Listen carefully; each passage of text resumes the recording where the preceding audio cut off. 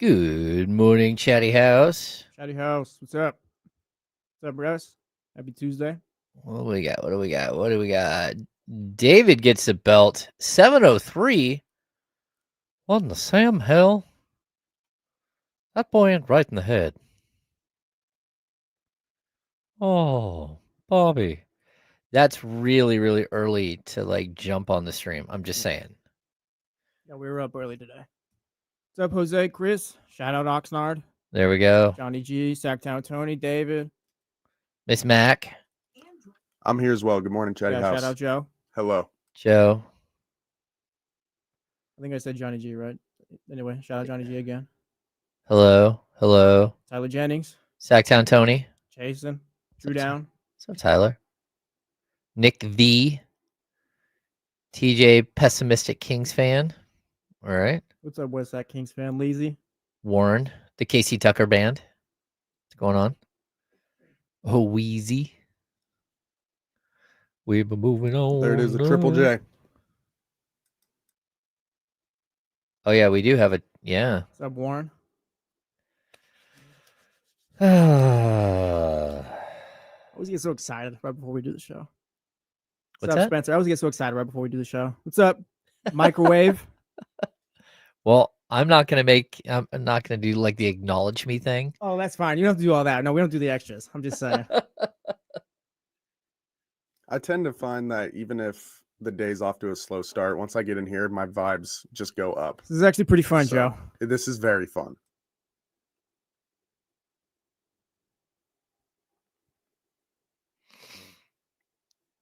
Yeah, what did I just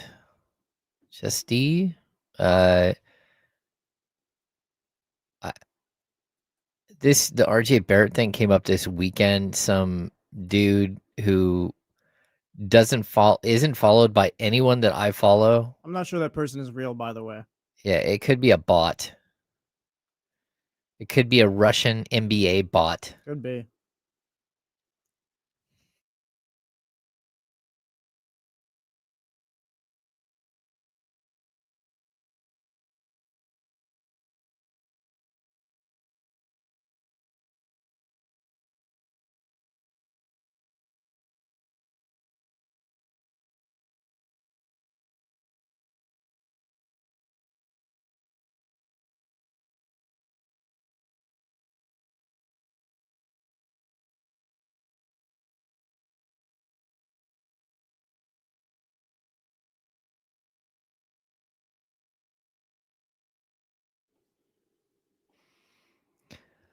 Welcome into the Insiders. I am James Ham. Joining me today, Jesse Tapia. We're in here today. Yeah, we are up in here, aren't we? Yes, we are. Excited. What's up, Joe? We also have Joe Brazil What's up, behind the guys? glass. Let's What's going do it, on?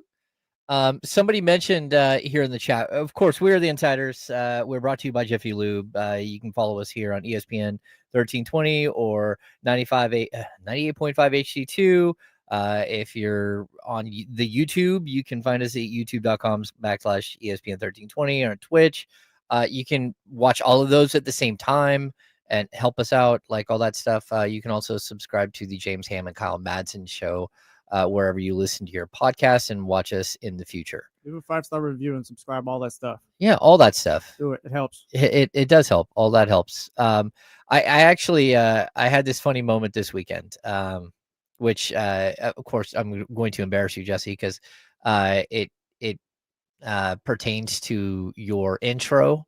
Oh no. Your intro music. Yeah. So I went to the Costco with the wife, as one does, right?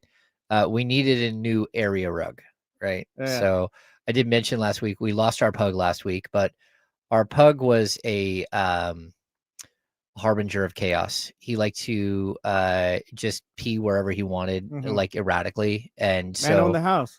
I respect it. Yeah, so there comes a point where you just kind of look at your house and go, okay, I'm just gonna wait it out, right? And we expected the pug to live like another 8 or 9 years, and then we would redo the carpet and like do things like replace area rugs. Anyway, we got a gigantic like 9-foot area rug at the Costco, and we get out to the car, and of course I drove the commuter, not the minivan. Yeah. And my wife my wife goes, "Oh, I don't know if that's gonna fit in the back," and I'm like, "I'll just lay down this." Damn it!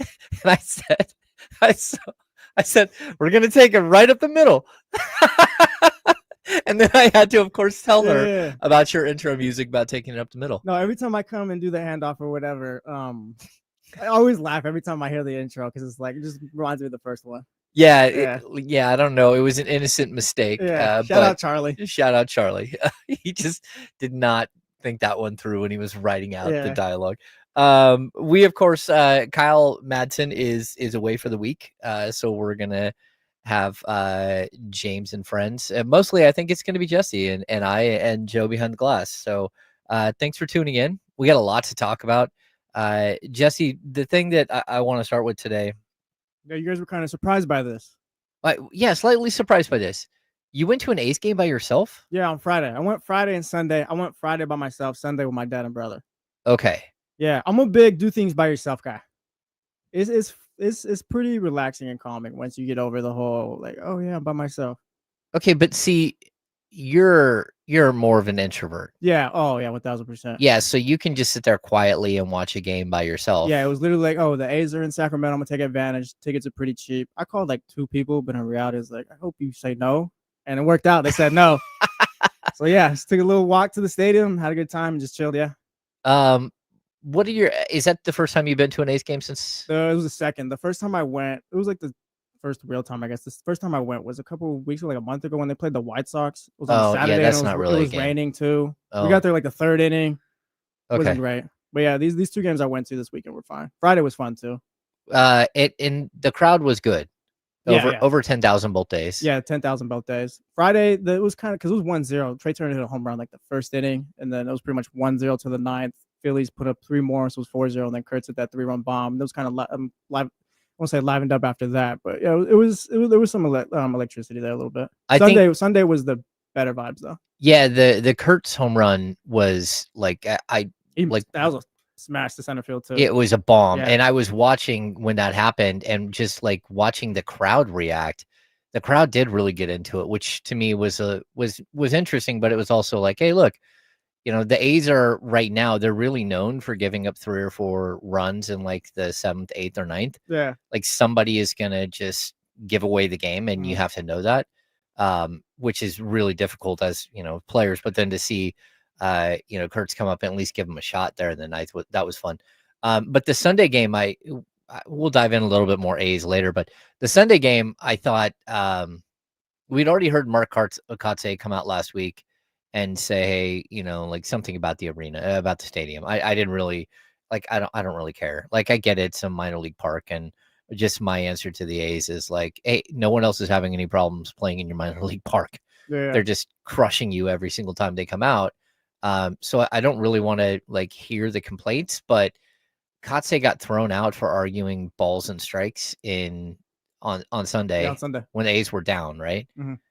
And then he gets tossed, which for whatever reason in that stadium, you can hear Mark Kotsay barking at the umpire. You can hear him like on TV. Mhm. And then there's also some guy who sits there and yells the entire game, who's just being a jerk. But watching Kotsay get tossed and then have to walk It's like all a the walk way. of shame. It's It's a long walk, James. It's a long walk. It's a walk of shame. I mean, he has to walk all the way from home plate, Yeah. all the way out the left field fence. Yeah. That's a little ridiculous. And then you got Brent Ricker, who DHs too. He came from the clubhouse a few times when it was time to bat or whatever, because he's not just staying in the dugout the whole time. So yeah, they're doing that walk a couple times depending on what you're doing for the team that day. Well, because the batting cages are out there. Yeah. Yeah, so that He's makes getting warm, sense yeah. that he's out there. Yeah, just it's something that they can't really fix at Mhm. that stadium. It is what it is. You're just gonna have to deal with it. They've upgraded a lot of the amenities, but Mhm. there's no way to upgrade that type of amenity and put it Yeah. like on the back side of the stadium where you might be able to access it through a tunnel or something. Just kind of weird. Yeah, but as far as the game itself, it was fun. People had a good time. Yeah. Okay, let's get into the other thing that happened this weekend. I think if you're a basketball fan, you have to love what's happening right now. Like the Eastern Conference, Western Conference finals, having like every other day, like each series, like you have basketball every single day. Yeah. And then it's a really good game. It feels like every single game. Just how much are you enjoying that aspect where it's like, one night we're watching this crazy Pacers Knicks series followed by OKC Minnesota. No, yeah, like back I've and forth. gotten over the whole my team's not in it no more, blah blah blah. It's just literally just sit down. Yesterday I was barbecuing, making burgers or whatever. Had the game out on the iPad and was just chilling, watching. It's perfect. Thunder and Timberwolves going back and forth. Yesterday was kind of surprising, not that the Thunder won, but I've been kind of out on the Timberwolves too. I think yesterday, I think the series is done now that they lost yesterday, but I was kind of surprised, even with game 3, with how they blew out the Thunder too. Okay, so I will say this. I was wrong. I did not think Minnesota had that in them. I thought maybe they were getting swept. Yeah, I did not think they had a game where they could beat somebody by 40. We talked about this before because it felt like every other team kind of had that moment during the playoffs where they beat someone by 40. And even when the Timberwolves beat the Warriors by like 20 something, it still didn't feel legit. The game was never totally over until it was over. And, they had games against a Warriors team that had no business being there at all. I mean, once Steph was out, like that team was just not good. And they beat them by 7. And you're like, what exactly are you doing? But to see them like be able to find the gas pedal, at least showed me that they had something more than I thought they did. Yeah, because I'm not gonna lie, I feel like a lot of them getting here was a bit fool's gold. Like I said even on D'Lo and Casey last week, I wasn't even sure if they were a finals team. Because the whole thing on D'Lo and Casey, like a couple years ago, was the Mavs. They played the Suns, I think. The year the Suns went to the finals, and guys didn't really buy into that run. That's kind of what the Timberwolves run felt like this year to me. Where it's like you're here, but it's like Anthony Edwards, we know, is a superstar, but I don't know how much I buy Julius Randle. McDaniels is great and all that, but I think they don't have enough, I think, to like truly be taken seriously. Yeah, I think it's interesting. Maybe that's unfair by me, but they feel a little bit like last year's Pacers, where you got too far. Like you don't feel like you're that good of a team. Yeah. And of course, Minnesota was there last year too, so it's tough to say that. But watching this series play out and watching Oklahoma City have their 3 young players become a big 3. Like yesterday was crazy. Like Shea and Chet and Jalen Williams combined for 95 of the 128. So they come away with a 128, 126 win. I don't really care about the final 30 seconds of the game. There's a lot of people who are just crying about this. Like, do you not watch basketball? Yeah, that's just complaining to complain, honestly. Like, that's like, what else? Like you said, like, what else you want them to do? Like, that was perfect the way they ran it and all that. Like, that's what you do. It's a chess match. Yeah, you're playing, you're up. Yeah, you don't want to give them a chance to tie it up just because you want to see a more entertaining ending or anything like that. Like, no, Mark Dagnall has to coach the way he needs to coach. Like, it's just basketball. No, I thought so too. And I was just really taken aback by all the complaints. It's like, I didn't think it was a big deal. Like you said, it's just basketball. I don't know. Yeah, this is how it usually works, right? So outside of that, watching 3 young players elevate their games and become exactly who they should become if they're going to be not just a championship caliber team, but one that could win multiple titles. Like the rest of the league should be watching this and just shaking their head and thinking, we missed our window. Yeah, well, I mean, they got everything right. Jalen Williams has kind of been the one where this postseason was like, all right, like we know he's a really good player and all that, but it's like, can you be the number 2? Are you, I guess, the Robin to Shea's Batman, whatever you want to call it, blah blah blah. And I think he's starting to prove it this round too. Yeah, I think, and the dynamic. Go ahead. I'll say he's not as. I don't want to say he's not as consistent, but like eventually he's going to develop into something more. But I think you see it now where you can believe it. Like, yes, he can be Shea's number 2. Yeah, I think so too. Yeah, the way that he's developing as the series is going on, as the playoffs have gone on, there were moments during this playoffs where people are like, hey, I'm not sure if he's going to be that guy. I don't think anybody has that question mark now. I do think that there is, between him and Shea, there is a lot of dribbling. There's a lot of ISO one-on-one, and I guess that's their game. But I don't think that that's who Jalen Williams has to be. It is kind of who Shea has to be. Yeah, I think also that's kind of needed sometimes, though. I think come playoff time, you kind of need your stars to play above everybody else and take you forward. So if they're doing it, I don't have an issue with it. I think it's interesting, though, because it's, again, we're talking 3 young guys. Like Shea is 26, Jalen Williams, I think, 23. Shea's the only one on a second contract, right? Yeah, Chet's just a baby. Like they're all so incredibly young, and then you look at the other side, and their big 3 is completely failing. And I don't know if Minnesota truly has a big three. Yeah, that's the thing. Because I don't even know who I would point to as a big three. I know they've got, of course, an elite player in Anthony Edwards, but Julius Randle has been so inconsistent in this series. We just like, And we were looking at before, so he went 28, 6, 24, and then 5 yesterday. His point totals for the series so far. yeah. So he's got a 6 and a 5, Mm-hmm. and his team has no chance to win when they do that. When he does that, Julius Randle is a great player, but he feels like just a really good number 3. And if you got him as your number 2, like that's not gonna work. Like I can't buy into him in this postseason. He's playing the postseason. Even with the Knicks, he kind of fell short and all that. And it's like now it's just not consistent enough to where if Ant's not playing well, like who's gonna pick him up? well, that and I think the problem that you have too is that you can just move Chet over and say, "Hey, just stop him," and that's what's happening. Chet is just absolutely crushing him.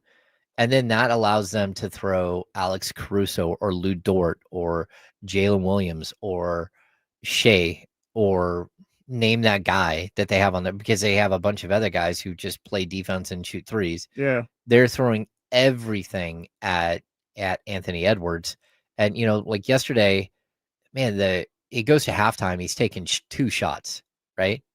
And that was the thing they kept saying at Dorisburg, Mike Breen, they kept, Anthony Edwards only taking this amount of shots. It's like, all right, Anthony, you gonna step up or? And everyone kept saying he's got to be more aggressive. He's got to be more aggressive. Yeah. It's like, are you guys watching the same game I'm watching? There's nowhere for him to go. Mm-hmm. Like, how about you set some double screens? How about you figure out a way to get him off the ball and then have him move and catch and shoot in motion? Yeah. None of that's happening. And so it's him kind of on an island trying to play make, and it works for Shea because, again, whether you love it or not, he is a like foul grifting, master. Yeah. But watching Anthony Edwards just kind of wilt is really strange to see, and I don't think it's really his fault as much as it is Oklahoma's just that good. Well, that and it looks ugly because I'm sorry, but Julius Randle's not like you just don't have a second option here. We got Eric and Emiliano in the chat house both talking about how Randle just been inconsistent his whole postseason career. It's like, yeah, you can't really count on him at all. Yeah. So if you're gonna play box and 1 against Ant and shut him down, it's got to be Randle or McDaniels, or that's pretty much it. Like Rudy Gobert's not doing anything, so at that point you're kind of just lost. Like, yeah, they're like I said, they're just not a real finals team to me. No, I totally agree. The other thing I keep watching is their inability to get an offensive rebound. Mm-hmm. And or to get a defensive rebound, and because they're giving up so many extra opportunities to OKC, and you thought that might have been like one of their strengths because they do have some decent rebounding guards and stuff, and they just aren't going to the right spot, and so it's tough. But that series looks like it's cruising towards a finale. It's 3-1 at this point. And it's kind of on the brink. And this is exactly how I thought this series would go. I think it would go 4 or 5. I think it'll get wrapped up at game 5. Minnesota got their 1 in front of the home fans and all that, but it's pretty clear who the better team is. Yeah. And if Ant can't do anything at game 5, then it's over. I think so too. All right, we're going to step aside. When we come back, we're going to discuss OKC, their path to building a team like this, and how maybe the Sacramento Kings can look at that build and try to emulate some of what they're doing there in Oklahoma. I am James Ham. He is Jesse Tapia. Joe Brazil behind the glass on ESPN 1320, brought to you by Jiffy Lube. See you in a sec.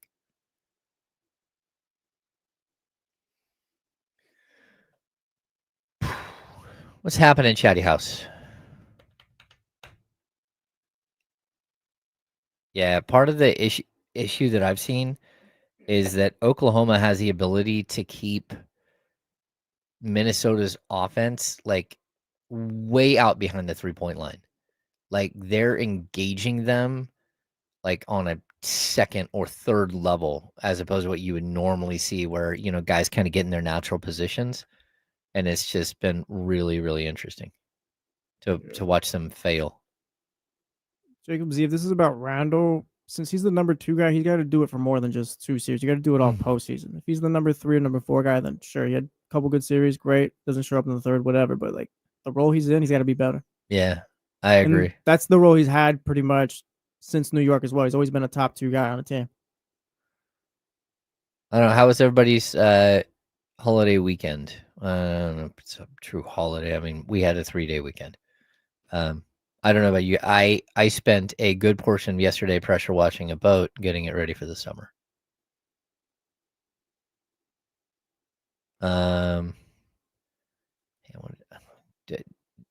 Leezy, would you say Randall has overperformed this postseason? I don't think so. I think Randall is who he is. It's kind of what you're going to get. Ooh. Someone to Bottle Rock. Did you see Sean at Bottle Rock? Sean is like one of the original Bottle Rockers. Bottle Rock seems like a good time, given how everyone talks about it. Seems like a great time, actually. Yeah. Ooh, Johnny G, you picked up an Aura ring. You should have told me. I would have given you a code, a coupon code. I like the Aura ring. It is really, really cool, especially for sleep. I think I'm going to invest. I think so. Real quick, we spent 5 seconds. Being a Man United fan, how does it feel that they lost to Tottenham? Oh, it was unbelievably embarrassing. The worst part is that by making Champions League, you get an extra $100 million. Yeah. And to see that slip through your fingers where you're walking into an offseason, it's just absolutely brutal. You see the 3 teams who got relegated in the PL, and then boom, Tottenham right there, Champions League. It's just horrible. Yeah. What's up, Zabo? I talk about this on the podcast all the time. It's my PSA for the summer. Please, for the love of God, do not go in the river right now. Nobody, please, do not go swimming in the river. It is absolutely catastrophic. Like this weekend again, like multiple people drowned just in my area. It's just crazy. Miss Mac, I have both Apple Watch and the Aura. Humble brag. I like to use them both in combination.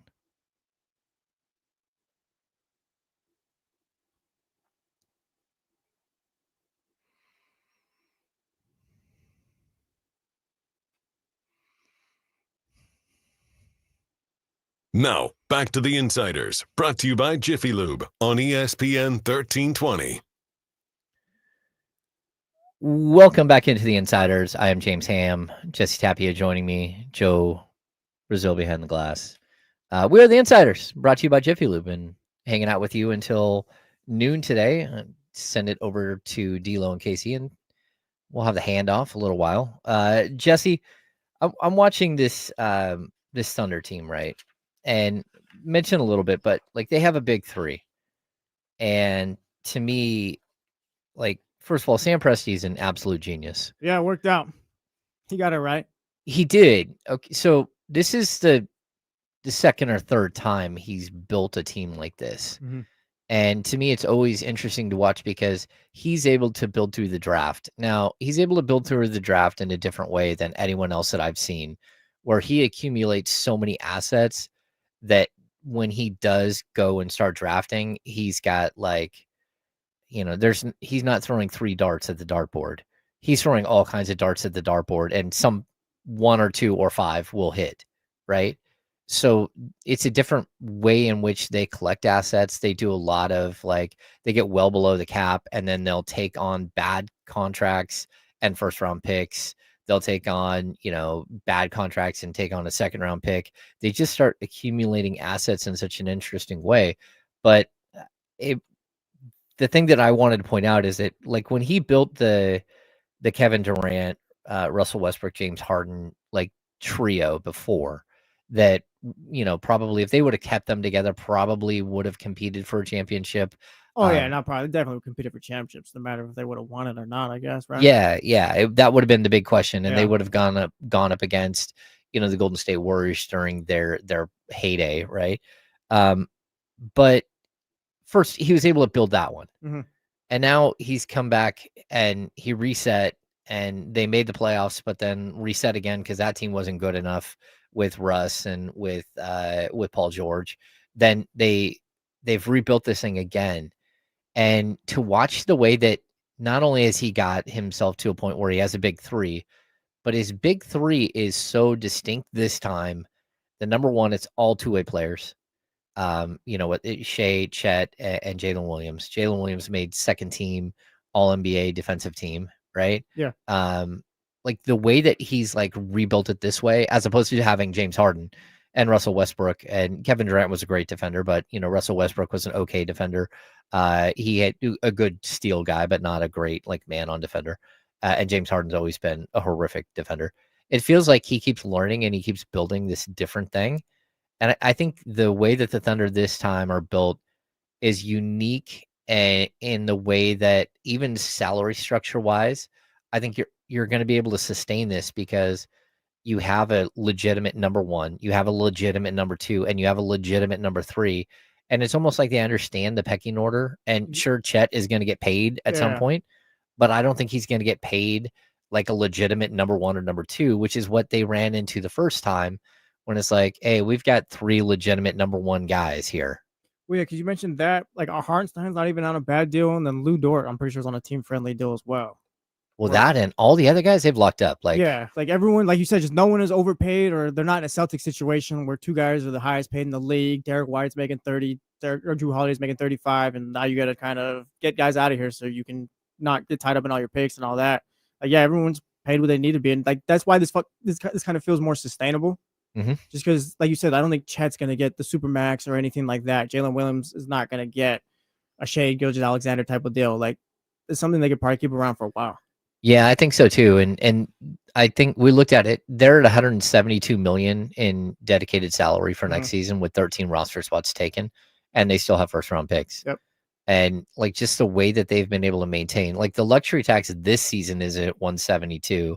The regular, I think the salary cap is at, I want to say it's 155, or it's going up to 155. But either way, like they're going to be a good, I don't know, 10 to 15 to 18 million under the luxury tax again. So they can continue to do this thing where they take on other bad contracts. Yeah. They can take on a $10 million contract without blinking an eye, use their mid-level exception, and take on another first-round pick. Like it's incredible the way that they've built a sustainable winner. And my question is, like, number one, like, is there a way for the Kings to do something like this? You want me to answer that now, or? Well, go ahead. Yeah. No, I don't know. No, I don't think so. You don't think so? No, it's just the timelines don't work. You don't have a first round pick this year, so we probably have to skip another year. It's just, I really need to be talked into what the Kings are doing going forward. Truly. Okay. The way I see it, the team really needs a rebuild, but like if we're tying it into, can they do what the Thunder did? No, I don't think so, honestly. I don't see it. Like, are we just, like, if you're sticking around with Domas and Zach LaVine, because like I'm assuming that's the case and all that, like I just don't see it. I just don't see it happening given the timelines and all that. Okay, so I think that there is a problem with timeline, certainly. And, like 2 years from now, the Kings look totally different, whether they extend Zach LaVine or his contract just expires. But you'll have the same thing. Like by 2 years, Jonas Valanciunas won't be here. DeMar DeRozan won't be here. You're even going into the final year of a 4-year deal for Malik Monk, and he's got a player option. Yeah. So like there is a possibility that 2 years from now, this team looks completely different than it does today.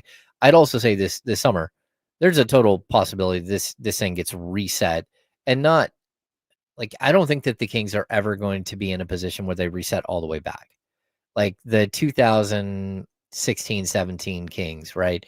At the midpoint of the 2016 season is when they trade. Well, it starts with Rudy Gay popping his Achilles, but then they end up trading DeMarcus Cousins. They end up trading Omri Caspi. They waive to Matt Barnes. All these things happen at the trade deadline, and they just tank the whole last half of the season. And it doesn't, like, that draft ends up being one of the biggest disaster drafts ever. But they did pick up Buddy Hield in that trade. And they did pick up a future first round pick, which they used in 2017. To me, like, they tried the whole rebuild thing and the start young and try to build that way. And, again, between 2016 and 2017, they had 6 first round picks and a couple of early seconds.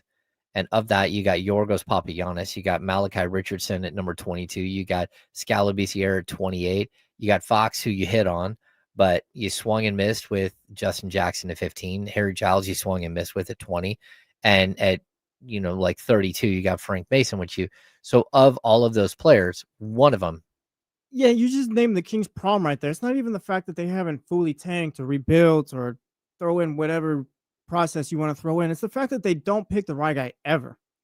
Like, you've had the 28th pick, you've had the 2nd pick, you've had the 5th pick, you've had them all 10th. Blah, throw them out. You've had them all. They just don't pick the right guys.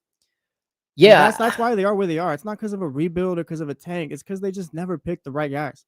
And that, like, I don't think that's why they can't be like the Thunder, but you've kind of got to a point here where you're stuck with a Sabonis, and now you're stuck with a Levine, and you're just kind of makeshift the whole time now, where you can't do what the Thunder are doing because you're trying to build around Sabonis. So you're still trying to get to the playoffs and all that. Like, it's just, that's why it can't work, I feel.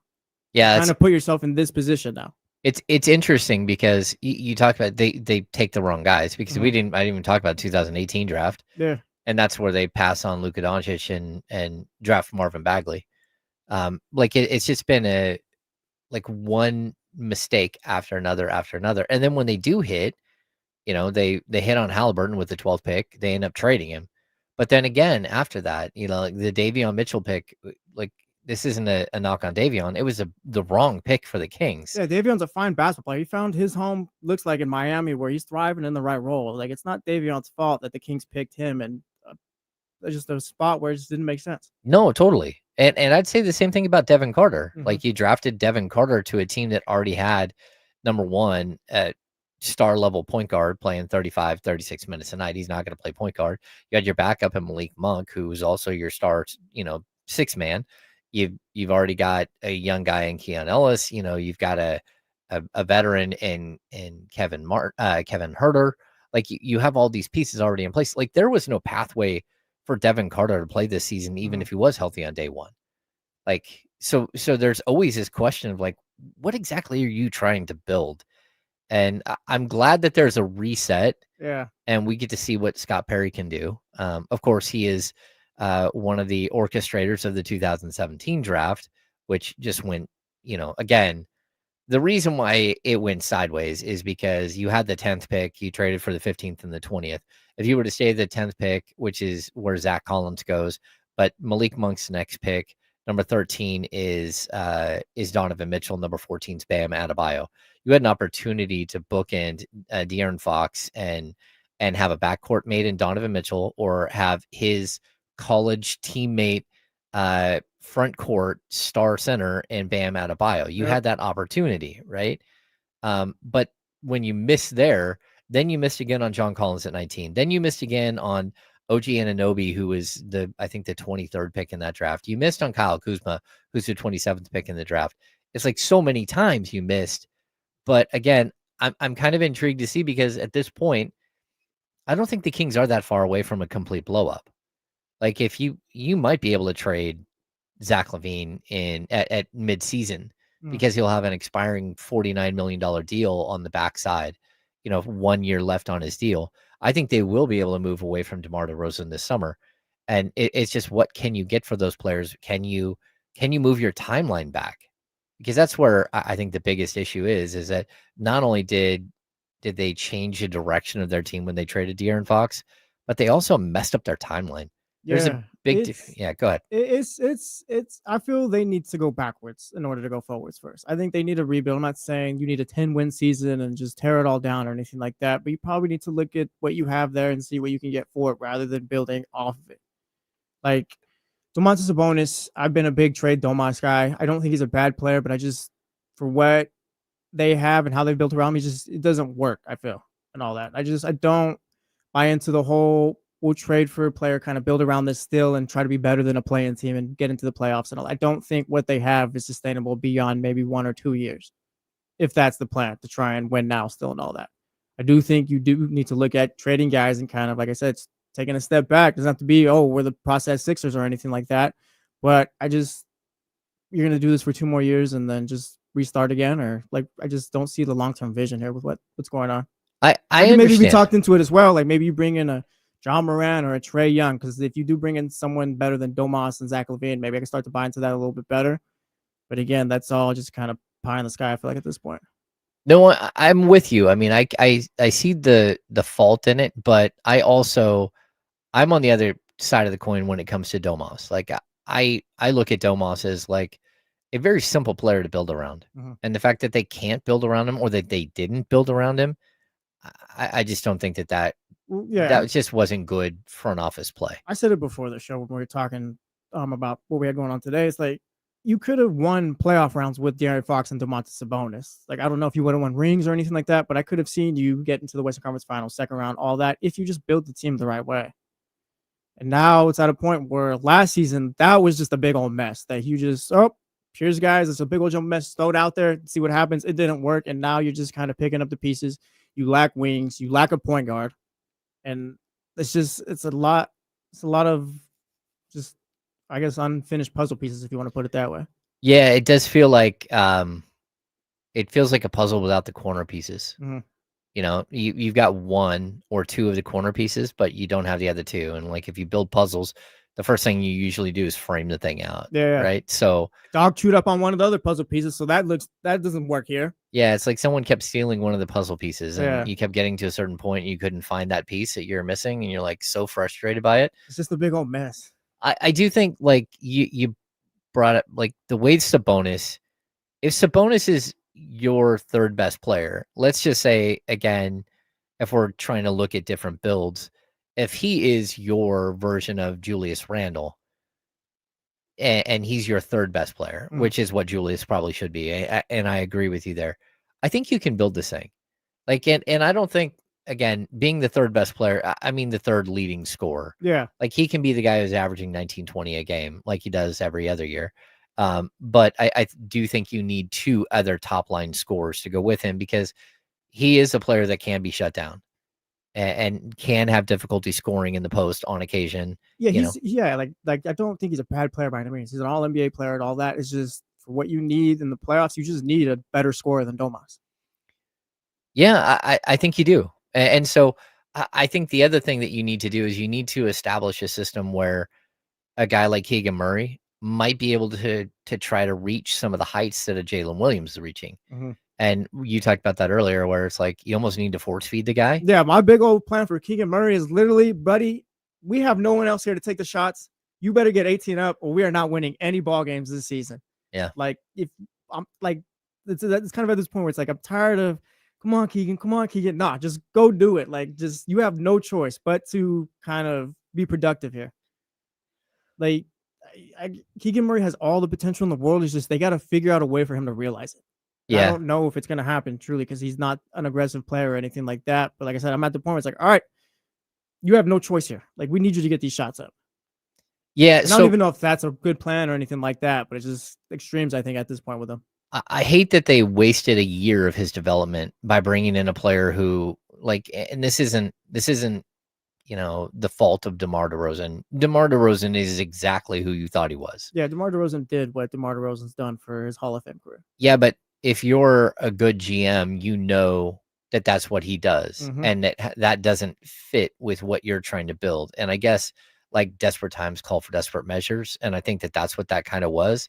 You'd swung and missed on maybe three other options at that point. Yeah, Dog chewed up on one puzzle piece, and Monty McNair said, "Hey, there's a puzzle piece from this other one. Try to make this work." No, yeah. Monty, it's not this. Doesn't work for this puzzle. No, exactly. Yeah, you're like the color scheme is wrong. Yeah, it's completely different. We don't play this way. That's right. Like you can see the error in the ways. Yeah. Like I think that the thing was going the right way, and then when they lost a little bit of control of what was happening and they swung and missed, then it was like, all right, well we've got to bring in somebody. You know, we can't just run it back again because people are going to complain that we ran it back again. I'll make the argument again. I honestly believe that this team this season would have been better with Harrison Barnes on it than it would have been with DeMar DeRozan. I won't even fight you on that because they won 46 or whatever, 46 a year before. Yeah. And I know that's a matter of fit and rhythm and playing just on the same page. Yeah. And we both saw this clip. Who was that? Was that Jeff Teague? Jeff Teague's podcast, yeah. Yeah, Jeff Teague was going off about Jalen Brunson dribbling the ball for 17 or 18 seconds of the shot clock and how it just kills the flow and the rhythm of everything. And it's really horrible as a teammate to sit there and not know. Like, you might get a shot, but chances are you're not getting a shot, and it just ruins the flow of everything. Yeah. And that's what I feel like with DeMar so often. And it's probably because I've covered the Western Conference for so many years that I'm used to flow basketball more than what the Eastern Conference, usually provides. Well, yeah. Go ahead, finish. No, go ahead. I was say you bring in a guy like DeMar DeRozan, you have to realize too, as whoever in the front office, we have to make other moves as well to make this all work. It's not even more so like DeMar DeRozan just killed everything. You didn't do anything after that. So of course you can't just, hey DeMar, we play basketball this way, so we'll see. Like, no, you needed to make other moves to make it all work rather than just bringing DeMar. It's like, all right, we'll see. Yeah. Like maybe it could have worked with DeMar if you made the moves necessary too. You mean trading 3 second-round picks to acquire Jalen McDaniels, and then one of the McDaniels, and then trade him? Yeah, that wasn't the plan that you're talking about. I don't know what the hell last year was, James. I'll tell you that much. It's disappointing because they were so close and now Yeah. they're so far. And I think that's where everyone is like so shocked and like taken aback. Like, it didn't feel like this is where it had to go. Yeah. But that's where we are. That's where we are. All right. Well, we're going to step aside. When we come back, we're going to add in the Indiana Pacers into this conversation because I think that they are another team that the Sacramento Kings could try to emulate a little bit. But there's just a long ways to go to get there. We are the Insiders, brought to you by Jiffy Lube. I'm James Ham, just tappy over there. Joe Brazil behind the glass. We'll be back in just a second.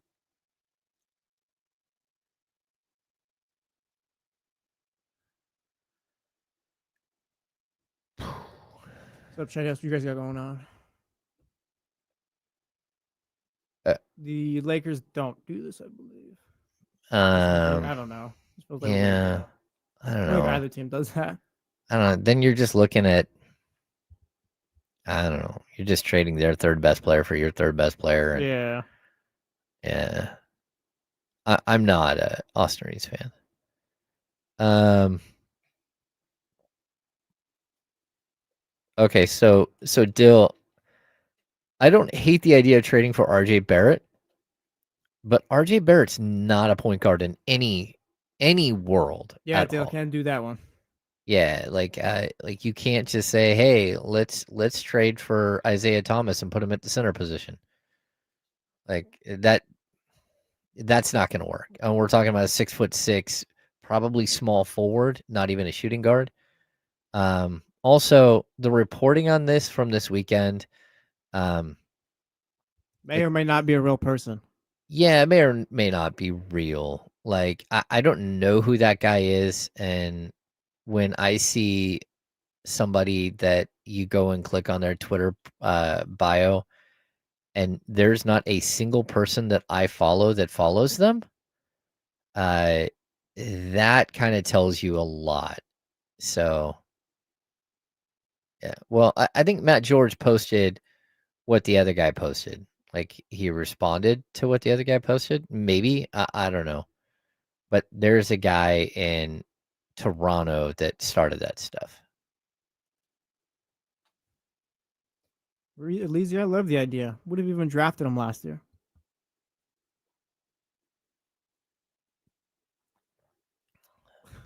Me and Kenny were at times. Like, we had the watch party that day for the draft, and we're like, "It's got to be Connect. Got to be Connect."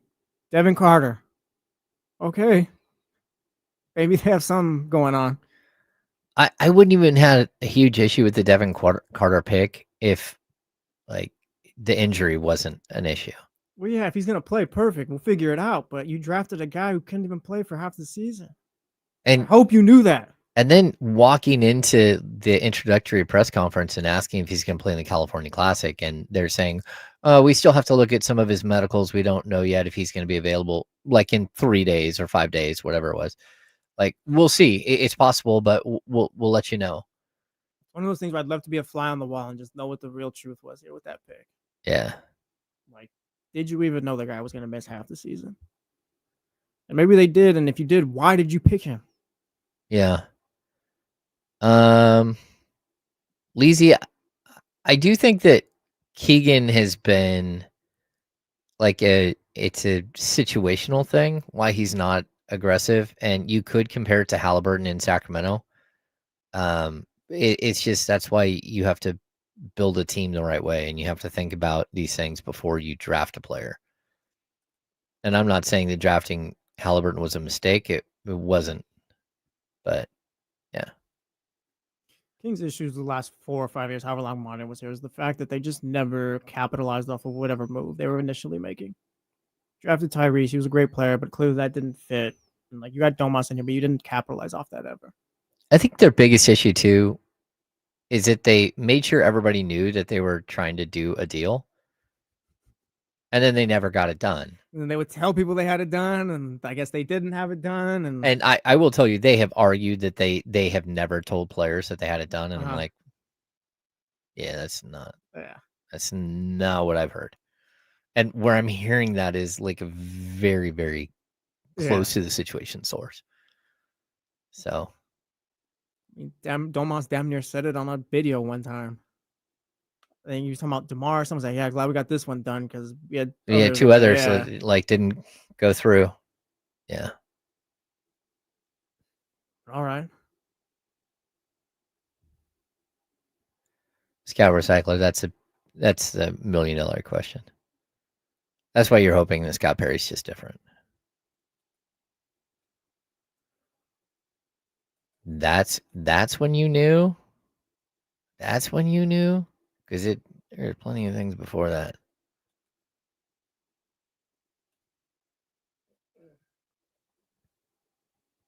How much time do we have? Minute. Oh, okay, cool.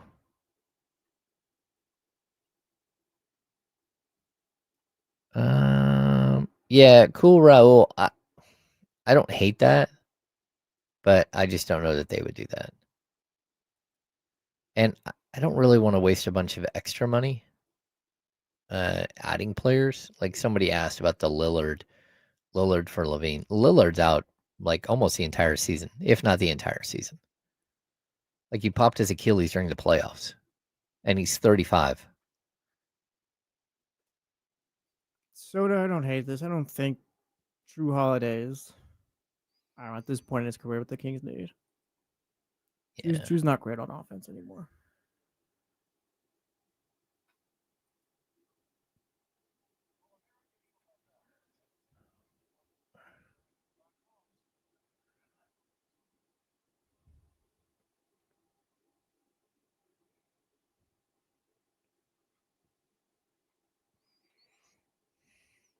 Now, back to the Insiders, brought to you by Jiffy Lube on ESPN 1320. Welcome back into the Insiders. I'm James Ham. Just to tap you over there. Kyle Madsen is he's like on a really crazy concert bench. He is. Shout out to Kyle. He's on a concert world tour right now. Yeah, so he went to go see Stray Kids in Seattle. Then he's got Stray Kids in, I think, San Francisco or somewhere around that. Yeah. And then there's talk of a Kendrick Lamar concert. And then there's talk of a wedding after that. Like, the dude is not going to have, like, a relaxing week off. But I feel like this is Kyle's bag, though. Like, it's not a relaxing week, but also, like, Kyle seems like a concert. Kyle's a big wedding guy, too, he said. So I feel like if he was going to be busy, this is the way for Kyle Madsen to stay busy. This is a very good way. Yeah. Him and the wife really love their K-pop. And so, like, going to see Stray Kids is great, you know? Like, no, I think it's good. Like, I also have busy weeks where, like, when I'll take a week off and it'll be, like, I'm, like, nonstop. That's all it is. Like, whatever you got to do to take time for yourself, whether it's spending time with family or going to the A's game on Friday by yourself, whatever, Joe Brazil, whatever you like to do to be peaceful and all that. Like, that's all everyone's got to do. Yeah. I like that you're able to go and sit alone at a baseball stadium. It's chill. It's just watching baseball. That's it. Yeah, I don't think I could do that. I mean, I would end up talking to everyone around me the whole time. Well, yeah, I could like talk to the person. Like, see, I wouldn't. Like, I'd probably like, oh yeah, it was a crazy hit, blah blah blah. But yeah, I'd just more so just sit comfortable and just keep to myself. Okay. Yeah. Do you keep score? Nah. See, that's something I could. If I was gonna do that, I would have to keep busy. And I stayed the whole time too. I didn't leave till the game was over. Like, the A's were down 4-0. Still stayed till no rush, right? Yeah, You're just hanging out. I'm just chilling. Yeah. Well, that sounds nice. A nice little night out. We have the other series that's going on right now, which of course Indiana Pacers and New York Knicks play again tonight. This is game 4 of their series. Right now, the Pacers lead 2-1. I did not expect to see the Pacers jump out to a 2-0 lead in this series. I thought it would be a coin flip series. And then that first game, like literally the definition of a coin flip series. I mean, Yeah. it went to overtime, right? Yeah. But then we see the Knicks finally strike back, and Karl Anthony Towns all of a sudden become like the Save player. the day. Yeah. He has those. Karl Anthony Towns. I talk a lot about him. I don't think. I'm not going to call him soft. I don't think he's the most aggressive player or whatever on the court. I think he's very passive. But he has superstar potential. He's just, I don't think he'll ever realize that. Like, he'll have the moments like he did the 20-point fourth quarter or however many it was. He'll have those moments because like he's that good. But there's just something about him. He'll just never realize that consistently. I feel like you're just always waiting for Cat to do it, but he's just not that guy.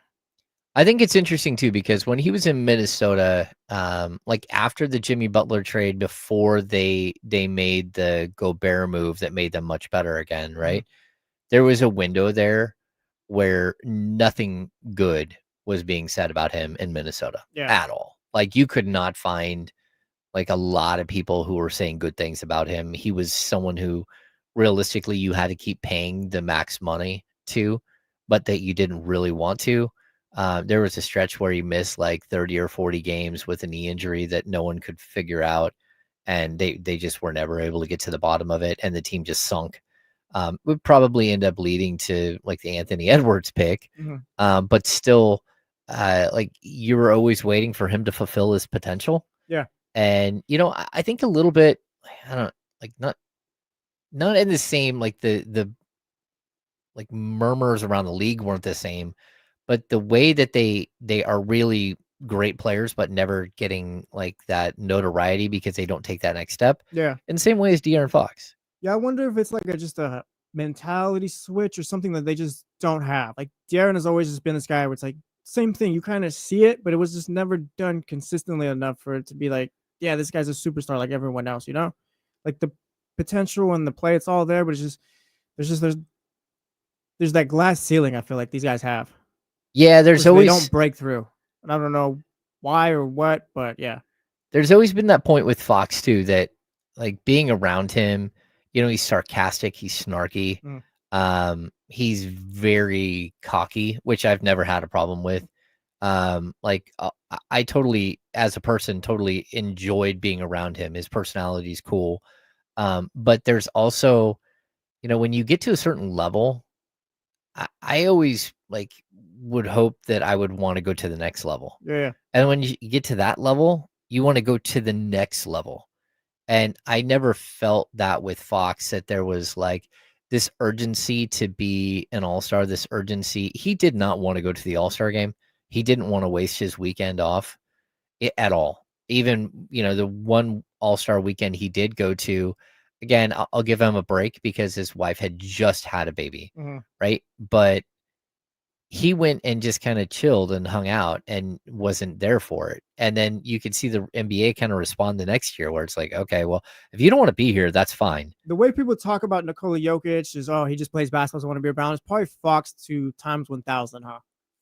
I don't know. Like, just doesn't like Fox feels like a guy. I'm gonna come play basketball and just do whatever De'Aaron Fox does after that. I do think I don't hate that at all. Fox likes to his personal space, That's what I mean, right? yeah. But he did marry like a certified hooper. Like they are a basketball family, and I do think like he does love the game. Yeah. And I don't think that about Jokic. I think Jokic like loves the the game extras, too. like you said, the All-Star weekends and just the extras that come with being an NBA player, I guess. Yeah, and I've said this a million times, but he's an introvert. Like deep down, he doesn't like want to seek the fame and fortune. It's part of the job, and he's always understood that. But if you're around introverts and you are an introvert, you need your downtime. Oh yeah, right. You need to recharge. 1000%. So I don't need that. Like I like the motor just keeps running. Yeah. But my wife, my son, one of my sons, very much introverts. Yeah. And so I see sort of how they have to recharge and figure it out. And that's kind of where it was with Fox. Anyway, we get to this game over the weekend. Like I thought it was a very, very interesting, like the Knicks punching back, right? And I still think Indiana could have won the game. That series could be over at this point. But it does feel like there's a little glimmer now of, okay, it's possible that this is going to be a series. And I feel a lot more confident that that's going to be a series than what we're watching in OKC. Yeah, I'm with Minnesota. you 1000%. OKC Minnesota, as far as I'm concerned, that's over in 5 games. That'll be over the next time they tip off the basketball. Blah blah blah. It's done. But like Knicks, Pacers, the Knicks, I can't figure them out because they don't. It's not like they're playing basketball in the games they win. It's like, oh yeah, they were the best team today. Oh, they played great ball. It's like, oh my gosh, the Knicks were down 20, scored however many points in the last few minutes, and they barely got out of the one, but got out of that. But hey, they got the win. They're only down 2-1 now. It's just they play, I guess, exactly what you need in postseason basketball. Just to have more points than the other team at the end, and that's what matters. Like they don't play. It's not always easy on the eye where it's like, oh yeah, the Knicks are just all locked on all cylinders or whatever. Like Cat is playing well for 4 quarters. Cat stepped up in the 4th quarter or whatever, and at the time Brunson's got 5 fouls. Like they're always dealing with something, but they're just able to figure out these wins still. When I look at them play, it pops into my head what Mike Brown said early in the season about why he wouldn't put Malik Monk in the starting lineup. Eventually he had to because the team was sputtering and wasn't figuring out, right? And Kevin Huerter was not getting any better. But I understood what he said right away. He's like, if I throw my best 5 players out there every single time and we're down 12 in the first 6 minutes, he's like, what other pitch do I have? Like I've already given you my best pitches and you fouled them off or you've hit home runs. And like, now what am I supposed to do? Yeah. I feel like when I'm watching the Knicks at all times, they only play their best 5 players. They play the entire time. If they're not good enough on one night, you're going to lose. That's been Tom Thibodeau's thing too, whether it be Minnesota, Chicago, or whatever. He's got his guys he's going to stick to, whether it be a 7-man, maybe 8-man rotation if you're lucky that season or whatever. But he's very stubborn in his ways. Yeah, but I don't even see like the Mitchell Robinson or like any of their bench players really Landry Shamet. Yeah. Mitchell Robinson, like he just started last game, but that's kind of been one. It's like, hey, you might want to do this against the Celtics because with Mitchell Robinson on, Celtics can't score. Yeah. He's still stuck to it. And then finally in game 3, right? He goes with Robinson. It's very stubborn. Yeah, it's stubborn, but I just don't think they have the depth. I think this team that we're watching, it's an expensive team, but it's also one of those teams that you get to the offseason after one big build out, like they did when they acquired OG right before the season, late last season, and then Miguel Bridges this offseason. And Cat during this offseason, you ate up all your salary space, right? And in order to get a guy like Cat, you gave up like multiple players to go get him, right? And so I think this offseason you will have them go out and be able to sign league minimum players that are better, but also you'll be able to get like, maybe they won't have their full mid-level exception, but they will be able to sort of accumulate more talent to put around them. It does feel like this team just doesn't have enough depth to compete. And it feels like Indiana is a team that every night it's somebody else stepping up and having. I love the way Indiana plays basketball. They're fun. Tyrese Halliburton's turned into one of my favorite basketball players. I love the Pacers right now. I do too. All right. When we come back, we're going to discuss this other thing about the Indiana Pacers. And they got some good news, or at least one of their players got some good news this weekend. And we'll discuss that here after the break. So I am James Ham. That's Jesse Tapia. We are the Insiders, brought to you by Jiffy Lube. Joe Brazil on the 1s and 2s. We'll be back in just a sec.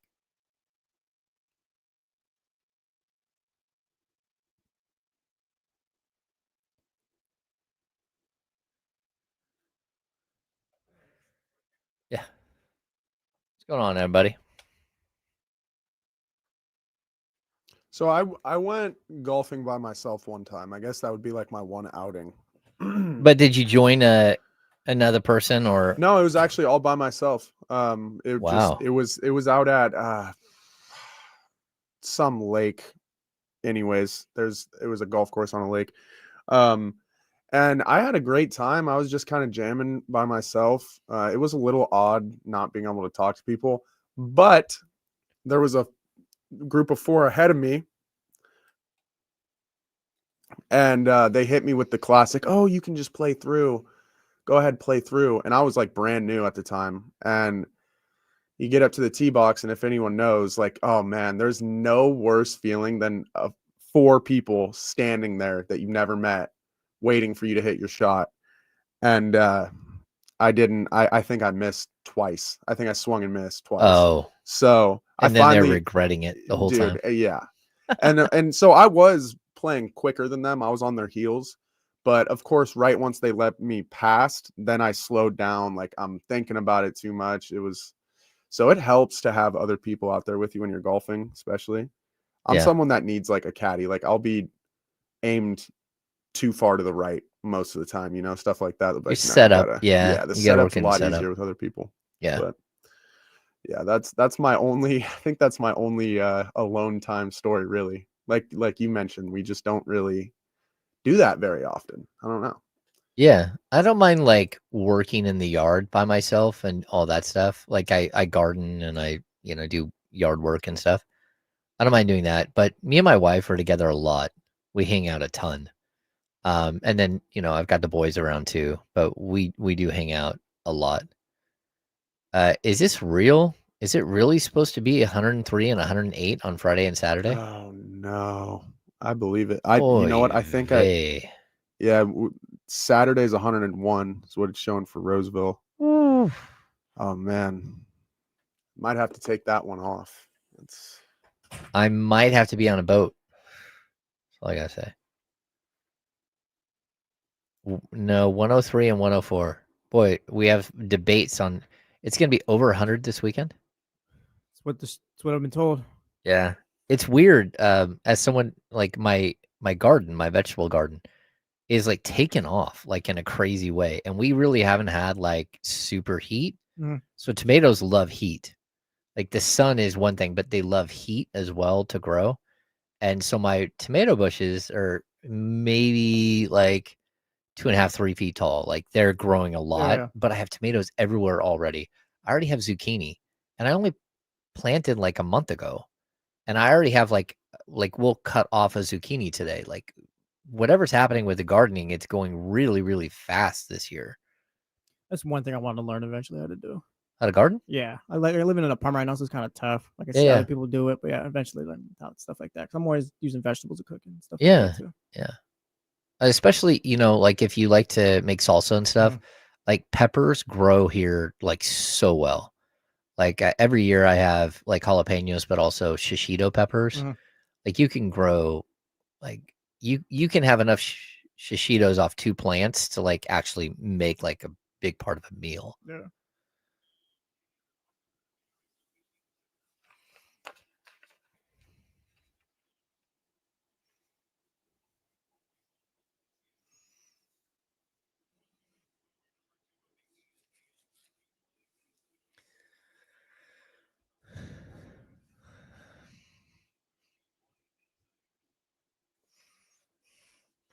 Welcome back into the Insiders. I'm James Ham. Joining me, Jesse Tapia. Kyle Madsen is away for this week. Joe Brazil on the ones and twos.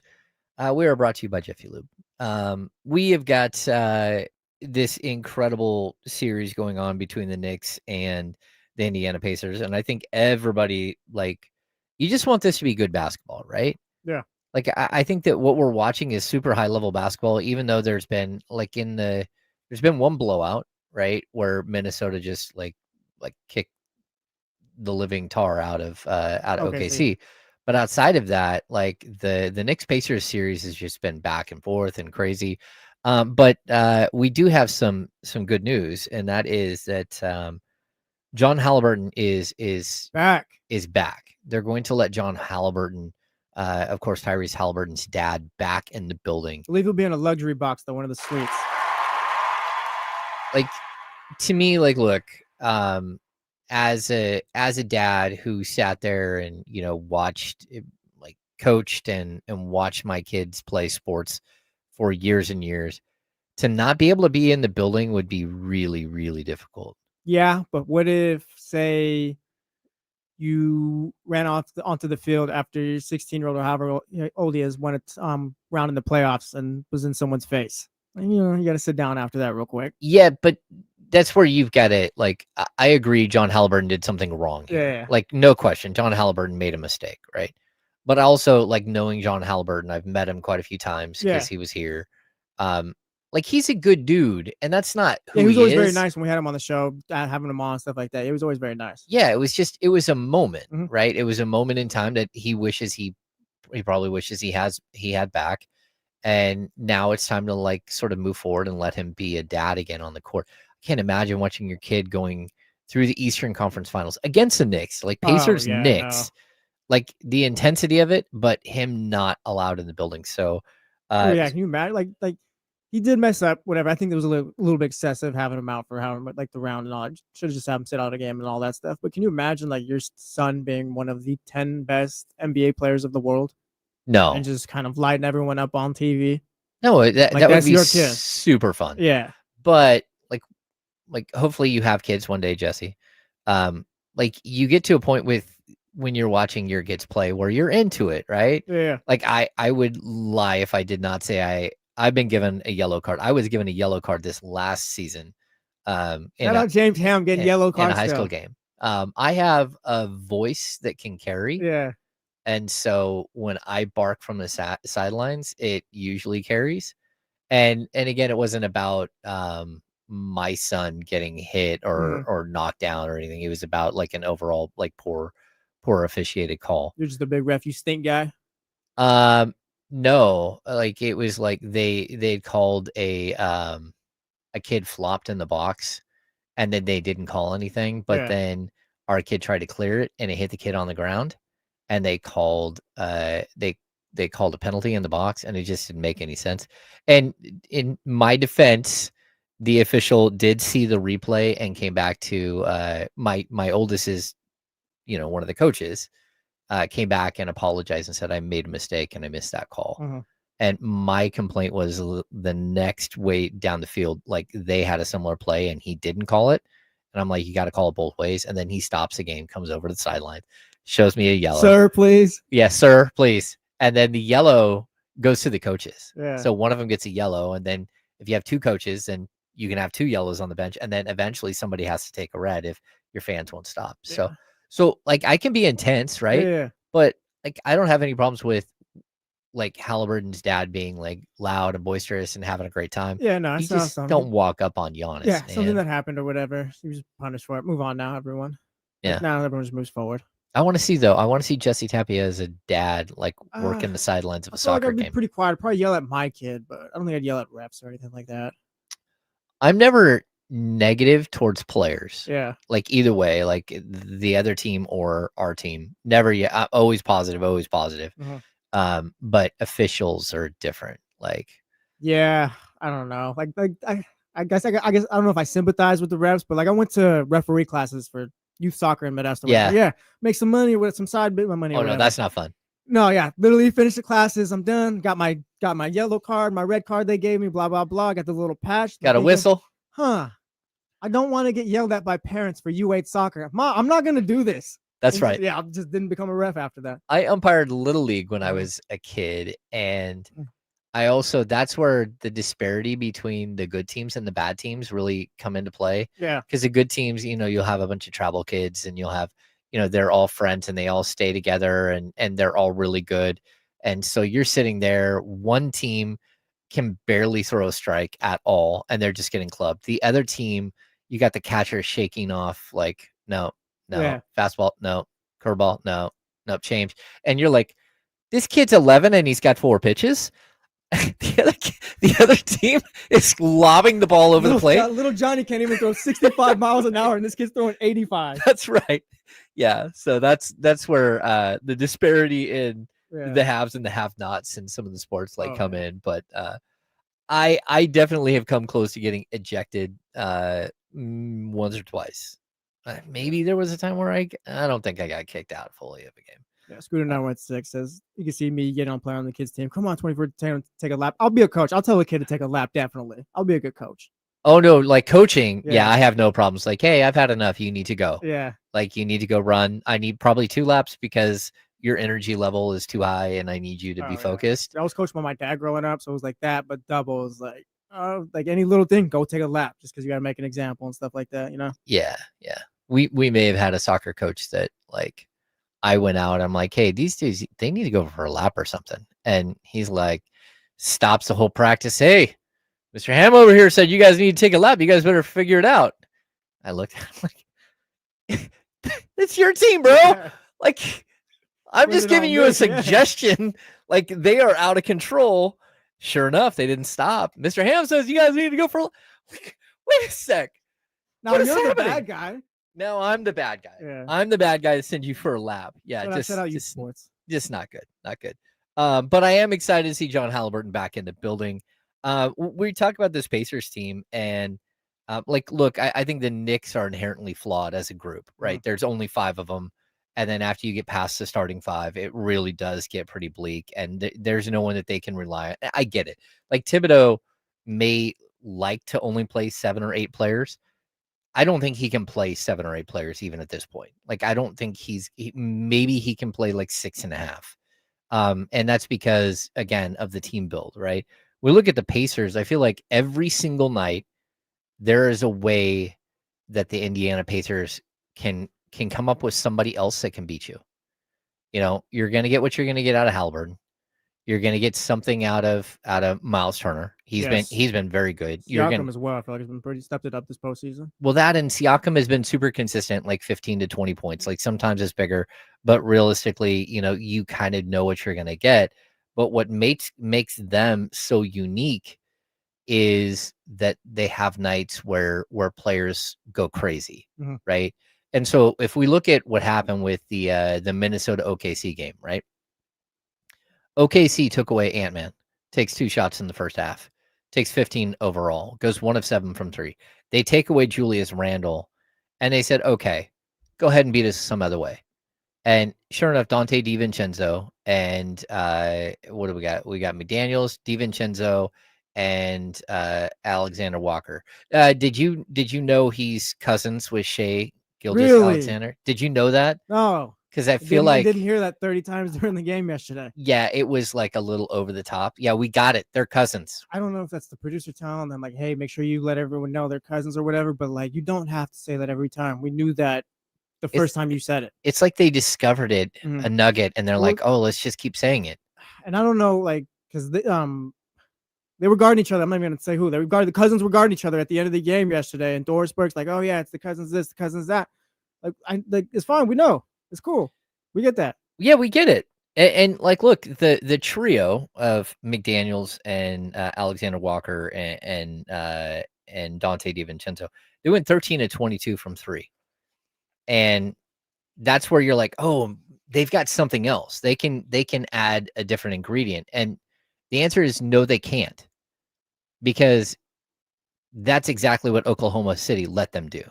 Oklahoma City allowed Dante DiVincenzo and Alexander Walker and Jaden McDaniels to take those shots. Yeah, that was not on accident. They took away Rudy Gobert. They took away Anthony Edwards. They took away Julius Randle, their best 3 players, and said, okay, somebody else got to beat us. And sure enough, those guys did great and made it a good game. But that's how good Oklahoma is, right? When we get to this other series, I feel like Indiana, they just have some other random dude who can do, you know, you got your big 3, and there's no way to limit them completely because they're all very good players, right? They're all dynamic. But then you have a Nesmith game or 2. You've got, you know, you've got McConnell, you've got Nembhard, you've got Obi Toppin has had a game where you're just like, holy cow, what are you going to do to stop him? When you got guys like Benedict Mathurin who aren't even not even really getting minutes. So if you find something this postseason where it's not really working for us, or you need to add an asset or whatever, you got guys where like they have value too. Like they just top to bottom, they're just a great roster. No, I think so too. Like just the way that they're built, and not only that, the way that guys are stepping up and in like super crucial moments. It's been the biggest difference, and the stark comparison to a team that has no bench, that has no secondary pitch in the Knicks. Well, I think what's fun about the Pacers too, they're doing it without, and I guess we can argue about it if you want. I think he is now, but like some people wouldn't consider Tyrese Halliburton a superstar. And like I feel like if you don't consider Tyrese that, then you look at a Pacers team with no real superstar, but the fact that they're this good, like I feel like it's just fun to watch. It's just a group of guys who are just all connected. Well, that, and I think it's also like we talk about like the Oklahoma City Thunder, the way they built their roster. You talk about the way the Knicks have built their roster, you know, just Minnesota, the way they built. Like this is the one roster build that I do actually think the Kings could emulate. Like it, and I don't mean to have like the same types of players at every position, because Miles Turner and Domantas Sabonis are diametrically opposed as far as players. The type of players that they are. One is a rim runner, one is a like an offensive hub, right? So, but I do think that there is a way in which you could look at that team and say, okay, can I add this, this, and this to get to that level? And I don't know that the level you're going to be able to get to is Indiana Pacers in the Eastern Conference Finals, probably going to the finals. But what it is a group of non-stars, of non-superstars, of star level, all-star level. You know, Siakam's made a couple of all-star teams. Ty's made a couple of all-star teams. And Miles Turner maybe made an all-star team. Sniffed one at least. Yeah. So it's that level, but it's about going out and finding these other pieces that elevate those guys and allow them to be great. Well, yeah, everyone does their job day in and day out with the Pacers. Like you mentioned, Obi Toppin might play above his head or whatever, but like he's still going to be consistent, as is Neesmith and those other guys. And I think, like, I do agree with you. Like, if the Kings are going to take a path, maybe you go that way where you find guys you can depend on. Like Domas is a great player who rebounds well and assists well. He doesn't necessarily score the way you need a number 2 guy to do it. So maybe you find a guy who can do that and kind of fix that issue. You bring in a point guard who can help you run your offense. Maybe Malik Monk can go back to being the 6th man, where he's seemed like he was just maximized there. Just dynamic. Yeah, there. like he was at his best there. So you just put guys where they belong. And yeah, it's like you don't necessarily need a superstar, and Indiana's showing you that. No, I mean, it depends on, like I said, how you view Tyrese. But again, even that's arguable for some. Yeah, I mean, Tyrese has been incredibly clutch. Mm-hmm. He's like, man, I think he's elevating himself into a position where, like, you have to call him a superstar in a way. Yeah. But statistically speaking, like, assists aren't. He's doing it in the moments. Yeah. Because, like, again, Trae Young led the league in assists this year, right? But and James Harden has led the league in assists multiple years in his career, even Russell Westbrook. But what they're really known for is their scoring. Mm-hmm. And Ty is trying to do this in a different way, and like the Chris Paul or Steve Nash type of point guard way. And so I'm intrigued to see, like, when we get done with this, like, it's very possible Tyrese Halliburton could win like a Finals MVP. Yeah, and his team could win the Finals. I'm not gonna bet on that because I think Oklahoma City is the best team in the league, but I also do appreciate the type of build that team is. And I do think that there is a place where the Sacramento Kings can look at a build like that, a build like Oklahoma City. They can't be the Knicks. They can't go out and get those star level players like the Knicks can, but they certainly can build the same, build a roster in a different way that makes sense for, Sacramento and the way that they've kind of put themselves in a situation. Yeah, I'd love to see it. I mean, it's just like you said, guys just playing a role, but we'll see if they can get the right guys in. Yeah. All right. We're going to step aside. When we come back, we're going to dive into some of the wings, the forwards that are available potentially for the Sacramento Kings in this offseason. So super important offseason for the Sacramento Kings as they try to rebuild and get back into the playoff conversation. I'm James Ham. That's Jesse Tapia. Joe Brazil behind the glass. We are the Insiders, brought to you by Jiffy Lube on ESPN 1320. See you in just a minute.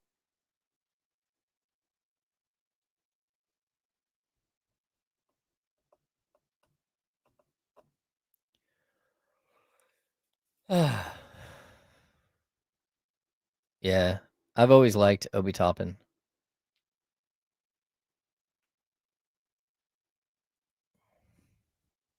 I think the Kings not being able to go find a player to play alongside Malik Monk like Obi Toppin is, again, it's just negligence.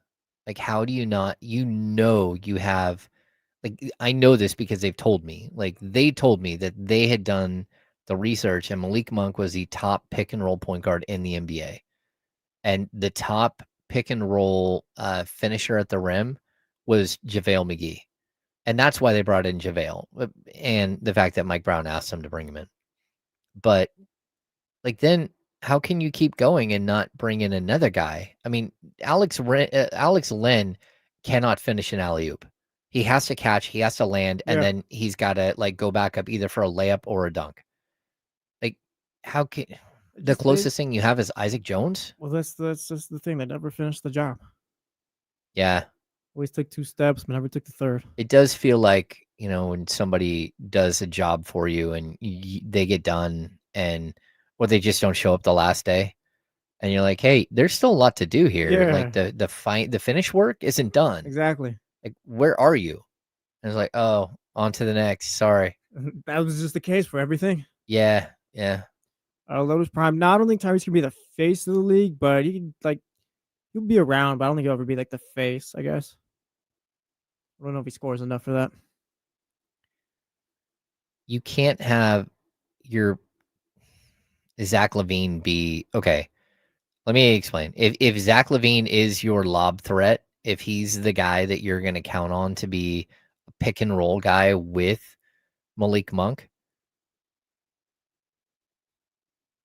yeah, if you're going to do that, the other 3 dudes have to just be knockdown shooters.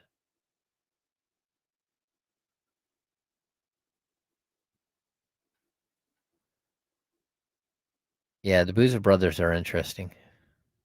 Aldrin, I saw your message earlier. I missed out on the frozen grapes this week. I gotta tap in though. You ever had frozen grapes? Big frozen grapes guy. You Arjo? Huge Yeah. frozen. I was talking about this I've the never other had them like day. that before. And everyone was like last week saying, "Oh yeah, they're the best." I gotta try it. Yeah, I was talking about this the other day. It's like a slushy. It's We awesome. also been told that frozen blueberries. Oh, frozen blueberries Yep, are good. those I are don't really like good, too. them regular at the fridge. I like frozen blueberries. Okay, Yeah. so if you eat Same. frozen blueberries before you go to bed, it's supposed to help with fat burn during your sleep. Mm.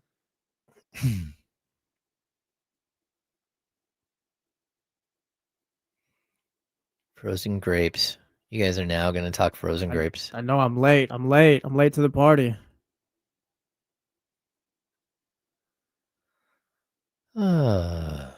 Do you like lime and tahini and whatnot? Yeah, on yeah. your stuff? It's not like my go-to, but yeah. Yeah. No, I'm big on that. You wanna take call to start this? Yeah, we can take off. You handle that. I'll tee you guys up. Okay.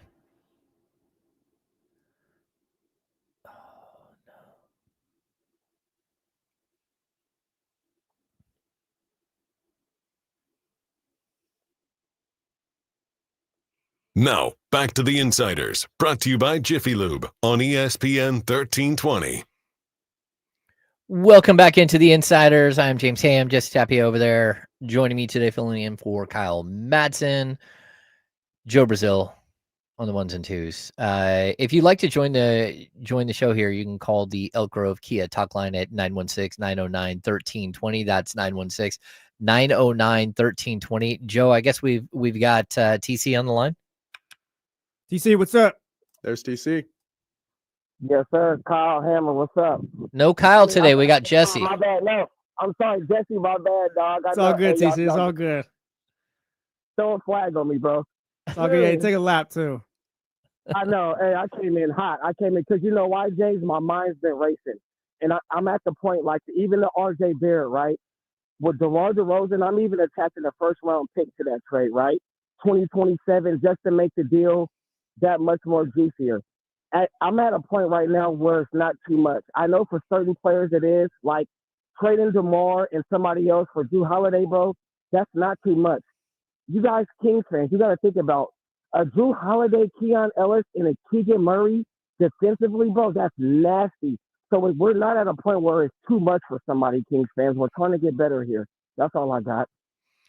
All right, so I'm going to start with the RJ Barrett thing. Again, the RJ Barrett rumor this weekend, I don't know the reporter at all that put that out there, that the Kings are one of like 3 teams that would be interested in RJ Barrett this summer, and that the Raptors are interested in dumping RJ Barrett this summer. RJ Barrett, just so everybody will get the nuts and bolts out of the way, he's owed $27.7 million this year and 29.6 next year, which means that not Keegan Murray, DeMar DeRozan for RJ Barrett works straight up. Like Yeah. you can make that trade. I do think that in this situation, because of RJ Barrett's age, you are looking at a player that would probably like it's going to cost you a first round pick, right? RJ Barrett is 24. He'll be 25 on June 14th. He was really good this year, although his efficiency dipped dramatically. 21, 6 and 5, 47% from the field, 35 from 3. Yeah, and that's down from last season where when he got traded to Toronto, he averaged he shot 55.3 from the field and 39.2 from 3. Yeah. But that was coming off of the first 26 games of the year with the Knicks where he wasn't good at all. He really, really struggled. So he's been up and down. And I think that's you're always waiting for a player like him to arrive. But I don't hate it. I like if you could make a DeMar DeRozan for RJ Barrett, you're going to have to throw in a first round pick. That could be protected. Mhm. That pick could be protected, but you're going to have to give up a first round pick no matter what. Yeah, if that's the deal, like that's just what's on the table for DeMar. Yeah, I don't hate it as well. I think RJ Barrett's a good player. Yeah. He'll fit in here, I feel. I do think like he would fit right alongside Keegan Murray on the front line. You're not getting a lot bigger. We're talking about a guy who's 6'6", 214, but he's a lot more athletic than what DeMar DeRozan is at this point in his career. Not a super efficient player, but a player that can probably, if you're going to build out that team like that Indiana Pacers style team where you have like 4 guys that can go for 20 on almost every night, maybe 5 guys with Malik Monk that can go for 20 on any given night. That's not, I don't mind that. Like that would make some sense. I just don't know that the Raptors are going to give up on a dude who's not even 25 yet and who's under a reasonable contract for the next 2 years. And on top of that is Canadian. Like I guess if you were going to do that deal, you would probably do it because, DeMar is Mr. Canada. So that would be one reason. But I still have kind of a tough time believing that the Raptors are going to do that. And the reporting on it, again, I don't know how many people I follow on Twitter. I'm going to put it like a little over 600, but 600 people that, including a bunch of people from Toronto, because I've covered the NBA finals in Toronto. Well, we know, like we're all growing ups here and stuff like that. We know who the real accounts are and who's not, and who's really reporting. Like, yeah, like I like that person has no affiliations or whatever. And honestly, I don't even know why the Raptors would do that deal unless they're just taking on DeMar's money in the first round. They want the first round pick. Yeah, they would want a first round pick and then they Yeah. want to go cheap. They'd save money, like a couple of million this year, but Yeah. then next year you would save like whatever. Barrett's can make almost 30 million and you're only on the hook for 10 So of DeMar. yeah, if they were heading that direction, like, yeah, let's do this deal, then perfect. But Yeah, so I don't hate that idea, but it kind of leads us into the bigger discussion. Again, TC, thanks for opening that up because that's kind of where we were going. Anyways, I think we all understand that the biggest need for the Sacramento Kings is the point guard position now, and another forward. going on year 5 for the forward position, need another one. Yeah, it just keeps dragging out, right? You're number 5, you're number 6, whatever you want to call it. Still waiting on it. Like even when you had Keegan Murray and Harrison Barnes, you still needed another 2. Well, yeah, there was a point where it's like you only have Harrison Barnes or you only have these guys. Yeah. Literally no one else to fill in behind. Even when you went out and got Sasha Vezenkov, who was listed at 6'9", but was really 6'6", like that was a problem too. Like you did not go get more length and athleticism. When you brought in Trey Lyles, you did not get more length and more athleticism. And the problem the Kings have now is like if you're going to move away from Trey Lyles, you've got to find another, 3-point shooting power forward. Yep. And they don't have anybody. Like if you move away from Trey Lyles, Isaac Jones is your biggest like forward, and he's got no experience in the NBA. Yeah, so the wing position might be a need, James. Yeah, it's probably a position of need. So we went through and like we have with all the other guys, we started looking at what exactly is available. The Kings have their own free agents. They've got Trey Lyles, they've got Jake LaRavia, they've got Jake Crowder, and Doug McDermott. To be honest with you, I think it's a possibility Jake LaRavia comes back. I'm not going to pin a ton of hope to that. And it's not because of the money. It's because like Jake LaRavia is an unrestricted free agent, which means that if he's offered $5 million by the Kings and $5 million from, let's say, the Dallas Mavericks, you would take the $5 million from Dallas because the state of California takes an additional 10% of your money. Yeah. Right. So you're just losing $500,000 right off the bat. And that's tough because Jake LaRavia was probably the one where it's like, oh, he's someone you'd like to see back next year. Oh no, I would love to see Jake LaRavia back. Yeah, he's one of the guys we kind of talked about where you just each guy in their own role just kind of doing what they do and that's it. Like he's perfect for that. But it's like you said, I don't know if they're gonna be able to bring him back. I kind of let go of that once everyone was bringing up the money during the season when they got him. Yeah, I'm not super concerned about the money. Again, I just think that like I don't think he's getting more than $5 million a year. But like you said, like the whole if he gets a deal from the Dallas Mavericks or something like that, like it's gonna come and like the difference between what the Kings can offer and like a rookie, like a league minimum deal for a 4th-year player, you're looking at like maybe half as much for a league minimum deal. And there's also like the biannual exception. Some team could throw the $5 million biannual exception at him and be able to steal him away. So I'm not convinced that the Kings are going to be able to bring him back, but we'll see. And then we have like the big guys that are going to be available maybe this summer. I saw it this morning. I know some other people in the chat saw it too, that Shams Charania is predicting this to be probably one of the wildest off seasons that we've seen. And I don't disagree. I think that there is going to be some like major movement, and we've seen major movement over the last year. But I think that there's going to be like some other shifting, especially with guys like Kevin Durant and Giannis Antetokounmpo. If you're the Kings, are you diving in on any of those? 1,000%. They might hang up and laugh in my face, but I gotta try. You gotta try, right? Yeah, my fiance, we're getting married in October. I asked her out to be my girlfriend first time. She said no. Okay, we're getting married. You still gotta try, fellas. You gotta try. All right, you have to try, even if they laugh in your face. That's amazing. Yeah, no, like you call. Like you're not getting Giannis. I don't know what a KD deal looks like, but yeah, you definitely call. Okay, I mean, I just don't even know what a trade for Giannis would. I mean, it would be like 5 first-round picks, including all 5 as unprotected picks, maybe a couple of pick swaps, and then matching salary. And you could match salary. I could find a way like DeMar and Valanciunas and Devin Carter where you match salary, or you give up DeMar and Malik Monk, and you've got your salary match. But all those picks, and then on top of that, what is somebody else going to offer? And if the Kings, like, if you're going to throw in Keegan Murray, again, now you're talking about a relatively short-term rental with Giannis Antetokounmpo, who may not even want to come to Sacramento at all and may just say, hey, do not trade me there. And I would assume that that's probably what he would say. Yeah, like if I'm the Bucks, I'm kind of checking on what the Knicks got going on. Maybe they get bounced. I'm like, hey, maybe we could use a Karl-Anthony Towns here for Giannis. Where maybe you're not looking to just fully rebuild. Because you could probably get some solid players for Giannis. Well, not probably. You could. It's just a matter of what direction you want to head. Yeah.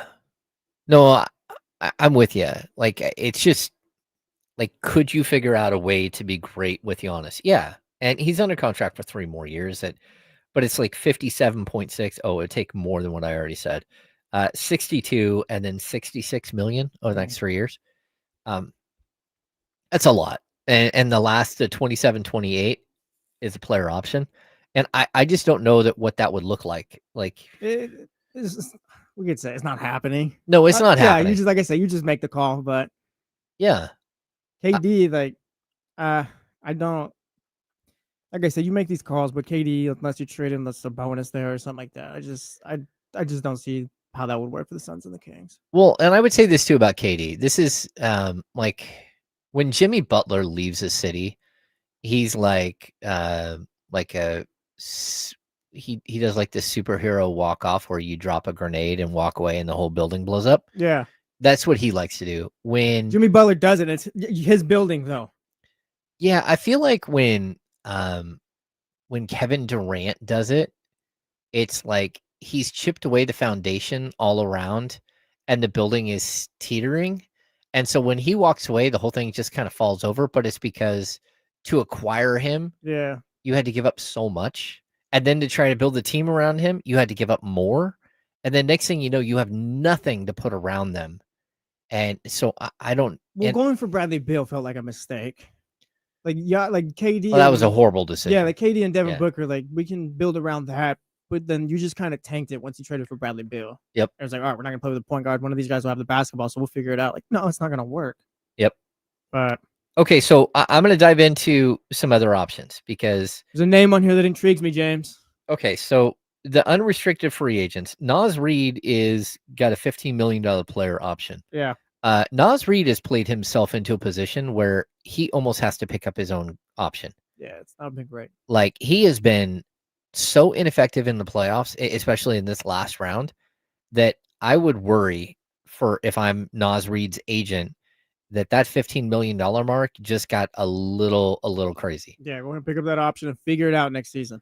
Now they could pick up the option, then he can sign an extension. But again, the Minnesota Timberwolves are so far over the luxury tax and the aprons that he might be a player they look to move, right? So I would say that might actually be a good thing for the Kings if Naz Reid becomes if he opts in, because I don't think the Kings were going to have enough salary to go out and sign a Naz Reid. But if Naz Reid opts in and is available for $15 million trade, like again, the Kings could use the Kevin Huerter trade exception and pick up Naz Reid, throw in a first round pick, and then extend Naz Reid once he gets here. And I like Naz Reid as a player. I actually think he would look great next to Sabonis and Keegan Murray in the starting lineup. I would use him as a starter.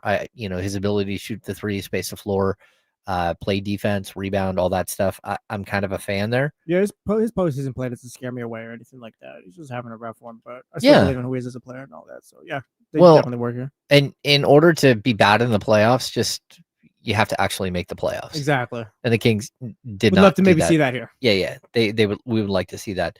Outside of that, we've got Marvin Bagley. Any takers? Yeah, that's the name. I was kind of yeah, no. Chris Boucher. These are all unrestricted. Yeah. I'm gonna jump ahead. The one I kind of got my eye on is Yabu Sele. Oh, okay. I like Yabu. I do too. Yeah, he went back to Europe for a bit after a stint with the Celtics, came back with the Sixers. His game is a little bit more refined. He's a much better NBA player now than he was when he first came in. Yeah, he was so good in the Olympics, and then it did really translate. I would take him too. He's kind of more of an undersized 5 than he is a 4. But yeah, if you're going to lose Trey Lyles and you could go out and get a player like this that at least can beat up people, I'm in. Yeah, he's not like he's a physical player. Yep. I like Jayshawn Tate, but he's way older than you think, and he realistically he's going to be like a league minimum guy. I like Taurean Prince. Yeah, Prince is also a good one. Yabu Sele is the one I got my eye on though. If they were to bring him in. And then bring him off the bench and all that, but he's a decent player. The sneaky one is Kai Jones. Like Kai Jones, like if you're going to take a flyer on a league minimum deal for a guy who's a little wacky, needs some direction, but can play defense and can play the dunker spot, that's one guy I would look at. And then the restricted free agents, this is where things kind of get weird. Like because the Kuminga situation is going to keep coming up. Like, and I think he's not a Steve Kerr guy. We know that much. Yeah, but I also look at his game and there's a reason why he doesn't fit in Golden State, and it's because his game is more DeMar DeRozan than Golden State wants. Yeah, he's a great player. He just doesn't fit on the Warriors the way I see it. Like the way Steve Kerr wants to play, I think just Kuminga doesn't fit that. I think he'd be a solid player here though. I don't know that he'd fit here either. You don't think so? No, I mean I think he'd put up points, but I don't know that it would equate to winning. I got you. So I would love out to see him in a different spot. Maybe it's not here, but I'll buy some Jonathan Kuminga stock still. I would like to see him go to like the Miami Heat, where again the game is different, but also like they can bring him along and get him to buy in a different way. I don't think he's ever bought in fully to what's going on in Golden State. Yeah. Let's see. We've got Zaire Williams. Meh. I was literally gonna make the same noise right now. Yeah. Isaiah Jackson, who's coming off an injury. I don't hate the Isaiah Jackson idea. Yeah, Santi Aldama seems cool on this list. Santi Aldama is my guy. Yeah, And then I want to know if Quentin Grimes can play the 3. Like, he's not a point guard, but like he is a guy who has a ton of talent, and I think he's 6'6", physical. I would look at him and go, okay, if you can play the 3, could you go, a 2-3? yeah. He's more of an offensive version. There's also, I think unrestricted also is Brown. I'm drawing a blank. Used to play for Bruce. Yeah, Bruce Brown. Jabari Walker, TJ Thor. There's not a lot of guys that like stand out. Santi Aldama is one that I'm like, okay, but he's restricted, and I don't think Memphis is going to give him up. Yeah, and these are all guys too where like looking at the list of these players, like besides Nas Reed and I guess Kuminga, like these are all guys that you kind of help round out your bench. Yeah, like the Kings are still gonna have to look in the trade market, and I don't know if they'll trade into the first or anything like that, but you're gonna have to be creative adding to this roster, definitely. I'm not trading into this first round. No, if I'm the Kings, first of all, I think it'd be too expensive. Secondly, I don't think that this draft is good up top, especially. You're not gonna get to where you need to be to get some real impact, huh? Not unless you're taking a step backwards, and I just don't see this team taking steps backwards yet. Yeah, so that's how it kind of has been said. It feels. Yeah. Okay, we're gonna step aside. When we come back, we got the handoff. I don't know who's gonna join us. Either D'Lo or KC. From D'Lo and KC. But we'll invite them in to sit in the third chair here. I'm James Ham. He's Just Tapia. We got Joe behind the glass. We're the Insiders on ESPN 1320. Brought to you by Jiffy Lube, and we'll see you in just a minute.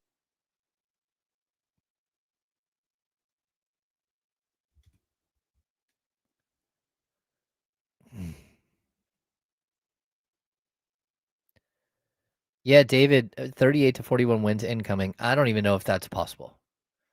Like, the Kings are going to have to do a lot to get to 38 wins again. Aldrin J, Gary Payton III or Gary Payton II, is that what it is? He gets hurt all the time. Yeah, I saw the chat. I was making little jokes. She said no, and I walked away, and then she hit me up to reinitiate. All right. Chloroform, more like boroform. That's chlorophyll, but more like borophyll. Shout out to the chat. I was always making me laugh.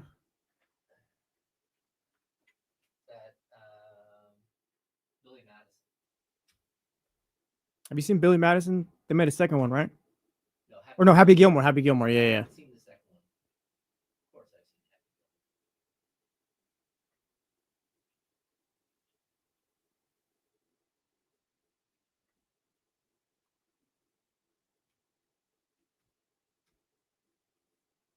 Bum, bum, bum.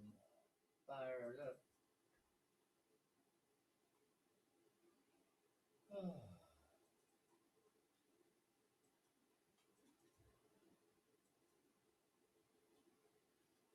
I think I've only ever seen Billy Madison like once. It's a lot like Happy Gilmore. I liked when he made those movies. Yeah, it was a lot funnier. Mr. Deeds. Yeah, I've seen Mr. Deeds once. Mr. Deeds was hilarious. Big Daddy. That one's a personal favorite. That one's funny. Which one? Big Daddy. We used to watch that one. Yeah. John Turturro is so good in Mr. Deeds. Yeah. Yeah, he's absolutely off the charts good. Shout out Scuba Steve and Big Daddy. Bitty sneaky, sir. You seem to have underestimated the sneakiness.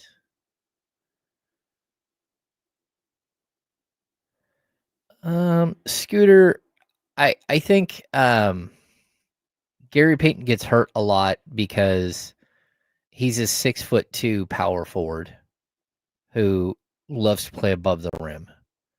So like he's super limited offensively. And if he's doing a bunch of back cuts and stuff, which again, if the Kings would have ever got like guys that could do that type of stuff, which is dumb that they haven't, because that's where Sabonis would just like eat teams alive. Lil Nicky is a weird one. That's when it's like, yeah, that movie exists. That one is very uncomfortable to watch. Yeah, that one exists, and it's kind of like I don't even think that's when you search up Adam Sandler. It's gonna be up there. You're gonna have to scroll. Yeah. Well, it gets put in the same bucket as most of his Netflix ones. Yeah, Like even the Zohan is way better than Little Nicky. Zohan is funny. I've never seen Zohan. I don't think It's pretty funny. Yeah.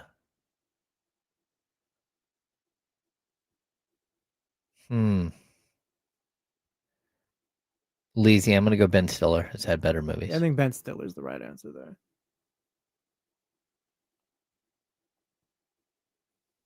Yeah, Click was not great.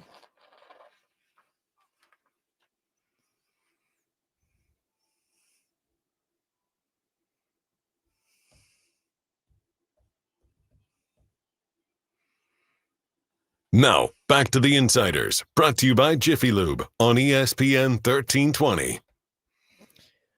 Welcome back into the Insiders. I'm James Ham. Jesse Tapia is joining me today, filling in for Kyle Madsen. You can catch us on ESPN 1320. You can catch us on 98.5 HD2 if you're driving around in an HD car or a car that has HD radio. You can join the chat here on youtube.com/ESPN 1320 or on Twitch. We are all over the place. There's Join no reason us. for you not to listen. There's no reason for you not to listen or watch, subscribe, and all that stuff. We're everywhere. We are everywhere. Like there are no excuses for, well, I couldn't really find you. Yeah, no. All right, you're in your car, we're on the radio. You're at home, we're on YouTube. Yeah, that's right. All right, we're busy today at work, we're on podcast. That's right. And if you're hanging out in the chat right now, go ahead and hit the thumbs up for us if you don't mind. That would be awesome. We're supposed to have the handoff here in just a sec, but I have not seen anybody come through. So Jesse, we're getting down to it with these two series. We're gonna play it out all week. Can I rant about something real quick? Yeah, I want to hear it. I hate the fan conversation. Oh, nobody wants to see this team or whatever in the finals because the ratings are going to be bad. Yeah. Like you can say like you just don't want to see those teams, but why do we care so much now about like the NBA's ratings and like why does that matter for fans now at this point? Why has that become a thing? Like D'Lo and Casey like to talk about because like that interests them, but they're never like, oh, the ratings can be so bad for like fans. Like I don't get the whole it's for ratings. It's like what do you care? I would agree, especially because at this point, the NBA has already signed their mega deal. Yeah, like they it doesn't matter. They signed the all. richest deal. Like, yeah, exactly. They've signed their deal. So why do we, if we like the teams that are playing, why do you care about the ratings? That doesn't make sense to me at all. Yeah, like Nuggets Heat. That was just one. I didn't want to see those teams in the finals. So I didn't really watch or whatever a few years ago. But like OKC Pacers, that intrigues me. OKC Knicks, that intrigues me. If the Timberwolves were to somehow come back and get into the finals, like there's matchups there. But like I just don't get the whole. Yeah, well, there's no ratings. Like, do you guys even like basketball? Yeah, because the games have been excellent. Mm-hmm. I mean, they've been high drama. Again, people complained about what happened in the final 30 seconds or whatever, where OKC and Minnesota, they kept fouling each other. Yeah. And it just slowed the game down. But again, that's basketball. Like, it is what it is. I do think that there was a weird call at the end of that game where, for whatever reason, the officials decided not to go and look at the clock. To add time at the end when the fan caught it? Yeah. Yeah, because it seemed like he caught it at 0.6. I don't know if it's, It was clear he caught it at 0.6. And just so you know, there's a lot of difference between 0.6 and 0.3 of a second. You can get a good, decent shot up at 0.6. Yeah, and they were only down 2, right? Mm-hmm. So in 0.3, it pretty much has to be like a super catching quick release, right? So that's why they tried to throw it up at Gobert at the rim. And that was just a complete mess. I mean, talk about just a horrible throw or horrible play by Julius Randle. That didn't, again, make any sense.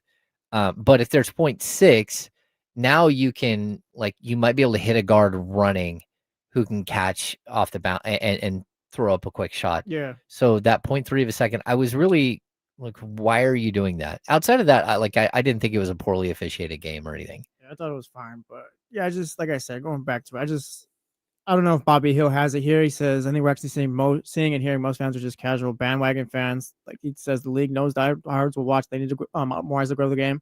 Maybe that's what it is, but it's just, like I said, it's just weird. Oh, I don't want to see this team or in here because of the ratings. Like you said, they already signed their media deal. Who cares? Yeah, I don't care either. And to be honest with you, I think OKC Indiana finals is going to be fire. Yeah. Like, that's going to be such a fun series. So I don't understand why people are upset about that. I think the Knicks and Timberwolves, if they were together in a series, that would be great. Because you have all of these storylines back and forth. I don't know. Where are you at, Dame? You got thoughts on fans caring so much about ratings now? No, absolutely not. I'm in on. I don't. The only team that I really don't care for is Minnesota. Yeah, I've been saying all day. Give me any fun, and it's not because Minnesota. It's just I don't buy them. Like I don't think want to they're a good watch Rudy finals team. Gobert fumble the basketball for 4 to 7 games. Yeah. I don't even want to watch it now. And OKC is frustratingly dull. That team has zero personality, and it was so glaring in those stupid post-game interviews yesterday. They don't do the barking anymore? They're rebounded. Lisa Salters literally was like, is that it? Oh, yeah. Well, you want me to do the TV thing? No, man. Answer like talk. Have like a smidge bit of goddamn personality. That team has none. They're good. They are very, very good. They're dull. They're duller than a. Do you want to join the Pacers bandwagon then? Oh, I've been on the Pacers All right, bandwagon. yeah, we've been set the pace. All right, set the pace. No. Shout out. I ain't gonna go that far. I will. But no, I'm in. I'm in. I might be rooting for the Pacers to win.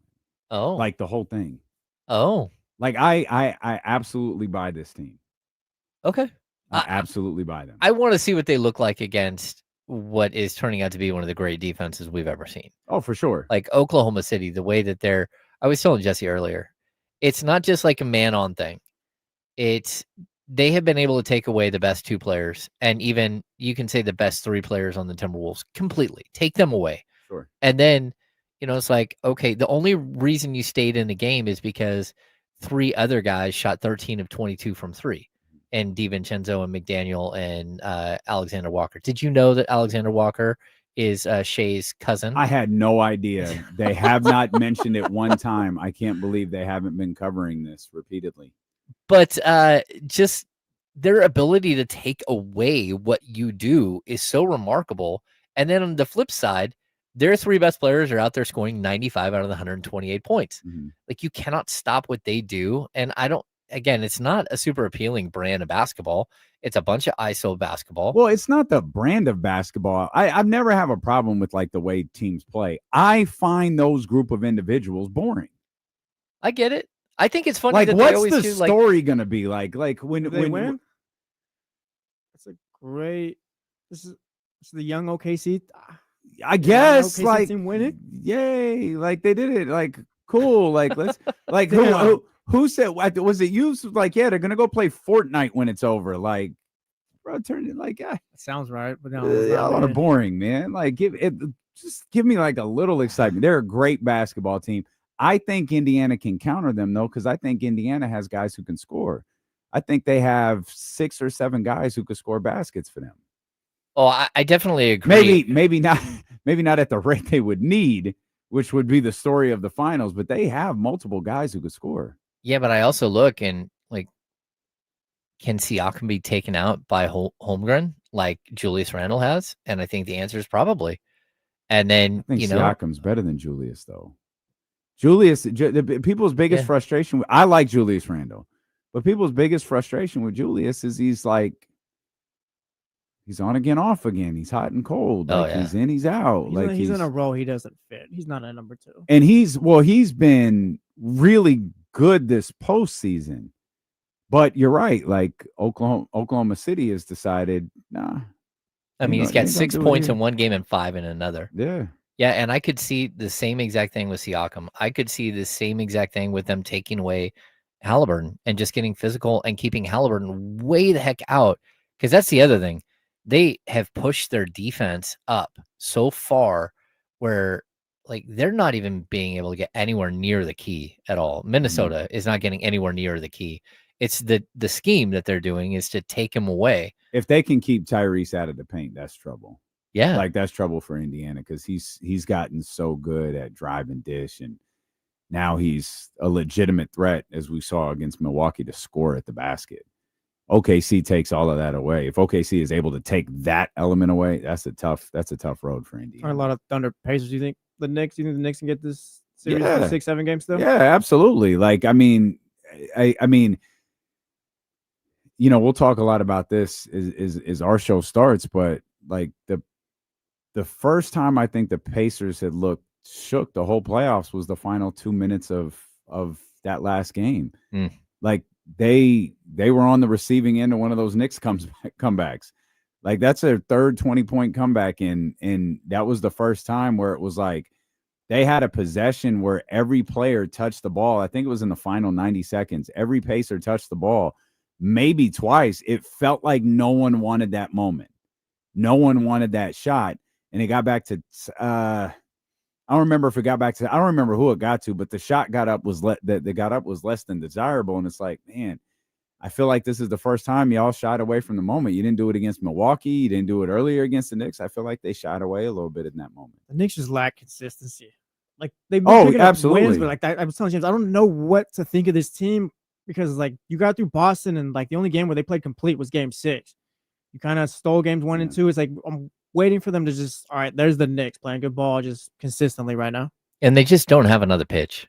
Like they get their 5 dudes and that's it. It's like, hey, if these 5 dudes aren't crushing you, we're in some trouble. Yeah, I mean that's a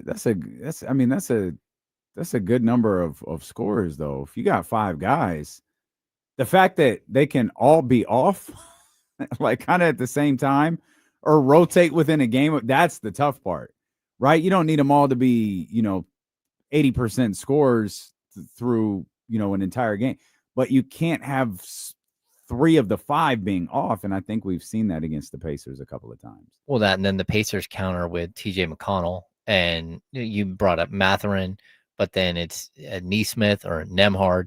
Like these are their secondary guys. Yeah.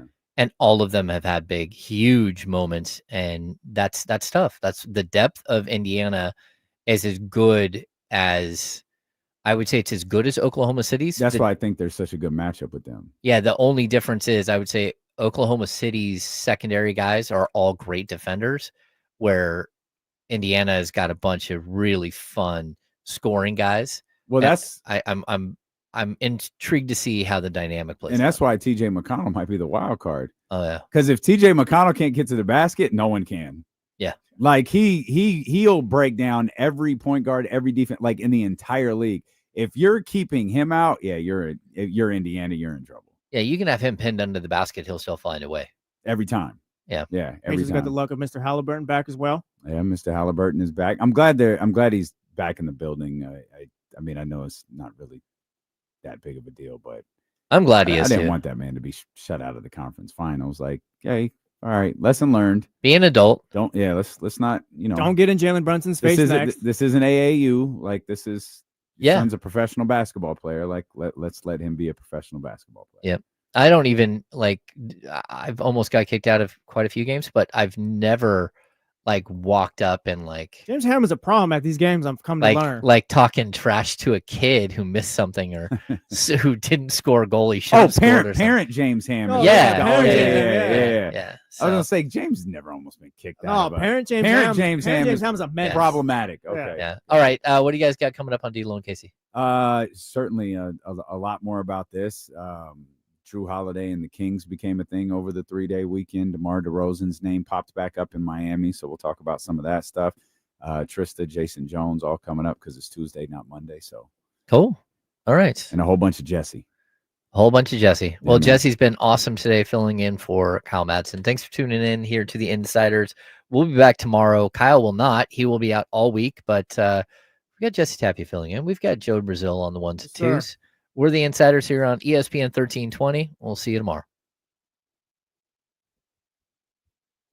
Seeing Jesse sit over there is crazy. Seeing you sit over there. There's no reason for me to sit over there because I'm not touching no buttons. No. We still live? We still hot? Yeah, we're hot. All right. Adios, friends. See you tomorrow.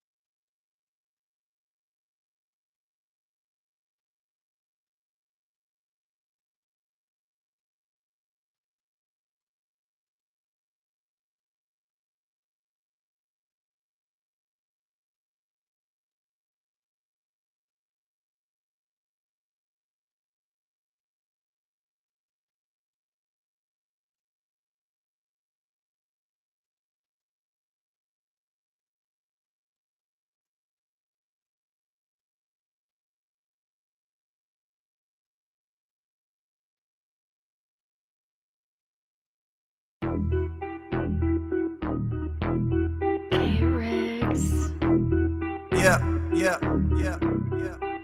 We got them screaming D-Lo, KC, D-Lo, KC, D-Lo, KC, D-Lo. We got them screaming D-Lo, KC, D-Lo, KC, D-Lo, D-Lo. We your number one spot. We your number one spot for some sports, huh?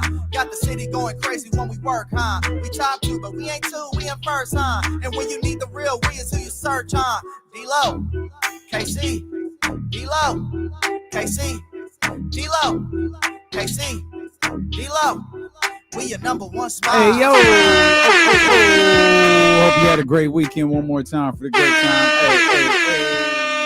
Hey. We welcome you in here to the Tuesday. It's not Monday. It's Tuesday. Tuesday. We already damn near through the week. Well, you said this is the worst day of the week. Yeah, no, I just said it. Like, who cares? No one cares about Tuesdays. That was a little disrespectful to Tuesday. That's what I always thought. Tuesday's not. We've been over this before. Tuesday's like the good friend, like just the calming presence, because Monday kind of pissed you off. No. Like, no. Tuesday, say, what's up, No, Tuesday? Tuesday is like a nobody. Damn. Monday, like for the people, yo, I'm gonna attack this week. Yo, Monday, yo, we're gonna start this week off right. Like that's what you do on Monday. On Wednesday, it's like, yo, we at that midway point, you know, a hump day. Thursdays for people like my partner across. Well, the weekend is here. Well, pretty much. Little Fridays, we turn it up, and then Friday, everybody's already checked out. What's Tuesday? Tuesday, like Jesse said, is the good friend. Yes. Monday, nobody hyped up about Monday. You get into the Oh no. Okay, when you gonna start your diet? Monday. That's right. Not Everything. excited about Yeah, it. look at it's horrible. It's like like Monday. But it has a All right. purpose. Monday has a purpose. Monday is so bad, people can't even enjoy Sunday. Well, that's true sometimes. You just got to maximize your days better, brother. There ain't no wrong with my days. My days are good. You got to pick it up on Tuesday, I guess. You get the vibes out. Tuesday. Look, Joe, Tuesday's like the one day a week where people like work. That's the day where you actually get stuff done. Shout out to Tuesday, Taco Tuesday, even though it could be Taco Thursday. I don't understand why it's not either. Taco Thursday. Yeah. Thursday's better. Taco Tuesday sounds cooler, I think. It's a good call. I never heard it. You can said call that it way. whatever you want to. Your boy's on a 3-day work week. So Hey. I'm already mentally checked out. Casey, you got this on your own. Let's go. I'm checked. I'm ready. I'm ready for Vegas, man. I'm ready for it's gonna be a good the time, GNX man. tour. It's gonna be a real good time. I ain't talking to nobody who's going out on Thursday. Don't text me, don't call me, don't DM me, don't tag me. I don't want to see any of your concert videos until I get to see it myself. Shout out to the GNX tour too, man. Oracle big Park time gonna be jumping. weekend. Oracle Park gonna be crazy. Oh my God, SoFi was crazy. Yeah, big time weekend. SoFi was crazy. Did you see Kamara's post? I did. Man, sometimes I dream. It's down there with DJ Head. He was there for 3 days? Kendrick was there for Friday. I think he was there for there 4 Thursday. shows. Yeah, he was there. The point is, it seemed like just a weekend event over there from all the videos and stuff. Yeah, Oh, like yeah. I think they originally started with 3, Mhm. then he added a 4th. I think they had to Arizona. That I think, sounds right. and then well, maybe not. Maybe they already hit Arizona. Maybe Oracle is what's next, and then they're over to Vegas. Oracle after might that. be next. I think Kyle Madsen might be hitting that one. Yeah, that's Thursday. He's rich. So yeah, well, he's got a friend that helped him who I don't know if they work for the Giants or they work for the park, Got you. but he didn't say, "Hey, D, you need help." Like, nah, he was just like, "No, I got my tickets." Cool, man. I'll just, Badger's like, yeah, Complex hooked me up. nah, I know Complex didn't hook him up because Complex is going with me. Complex is flying to Vegas for the tour too. Nobody could get into that damn San Francisco That was show. a tough ticket. Tough ticket. Man, I was going through Kamara's stories this morning. Like, do you know I went because I know where Kamara gets his clothes from. Uh-huh. I saw one of Kamara's stories. That's a damn good suit. Went straight to the website. Within 5 minutes, bought it. Ooh, boy, I was rich like Kamara. Now I that was boy like- rich like Kamara. I was like, that's cold. He had it was clearly a relaxed fit. He had the deep V-neck underneath, double-breasted. I was like, I'm doing that. I did it in different colors. Like, I'm doing that. See, That's the one. That's the one I'm gonna rock on Friday with no shirt underneath. I'm gonna see if I'm really self-conscious about this blazer with no shirt underneath thing. You shouldn't be. No, I shouldn't be. Can't be worse than Richard Jefferson. So, I dress better than Richard Jefferson. Oh, is the 24 hours already up? Yeah, I missed it. I'll hit the group text and have him send it. It was cold. Like his whole LA, get up was cold. Yeah. But I feel like I got all of the days taken care of, but I've been obsessing about that Friday night. I gotta make it pop. There you go, man. I gotta look like an NFL draft pick. Or an NBA. Who was it Devin Carter? I was about to say you could look like Devin Carter. Devin Carter did go. How's your shoulder feel? My shoulder's good. My shoulder's jacked up. I'm just not going to tell ESPN. Or everybody knows it is, and still draft you. Yeah. That's why you fall down the draft, because everyone knows the shoulders mess up, and Monty will just take you anyway. Well, James Ham knew. We'll just go to the concert in 6 to 8 months. Concert's gonna start out really slow though. Concert's actually gonna suck when it starts. Kendrick Lamar's already gonna be traded by the time the concert starts. Oh, that's a good point. You know what? All right, Devin. That's the look I'm going for right there. Same type of pants? Nah, it's double breasted. It's double breasted. He's got it pulled all the way over.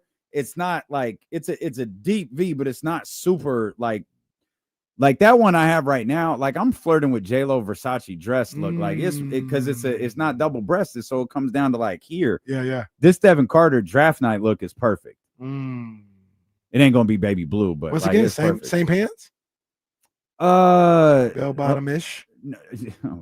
No, these ain't big. No, he ain't right no bell bottom. Well, ish. They're just wide legs, long. Devin?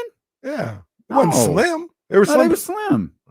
I'm looking at him right now. I forgot. I'm looking at him right now.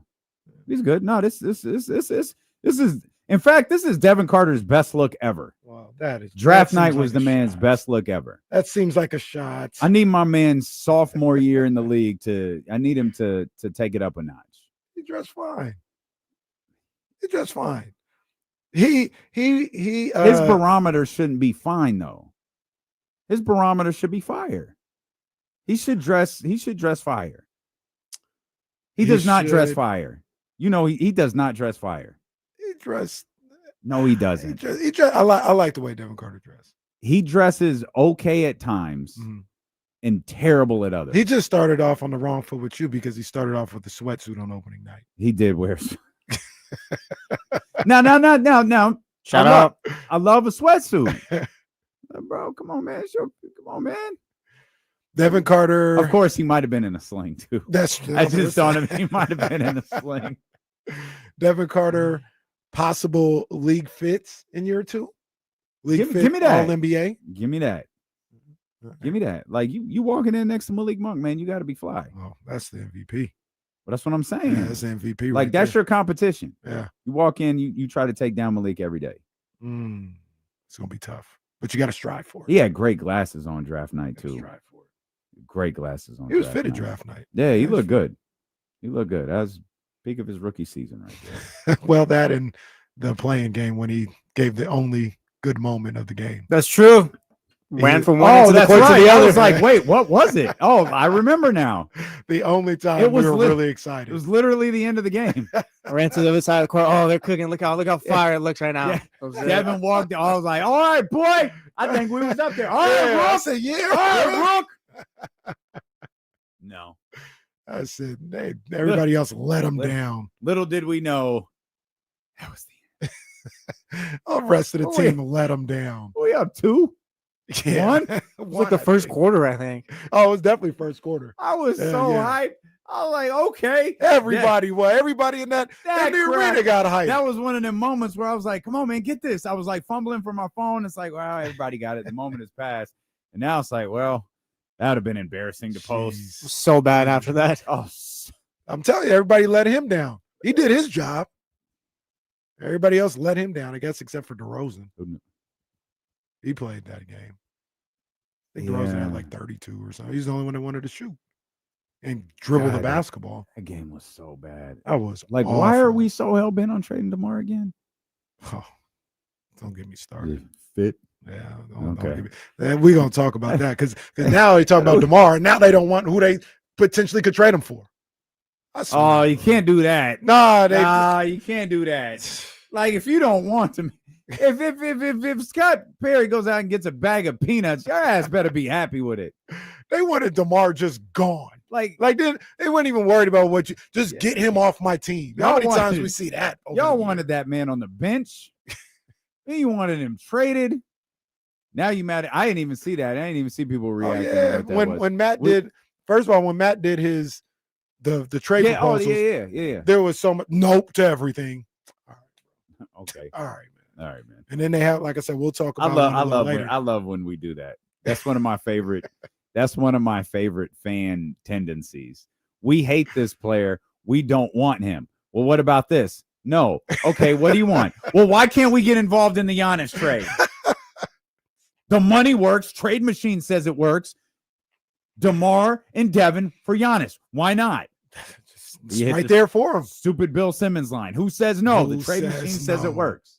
Yeah. So, like I said, we'll talk about it a little later. But yeah, there was some stuff stirring over the weekend, and people, no way. Why? Why would we do that? All right, man. Yeah, I'm anxious to talk about that. Who can Oklahoma City trade for to get a personality? Nobody. No. They really are San Antonio 2.0.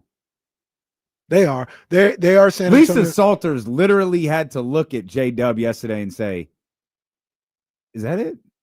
He gave a one-word answer in a post-game press conference in the Eastern Conference Finals, or in a post-game interview at the Eastern Conference Finals. And the most pro of pros looked at that man like, really? They don't have no, see, this is where it goes into, they don't know how to speak by themselves. They don't know how to be charismatic by themselves. They do that little stupid gimmick after every game, and they think that's going to get them through. No, that's not cute no more, man. Get that out of here. She literally said, okay, I'm going to go to Shea. And Shea at least like talked, but couldn't have possibly have been more boring. Casey, do you remember that time Taurean Prince, I think it was, for Baylor, did that rebounding post-game thing? Where he's like, you grab a rebound like this or whatever. No, you don't remember that?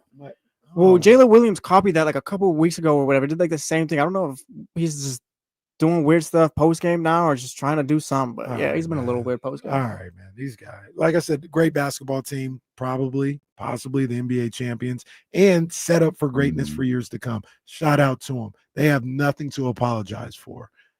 Ain't nobody tuning in to watch OKC. And I thought yesterday's game was fantastic. I thought SGA was great. I thought Chet was great. Big time shots from Jalen Wood. Like when they're like Jokic, or they are like the Spurs. The idea of having to watch them puts people to sleep. Actually watching them play is they're good. Different. Yeah, they aren't a boring basketball team to watch. They're a boring basketball team in every other sense to think about. Yeah. That's what it is. When you think about, they're on, gosh, boring. Yawn. That yawn is tough. Yeah, it's Casey hit me with a yawn. I feel pretty bad about myself. Yeah, it's pretty bad. We're just getting started. We're going to continue to crap on the best team in basketball as well. We'll talk about what the Knicks did. Hey. Yep. Knicks in six. Not a fan though, but okay. We'll come back. There's a lot to talk about, and then we'll dive into the King stuff as well. It's Trysta Tuesdays. Jason Jones here today as well. Steeler and Casey on Sacramento Sports Leader, ESPN 1320.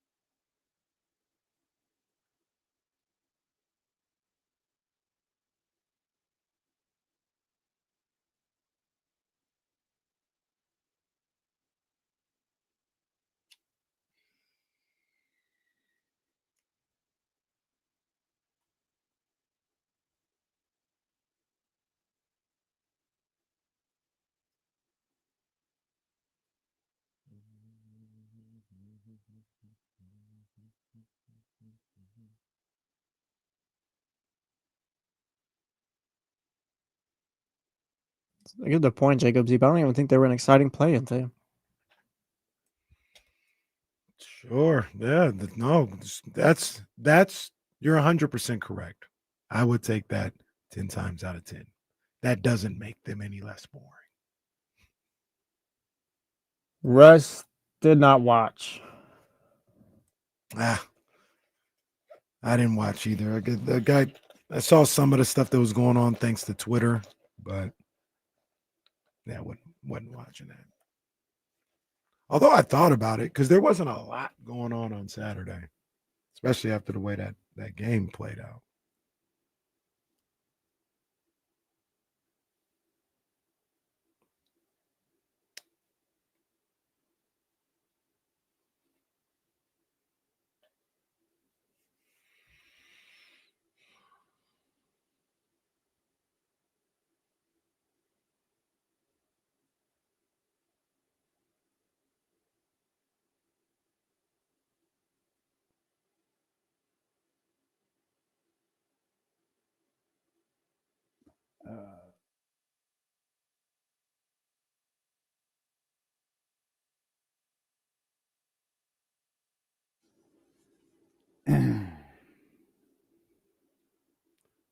Chris, relax. No boycott here. No boycott. I know it is 6 weeks.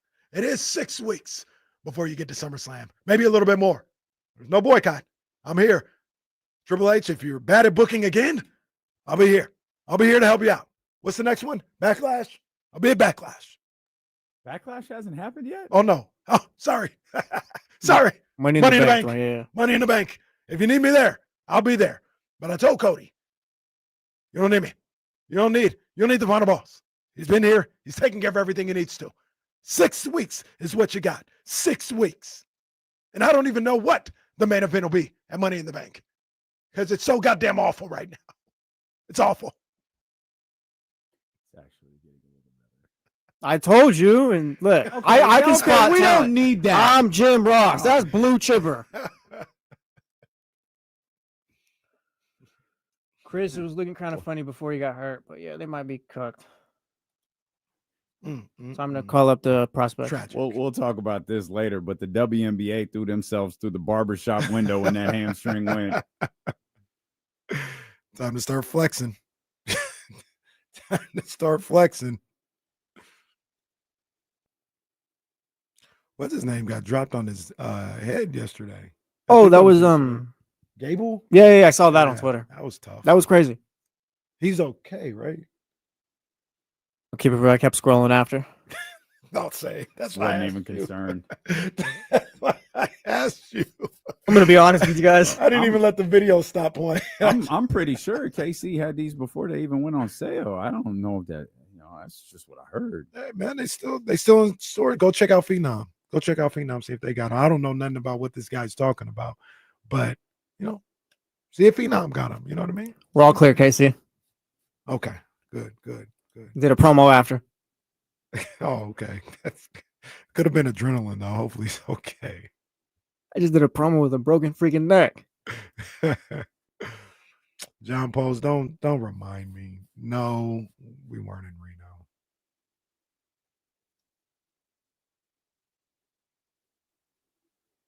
Reno. I was kind of pissed off about that. John Posey asked, KC was recent Tahoe or Reno this weekend. No, he wasn't. He had all-star baseball tournaments, which ended up not even being tournaments. It ended up being a one-day Saturday situation, which means we could have went out to Reno on Sunday, but we thought we were going to be there all weekend, and we didn't even they needed the paperwork and stuff like that. We're like, we're out all weekend. Come to find out, they had to shorten the damn baseball tournament to a one day. They didn't play till 7:00 on Sunday night. We could have went out to Reno. Reno looked like it was popping, man. Damn, I love them basketball tournaments. I love those basketball tournaments. Jam on it looked like it was popping this weekend. I'm mad about that. Wait, what happened? Reese's basketball team, shout out to the Dream Chasers, big ups to them, They went to this big Memorial Day tournament that goes down in Reno. Okay. Jam On It tournament. And they have, I don't know how many teams, but they have 90 courts in this Reno Convention Center. Okay. And they had the tournament going on. And we were supposed to go, but then Reese's all-star team, shout out LYB, Laguna Youth Baseball, Gray, shout out LYB Gray, 12U. They had a tournament getting ready for the state tournament. And originally it was supposed to be Saturday and Sunday and maybe even Monday. Well, by Thursday, we found out a bunch of teams had dropped out. So it was just going to be this round robin on Saturday. Okay. Because we already thought we were going to be doing baseball all weekend, they need like birth certificates and report cards and stuff like that for their basketball tournament to make sure everybody's certified, verified, head count, all this other stuff. Well, we were like, we're out. You know, we're not going to be there. We got baseball. Well, in actuality, we end up only having a game on Saturday for baseball. We could have left Saturday and been in Reno Saturday night. I see. Played Sunday, played Monday, all this other stuff. And yeah, it's a little bit me too. I should have had that as a backup. That's bad job by me. Should have had a backup. Tell me when he plays at Hardwood. I didn't realize how close I lived to Hardwood Palace. Like it's like 5 minutes away. Yeah. It's by the I had to take the car in this weekend and there were like people just flying into this. I was like, what is that? And never realized because I had never gone. I haven't gone there since having this car. And I guess I haven't gone there since living in Rockland. And it's really off in a weird place. It is. Like, what is that? Oh, that's Hardwood Palace. Hardwood Palace, man. That's where it's at. That's where it goes down. Can't see it from your back. And that part. Well, he can't. He's being modest. Let him be modest. Let him be modest. Hey, that face you just made was hilarious. That parking lot was packed too. I don't know what was. I almost went in there just to watch. Man, that parking lot was jumping. I'm sure it was popping, but it's almost. Ironically, this is how I feel about Reno, the city. We talked about this before. When you're in Reno, you get frustrated because it just reminds you that you're not in Las Vegas, right? Hardwood Palace was probably like that for basketball tournaments this year. You're at the Hardwood Palace, and shout out to him. Shout out to him. But everybody was in Reno this week. Everybody was in Reno. So it was like, if I was at Hardwood Palace, I'd been mad because it just reminds me that I'm not in Reno. So can I that feels so inappropriate to me. What's that? That there is a basketball tournament, like Reese is 11? 12. 12. Mm-hmm. Okay, birthdays, they happen. Mm-hmm. So he stopped talking to me when he was 11 or 10. I can't remember what year it was. But that, like, this is the tournament. This the one. Mm-hmm. This one's John. And they're 11. 12. It'd be popping. That is crazy. It'd be popping. So there's people like from I'm assuming all over the state. This is pretty much like Northern California, Bay Area, maybe some, Reno, little Nevada. I think the LA people stay in LA in Memorial Day weekend because they got enough tournaments down there, or enough teams down there. So I don't think it's the whole state, but Reno, like I said, I don't know what the number of teams they have. They have age groups from, I would say, second grade to 16U, and just basketball games all day for 3 days, from like 9 a.m. to 9 p.m. for 3 days. It's a lot of fun. I enjoy it. I like all those little trips, but I like where you can go and everything's in one place. Athletics is just so much, man. It's a lot. It's a lot. And then Reese plays both. Like he plays two right now. Yeah, it's crazy, man. It's crazy. But I like I said, I like those trips when you go away. Vegas is dope too. Vegas. I knew a couple of guys that were referees. And I went to the Vegas tournament one time, and I said, "Oh man, hey bro, what's up, man? How you doing?" Sean Grady, you know, the comedian. Yeah, he was out there. He was reffing with one of the other homeboys. "Oh man, what's up? What you doing out here or whatever?" It's like, man, reffing, getting everything, getting a couple dollars.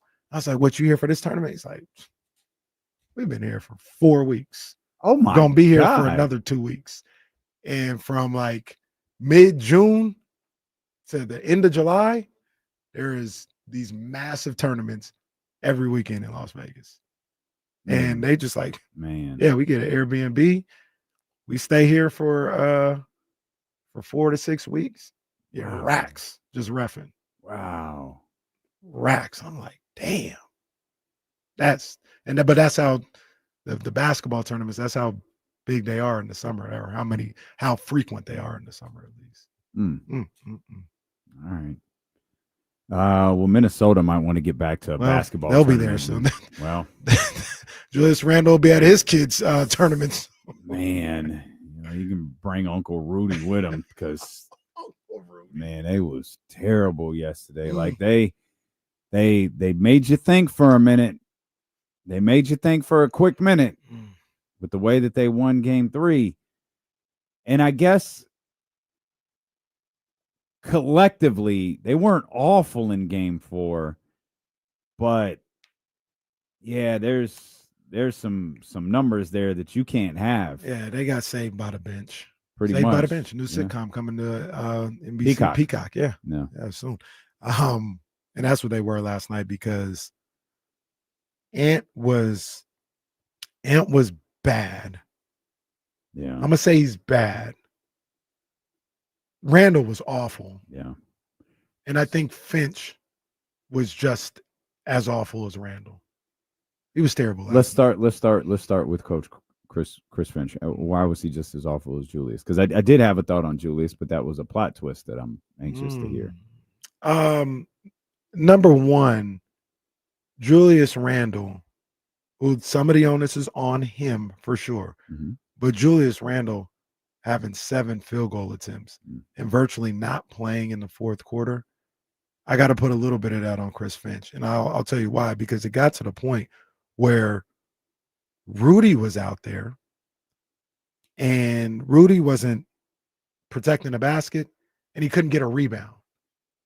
So why is he out there? And then the other thing is they started guarding Rudy with Caruso with the sole purpose of when Ant tries this pick and roll with Rudy, we'll just switch that and we'll go from Dort to Caruso and you don't have to worry about it. You don't have to guard Rudy. You don't have to guard him. So, yeah, we'll put Caruso on him. They're going to run that pick and roll. We don't have to worry about no mismatch. We don't have to worry about him getting Caruso on the block and doing anything. So at that point, if he's not protecting the rim, if he's not able to get a defensive rebound, and now he's a liability on the offensive end, why is he in the game? Why is he in the game? And you've got Randall there on the bench where my thought process, even though he wasn't having a good game, is we're not winning this game with Julius Randle having 5 points in 7 field goal attempts. We're not winning the game, and they didn't. Like we had to have his production, even though Alexander Walker and DiVincenzo both play really good games to kind of offset that. We can't win this game with Randall with the numbers that he has. And this is the last point from Finch, and this goes into coaching as well, just in general. I think people get these coaches nowadays, they get so enamored with their system and the flow of the offense and all this other stuff. Sometimes ask Julius Randle, where do you want the basketball? Where do you want it? Do you want it on the wing? Do you want it on the elbow 15 feet away? Do you want it on the block? Tell me where you want it. We will run a set to get you the basketball there. Go to work, see if you can get going. But it's all get in the offense and we need the screen and roll. And hey, Randle, get to the elbow. I'm giving you the ball. We'll have some offside action going on or whatever. Go to work. Use your jab step to either create some separation to shoot a jump shot or go by him, get to the bucket. But you got to start putting the basketball up and getting these FGAs. And I can't say Finch didn't do that. Maybe he did. But, yeah, man, that's not good enough. Did you know FGA is the cousin of SGA? Well, I thought Nikhil Alexander Walker was. It's their other cousin. They don't talk about that one. That's the one that didn't make the league. Yeah. Does Oklahoma City get any credit for that, though? That's where I was going with Julius. It felt like they've been active in trying, because Julius was one of the hottest players. I mean, in the playoffs, like he was up there with Ty and Brunson and those guys. Like he was having a string of 26, 27-point games. Like, does Oklahoma City get any credit for, like, he put the ball on the ground and they swarmed. Like the second it was the old Buddy Hield thing. The second the ball touched the ground in Julius's possession, they killed him.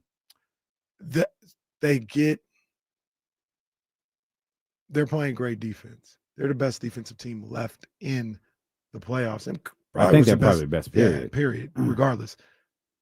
No. The field goal attempts? Absolutely not. I should be able to get you a field goal attempt.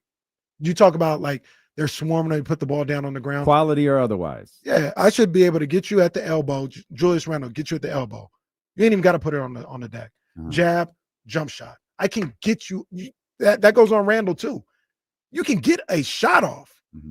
Now, whether it's a high quality shot, whether you come away with like 5 points and all this other stuff on 3 of 15 from the field, defense be locked down. But the fact that you just can't even get a shot up, but Julius Randle. I don't think Julius can survive taking trash though. I don't think he's that kind of scorer.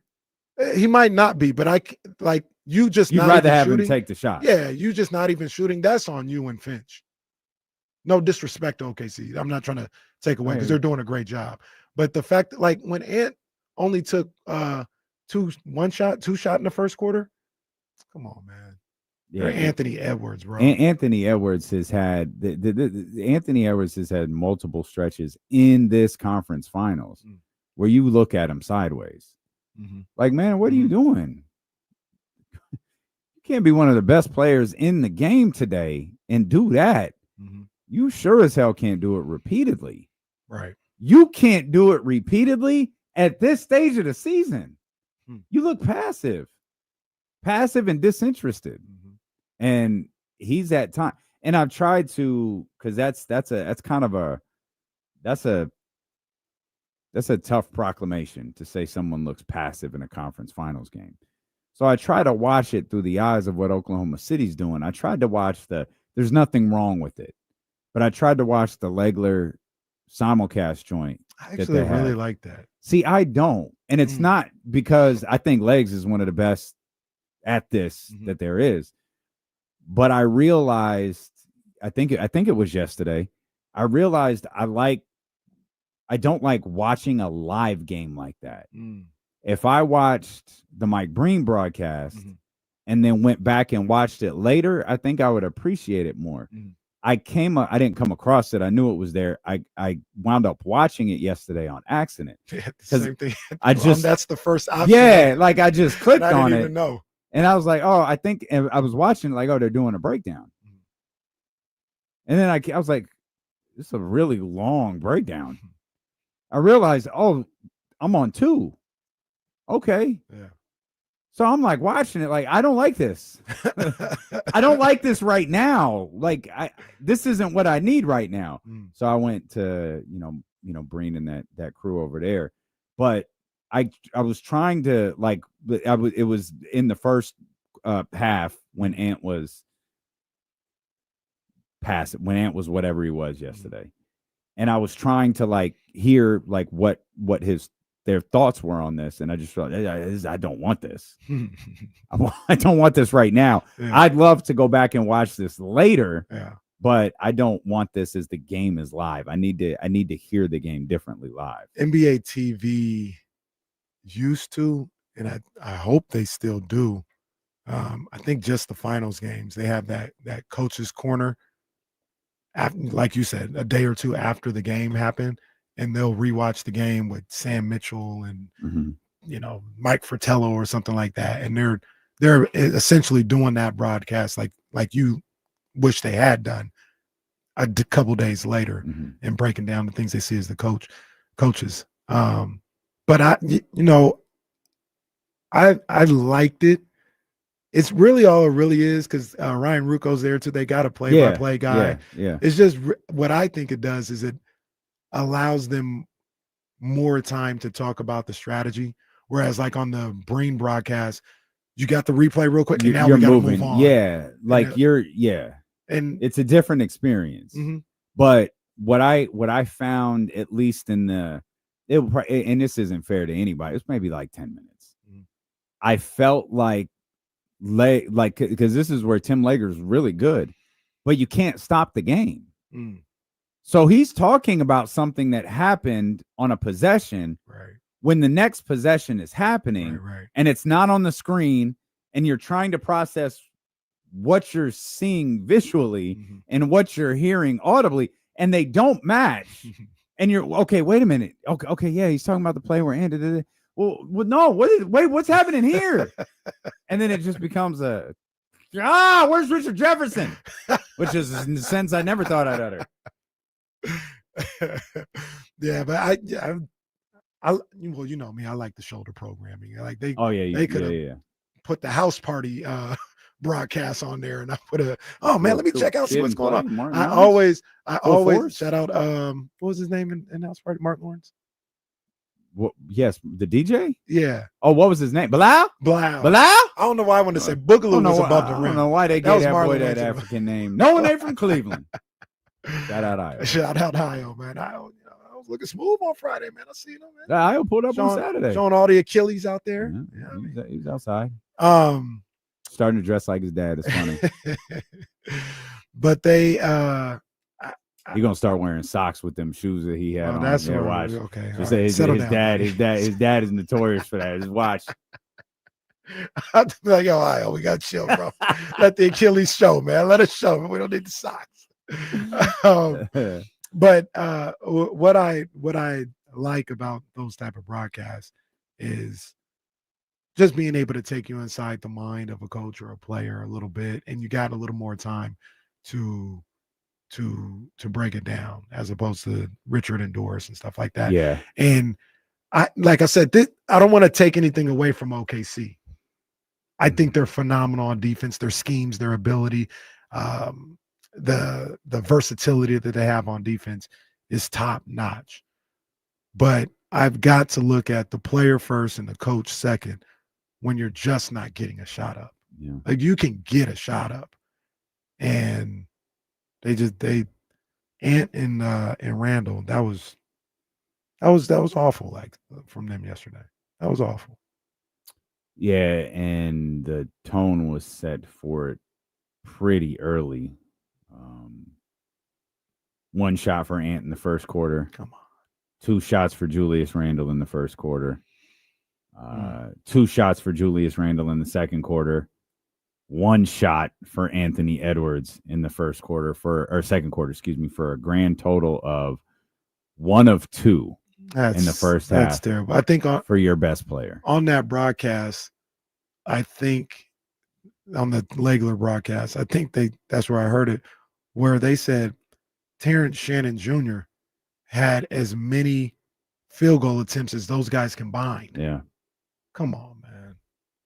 That can't happen. And this is where, we'll talk about coaching and all this other stuff, because coaching has to matter here, because it matters when things go good or bad. Like, we got to have it both ways. And I'll say in this aspect, even though we don't know, maybe Finch told them and they weren't doing it. That could have happened. Mm-hmm. But like I said, give either one of those guys on the elbow or on the extended wing 15 to 17 feet away. Have some action on the other side to keep help from being able to help, and let them get a shot. I'd be like, if you don't take a shot, is that up to Chris Finch or Julius Randle? Both. I go Randle first. Okay.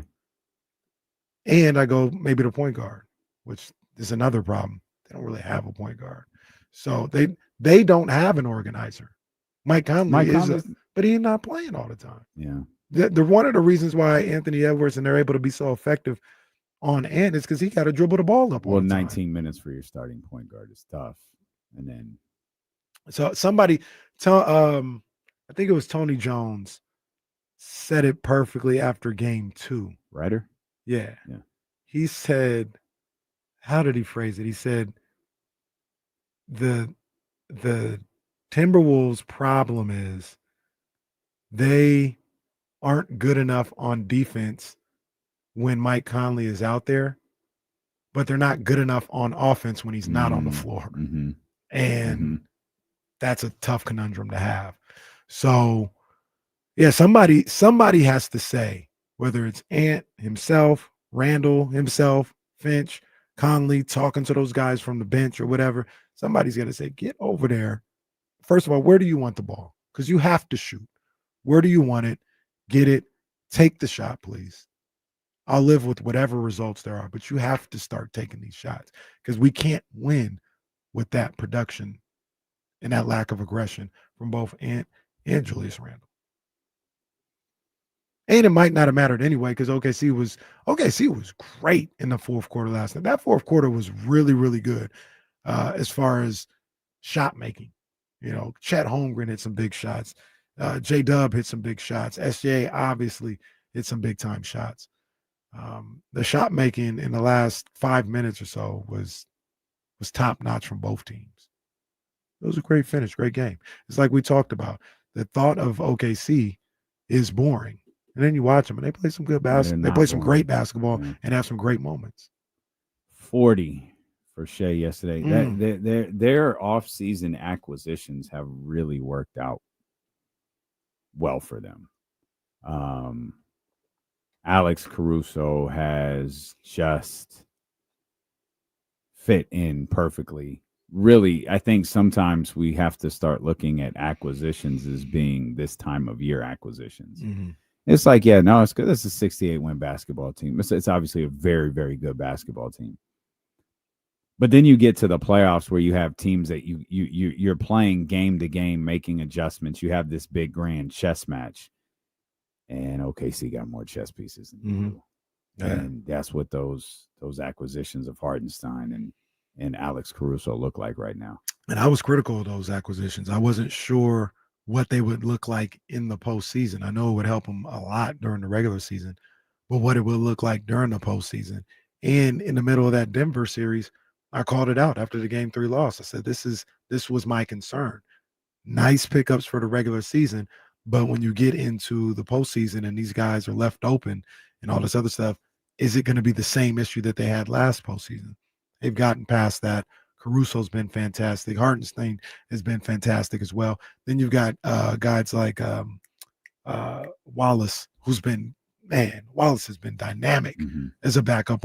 I looked at him a couple of games ago during that Denver series. I'm like, man, he'd be really good on the Kings. Like maybe he's a guy that is starting caliber, but he's never going to start because of what they have in the backcourt already in OKC.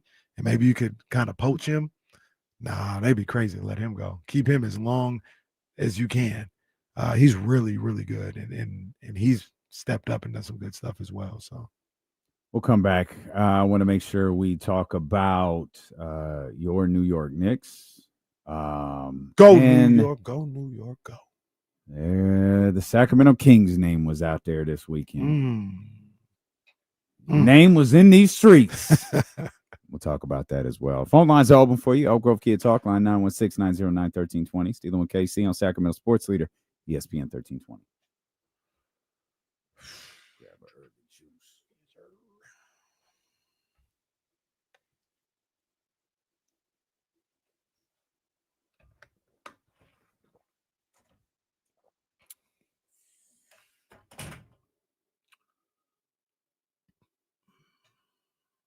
What's going on with y'all, man? What's going on? Hold on. I don't think I'm caught up in the chat. I'm wiped. I'm real behind. See what y'all talking about. Shout out, Cole. You know what I'm saying? I see your Thunder doing what they do or whatever. He says his daughter's soccer team goes to San Diego twice a year in Arizona. Yeah, you could call back too, Cole. I wasn't in the studio when you called. Oh yeah, holla at us again, Cole.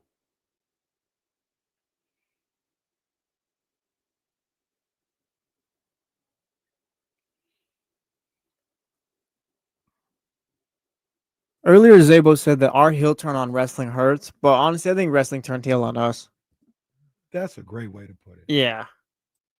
We were there for John Cena. We were there for the first 2 Netflix episodes after that and all that. Come on, man. But then it was bad. Yeah, they didn't hold up their end of the bargain. They've been bad. They didn't listen to us. We told them how this should go. They didn't listen.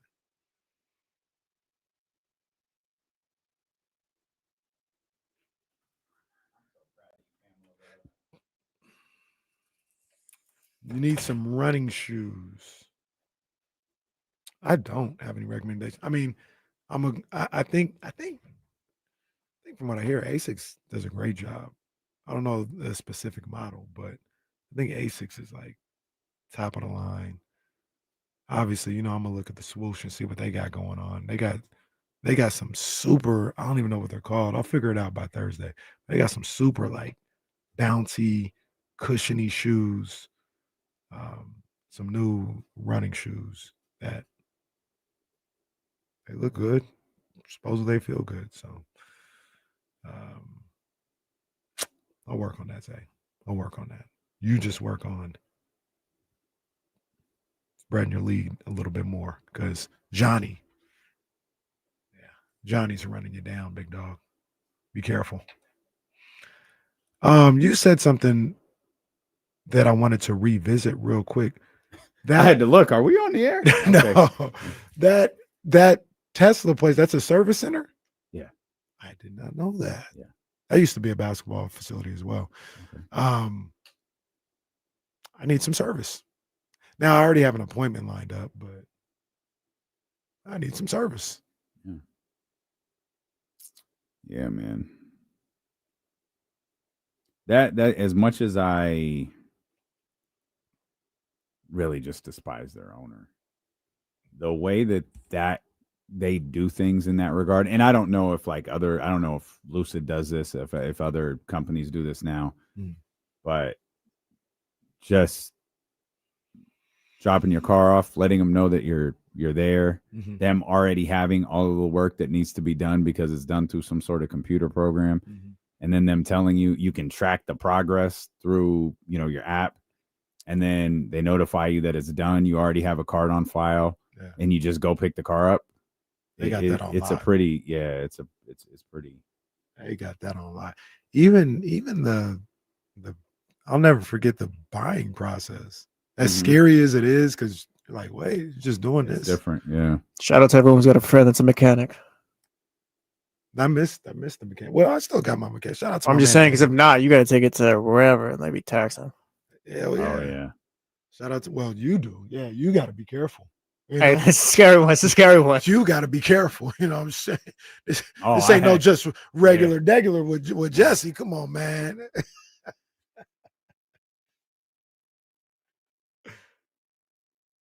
Yo, we had. I didn't even think about this until this show started. We had concerts in the park on Friday, and it was up. Wow. Cesar Chavez Plaza was packed, and it was jumping. We had a great time hosting. We had so much fun with Nico and DJ Oasis. Saturday, I couldn't talk.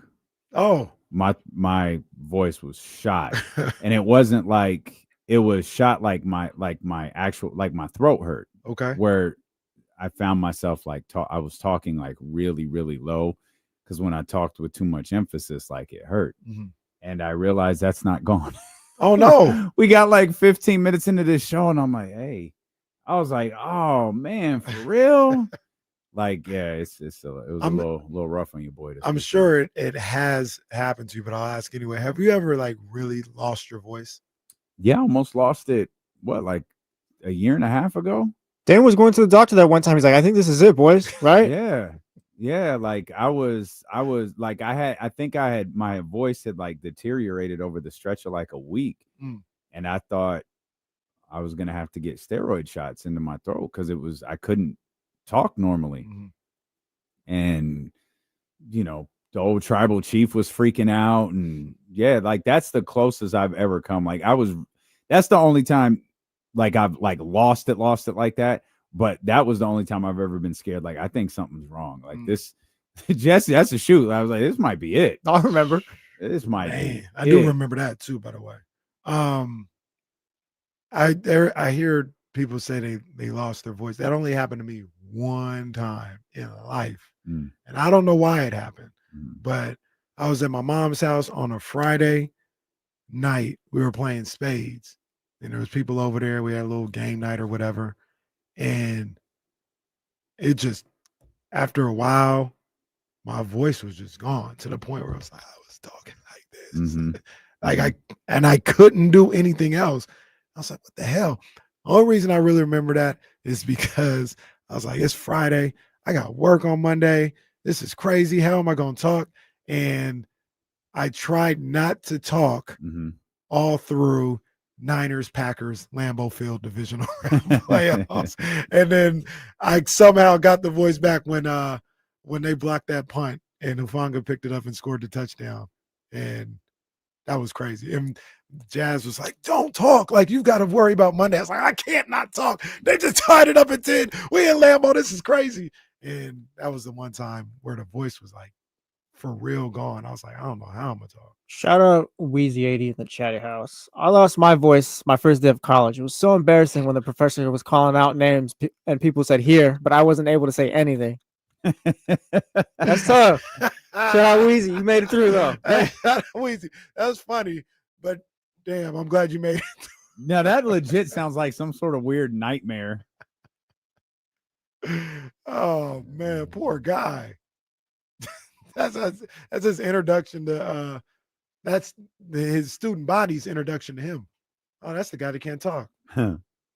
Losing your voice is such a strange feeling, too. Howard Nettis says, and that's why they call him Wheezy. Yeah, man. Zabo says, I need Jrue Down to lose his voice. Oh, come on. Come on. The great thing is Jrue Down lost his voice, you'd still be able to hear him. He would sound normal. He sound crystal clear. Sound like a regular like us. So if you hear me do that a lot, it's because I might be struggling a little bit more than I realized. Let's hold off on the Knicks and Pacers a little bit because we could talk about Game 3 and obviously Game 4 tonight. Let's talk about the Kings for a while. Okay. By the way, Trysta Krick coming up at 2:00. Jason Jones final hour of the show as well. Phone lines are open for you if you want to get in and have some fun. 916-909-1320. As the season winds down and there are fewer and fewer teams at play, beat reporters are working harder, NBA reporters are working harder, and you're starting to see more and more stories about who's going to be available, who's interested in who. Some of it is just dot connecting. Some of it is just speculation. Some of it might be real. Right now, it's just talk. And that's all we doing is we talking. And a name popped up over the weekend that we have talked about quite a bit on this show, namely because we're trying to help out Jesse's Boston Celtics, who appear to be in some sort of financial peril. Yeah.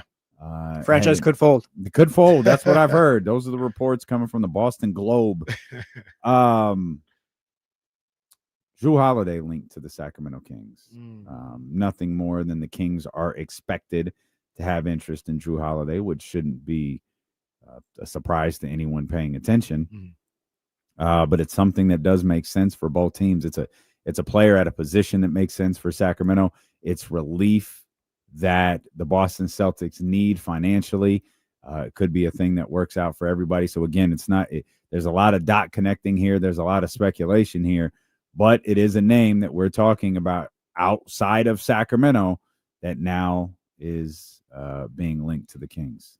So I saw this on Saturday or whatever it was about the Kings potentially having interest in Jrue Holiday. And I had tweeted out, I said, for where the Kings are right now, Jrue Holiday or a player like Jrue Holiday is actually a great, realistic option for a pickup or what they may try to do. And people, it wasn't everybody. It wasn't like it went crazy, but some people were like, what? That's crazy. Like Jrue Holiday, he's 34. He makes this amount of money, and that's not going to get you a championship. What are we doing this for? All this other stuff. I said, look, the Kings, as much as some people. We talking about championship? Yeah. Okay. Yeah. All right. As much as people want them to. And remind me, if we ever get to bump it or dump it today, I got something very interesting for the Tank crowd. Very, very interesting for the Tank crowd. But we ain't missing bump it. The whole mindset of just blow everything up, get rid. That's not happening, guys. Mhm. It's just that's not happening. I thought we've accepted that already. Like, what are we doing? That's not happening. They're not blowing everything up. I don't want to say there's a mandate, but I do think that Vivek and ownership probably wants to try to make the playoffs next year, wants to be in the playoffs next year. That would be my thought process. And especially if you're not in a position where you're just going to sell everything and start all over and tear it down. Yeah, try to get to the playoffs. Mhm. And Jrue Holiday can help with that. He is a point guard, is an organizer that this team needs. Even at his age, I still think he is one of the better perimeter defenders in the game today. He's a guy that can balance out that lineup and balance out that backcourt where if you don't think Zach LaVine is any good as a defender, you can put Jrue Holiday out there and he can help with guarding different guards. And his size allows him to guard both point guards and shooting guards in some respects. I think he'd be a great pickup for the Kings, especially for where they're at. They can't tank. They can't tear it all down. Because of that, you want to win games. I hate to break the news, and we've talked about it a number of different times, but with that roster, yeah, you probably want to win games. You probably want to try and see if you can get into the playoffs. Mhm. I think Jrue Holiday will help with that. Is there Jrue? What would you be looking for from Jrue on this team? Like just his defense and just move the ball around, or Yeah, defense, steadiness. because he had a career low in points. I mean, going back to his rookie year, he Mhm. shot like this year. I love Jrue Holiday this year. Like he showed, I think, some age. He's definitely on the end of his career. I don't think it's over though. I Yeah, think he can still be productive. And like you said, you're looking for a guy that might average 13 a night. Leadership, play defense, almost like a little bit younger version of what you would hope to get out of Chris Paul. He's not a young Chris Paul because that guy was fantastic and he was a maestro. He's not that. Mhm. But if we went and got Chris Paul right now, like you'd be getting like at the end Chris Paul. This is a little bit before the end Chris Paul's, which you might be getting with Jrue Holiday or a poor man's version of that. I just wonder how much of a dip, if he does take any more, he's like gonna have. Because, like I said, he's just not as quick. He's still good defensively, but he's just looked a step slower. Mhm. And I don't know if like maybe next year they'll help the Kings, but I don't know if that's something you want to deal with 2 years from now. And I just don't know how much he fits. Like he's like the position, yes, but he just Jrue just looked a little less like Jrue Holiday this year, is what I'm saying, I guess. Just didn't shoot the ball well, wasn't great offensively. He's still really good defensively and all that, but so he did take a step back, I will say. Can I be honest about Jrue Holiday a little bit? Just a little bit. No lie. I think he's great. Oh, that's terrible. That's terrible. No, Jrue is seriously, I do think he's a really good ball player. I've always thought he's a little overrated. Like that contract when they signed it, everybody's like, "This is great. This is what you got to do. You got to have Jrue Holiday here." That's a lot of money for Jrue Holiday, and now we're seeing it. Yeah. But you want that now? Yeah, Huh? but if You want that now though?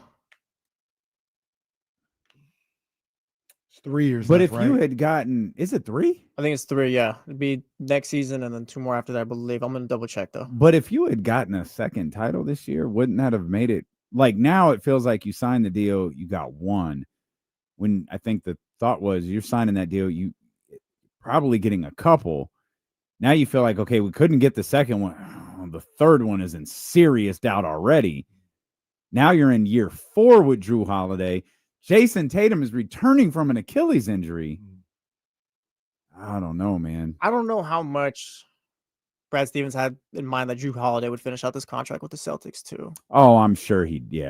But after this season, yeah, he's got 3 more years, and the last year is a $37 million player option. He'll be 38 after that. He'll be 37 the year of the player option. Can I ask a disrespectful question of my own? Sure. I think very highly of Jrue Holiday. Would signing Keon Ellis just be a better option? Depends. Jrue Holiday's a better point guard. He is, which is what you're kind of looking for. Yeah, Drew's still a much better player. I don't want to say Drew's still like a level above Keon. I think. No, I don't doubt that at all. Like I'm not questioning that whatsoever. 3 years, 36 and some change per year, right? That's what I'm comparing it to. Less Jrue Holiday and more, and I hate doing this, but more Jrue Holiday, 100+ mil, and Keon Ellis. I don't know what Keon. I have no idea what Keon's going to make. No, I feel you. Is Keon Ellis a point guard though? Like, do we want to do that again? Probably not. But I guess maybe a better way. Is he your best option? Keon? No. Or Jrue? Yeah. I don't think he's the best option. I think he's a rumor that we heard this weekend. Well, so it depends on. But he's a guy we've talked about, though. Yeah, he's a guy when it was falling apart for Boston, or after it fell apart, it was like, hey. The deal would also be like DeMar for Jrue, right?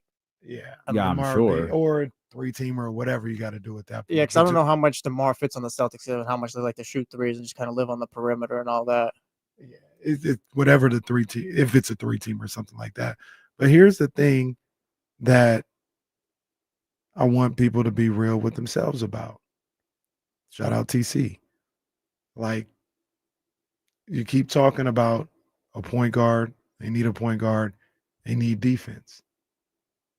Where else? I don't want to say where else you're going to find that, but that's what he brings. Everything that everybody talked about. Somebody that doesn't need the ball in the offense. Somebody that's a perimeter defender to help out Keegan. Somebody that balances out the roster. Find another point guard who's going to do that. Fine. Shea. Got me. Got it. If they were to trade for Jrue, is the core three Levine, Sabonis, and Jrue for however long? That's your top three? Well, I mean, it would be for another year. Well, yeah, for going into next season though. Yeah. Okay. Should there be an exploration of younger point guards with the idea maybe they're not as skilled as Jrue Holiday is in the 2024-5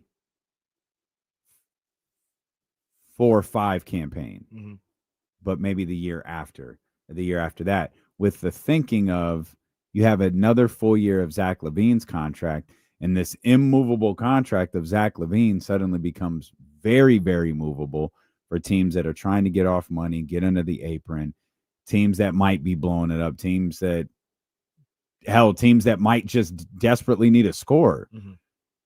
All of a sudden, that $46 million for a single season or whatever, the $50 million, whatever it is for Zach LaVine, suddenly is very attractive to multiple teams. And now you're using these different assets you've had that maybe are a little bit older to get a little bit younger. Maybe none of that works. Maybe that's all wishful thinking, and maybe that's some sort of version of retooling and rebuilding without tearing down and completely restructuring. I'm not sure. I could be making all that up, and it's never happened in the history of the NBA. So let me throw some names out there and see what you guys think about this. I went to 2027 point guard free agents. So that's this is two summers from now. That's because I don't think you're going to be able to get. I'm just trying to be realistic with the DeRozan trade. I don't think somebody's going to give you an expiring contract in a DeMar DeRozan trade. You're going to have to take a player or something that somebody's looking at like, hey, we got to get off some money or get off this player or something like that. So here are some of the point guards. I won't even deal with Steph, Dame, Luka, SGA. Jrue's right there. DeJounte Murray coming off the Achilles. Would you rather try to trade for him? No. Cole Anthony. I don't hate it. Yeah, I give that one a thought. Yeah, I like Cole I don't hate that. Yeah, I like Cole Anthony. You're not getting Scoot. Yeah, I don't think he's better, by the way. Right. I don't think Cole Anthony's Right. better than Jrue Holiday. You're not getting Scoot. You're not getting Stephon Castle. You're not getting the men. You're not getting Lonzo. Not getting Rob Dillingham. Casey Wallace is here. You're not getting him. Now we're at Devin Carter. Fine. Devin Carter, Chris Dunn, guys like that, like Jose Alvarado.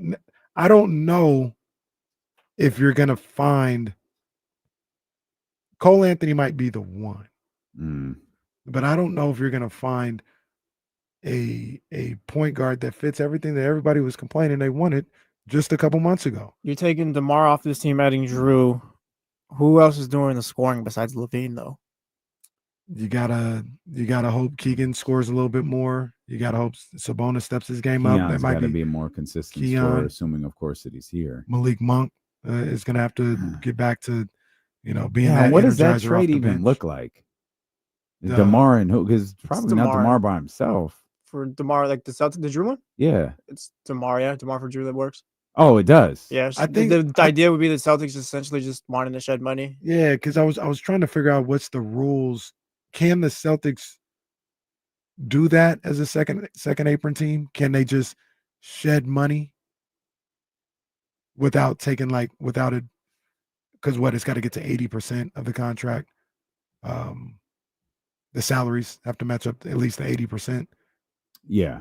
So that reaches the 80%. Yeah, James, I think, said the deal works straight up this morning on the Insiders. Okay. Or something along the lines of that. And yeah, the idea would be like DeMar is Celtic for 1 year, and then you're off his money the year after that.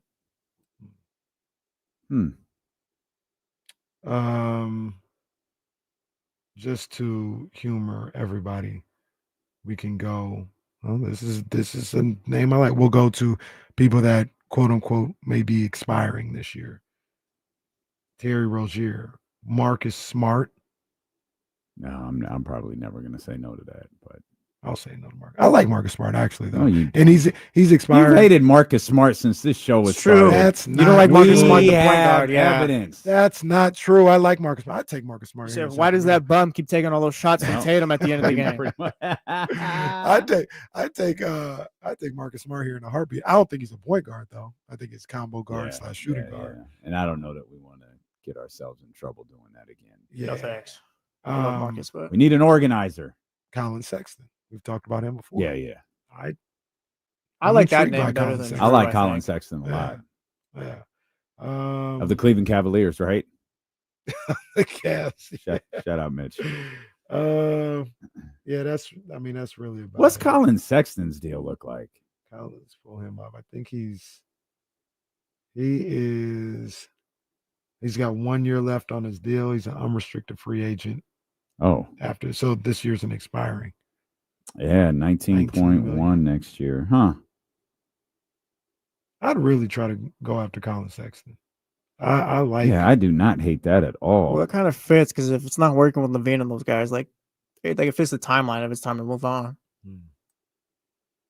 Or maybe it works. I think about it. I'll keep saying I like Colin Sexton. I think he's still young enough. I like his game. I think he brings an equal amount of intensity on both the defensive end and the offensive end. I'm in favor of Colin Sexton being in Sacramento. I like that one better than Jrue Holiday for the Kings. Better than Jrue? Yeah. I agree. I like that too. I mean, Colin would be 27, or Colin will be 27 next year. All right, we did it. Great job, well done. Let's go home, everyone. Stealth, the producer. See you guys in July. He says Giddey not workable, huh?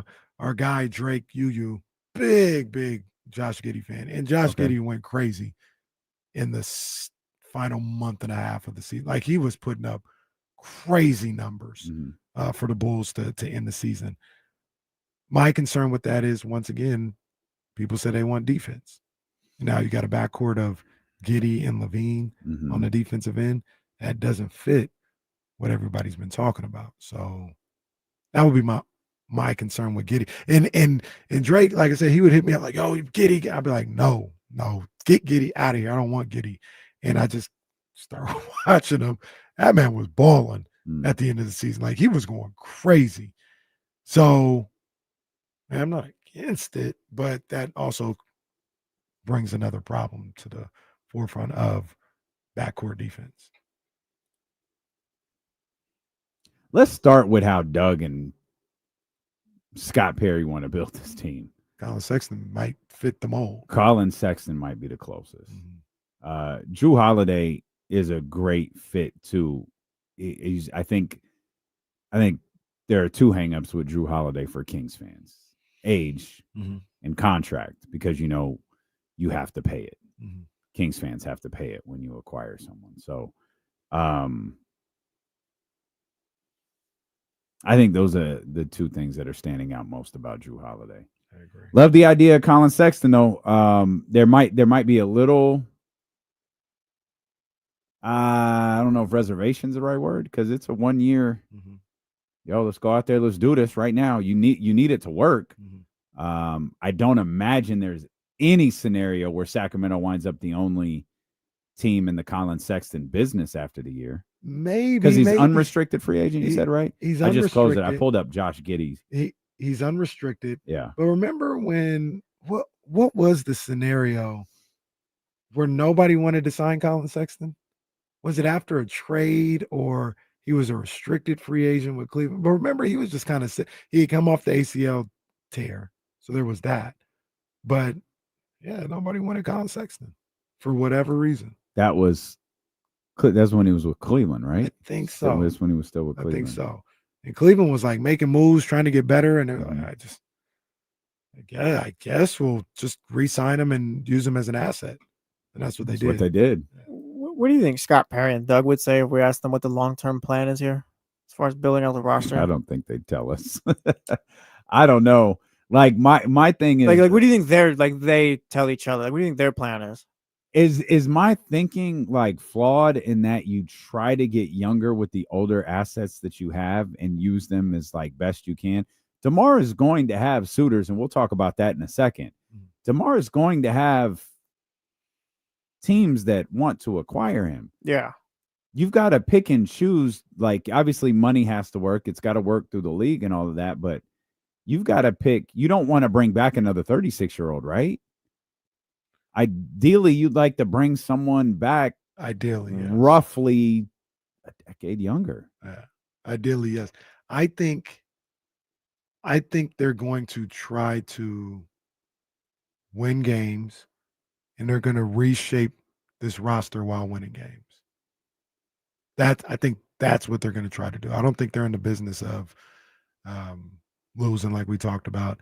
There are some holes. There are some things they want to change. But I think they're going to try to win, be a playoff team, and reshape this roster while winning. Aldrin Jaden, same thinking as me. Do you think DeMar could get you a Jaime Jaquez type? I don't know if he can get you Jaime and a first rounder. I think not a first rounder. Besides the first rounder, my question was just Jaime Jaquez. Yeah, for sure. Oh yeah, for sure. Yeah, we'll come back. We'll talk more about DeMar and some of the rumblings that were out there this weekend as well. And I'm not even going to save it for Bumper to Dump. This is outside of Bumper to Dump because we're talking about it. I want to present something to the people like, how are they going to get this done? Like, they just need to tank. I'm going to present something. Plus Bumper to Dump it. Sacramento sports leader, ESPN 1320. I feel like if I'm the Kings, Miami is the team I'll look toward.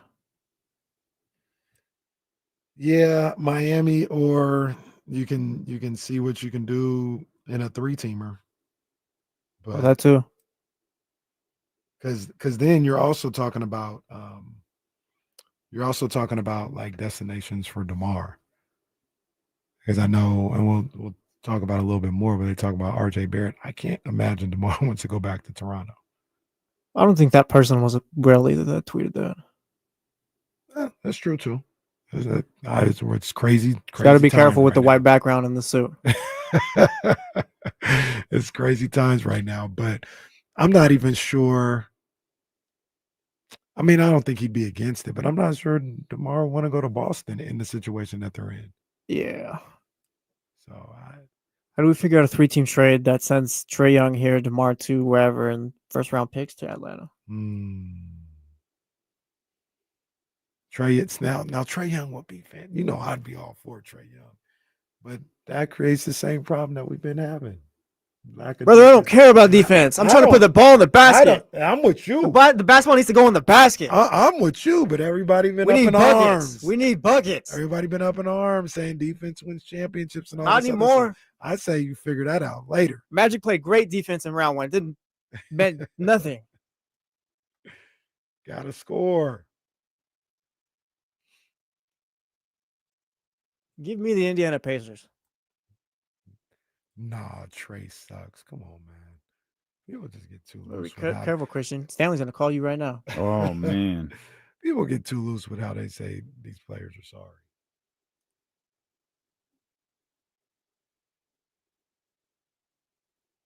I realize too, I'm just fully on board with take as many threes as you want, I guess. Shoot, get the ball in the basket.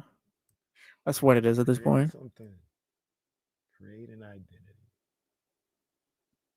Where is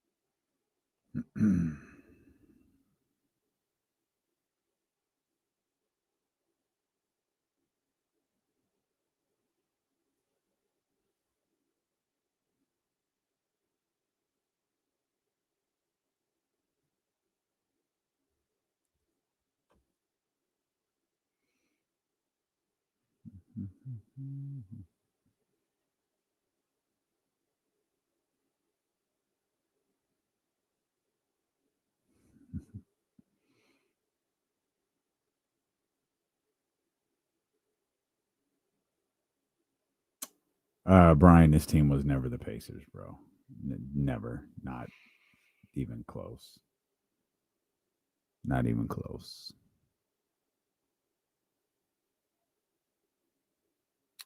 That was, hey, we want the Pacers. Oh, we got the Pacers at home.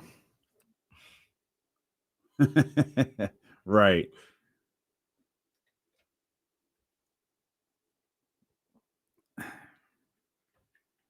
Having McDonald's at home too is the biggest lie ever told. There's never McDonald's at the damn house. Never.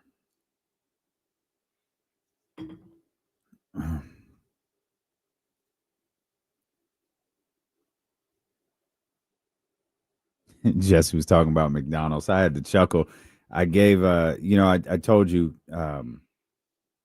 crumble cookie is a thing at the house. Mm-hmm. And Abby's 16's got her own card. It's like she pulls up the menu every day. She's like, we doing this.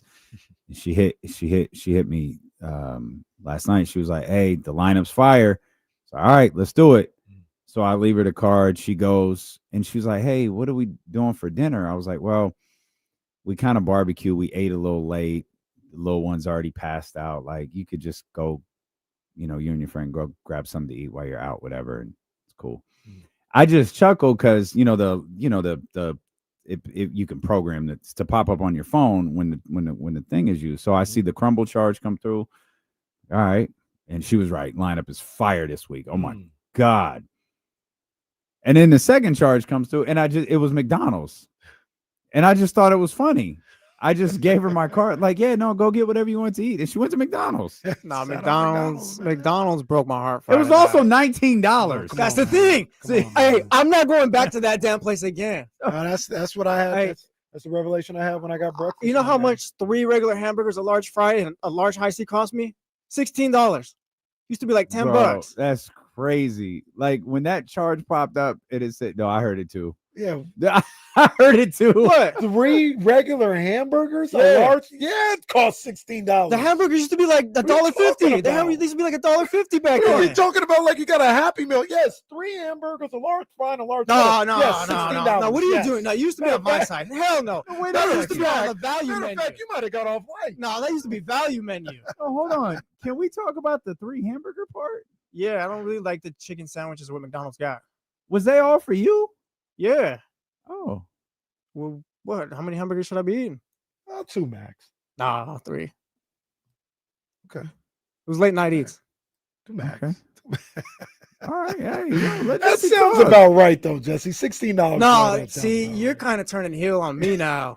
Oh man, Like Colin at it, like I missed the Wow, dollar the menu. That's all that was. It was the dollar menu. No, dollar menu used to be fire. Dollar menu used to be fire. I think when I don't want to get like a full meal, I'll get a double cheeseburger, medium or small fry. And typically I get the large drink because they're all supposed to be all $1. I don't know if that's the case anymore, but it's $8, $9. It's $8, $9. Mm-hmm. But shout out to McDonald's, man. I like McDonald's still. I don't eat it as much because I try not to, but it's still good. Like it's still bomb. Fries are still A1. I'm gonna just throw my next meal on Afterpay or something. I'll just pay it off in installments. That's what you got to do. The whole point of it is you can't go nowhere. Like you can't go nowhere. It's like, all right, man, I'm not gonna go to McDonald's because it's too expensive. Where am I gonna go? Carl's Jr. It was either that or In-N-Out, and I was like, the line at In-N-Out's got to be way longer, so I'll just chill here for a bit. In-N-Out is still In-N-Out. You get a good bang for your buck there. It's still for the people. Yeah, you still get a good bang for your buck. I mean, Wendy's was like that too, but Wendy's, they got to step their game up. At least the one by the crib. Biggie bag fell off. It did. I always love our semi-regular funeral of the fast food. I can't believe Casey attacked me like that over the Well, I mean, though. 6. I thought you were gonna say 26. No, it should be the hamburgers used to be like no more than like $4 for the 3 of them. The fries is what cost me the most, and now it's like the game has changed, bro. The fries, the large fries, probably $5. The app wasn't working for me either. It wasn't loading fast enough, so I didn't get to use that. The app is a good look though. The app they've worked a way to get you to keep coming back with that app because you get something. Oh, you got a free fry. I just think I had a large free large fry on the app and it didn't load fast enough. I was like, it still would have been hella money though. Yeah, I don't use the app. I probably should. Jazz uses the app a lot. Just go up there, say your little number, get the food right there. It's a good look. So this is like fast food became faster food. Yeah. Okay. They used to do the app back then when I was in college, where if you just created a new account, they'd give you a free sandwich. Wait, what Coach talking about? Free fry Fridays? What? I don't know nothing about that. Young Zell threw that in there too. What? Okay. Yeah, free fry Friday. I'm gonna have to get it. It's hard. Like we had concerts in the park. We got there early. We went to that Mexican joint that's like at the park. Mm-hmm. And it was we went the week before too, but we went like after the show. This week we went before the show. And it wasn't like expensive, like but it was like $100. And we ordered like an alcoholic beverage, but it was also like, man, we really can't go anywhere. Can't get away from like the tacos was $20. Like we really can't go anywhere without just dropping $100 like it's nothing. Well, now I was immediately mad. I was like, yo, we gotta go work. We just paid $100 worth of chips and tacos. Well, now the places they'll try to do it like it's expensive, but hey, if you get this meal for this price, it's like that's just what the old price used to be. Now you're just taxing me like I'm stupid. That's what happens. Yeah, you can't go anywhere, man. So I'm gonna go where I like. Legit learned how to cook because of all this. Well, shout out to the Blackstone. So real quick, and we'll get to sports. Well, no, because I got one more cooking thing I got to tell y'all. The other day, we were trying to figure out what we wanted to eat or whatever, and where we wanted to go.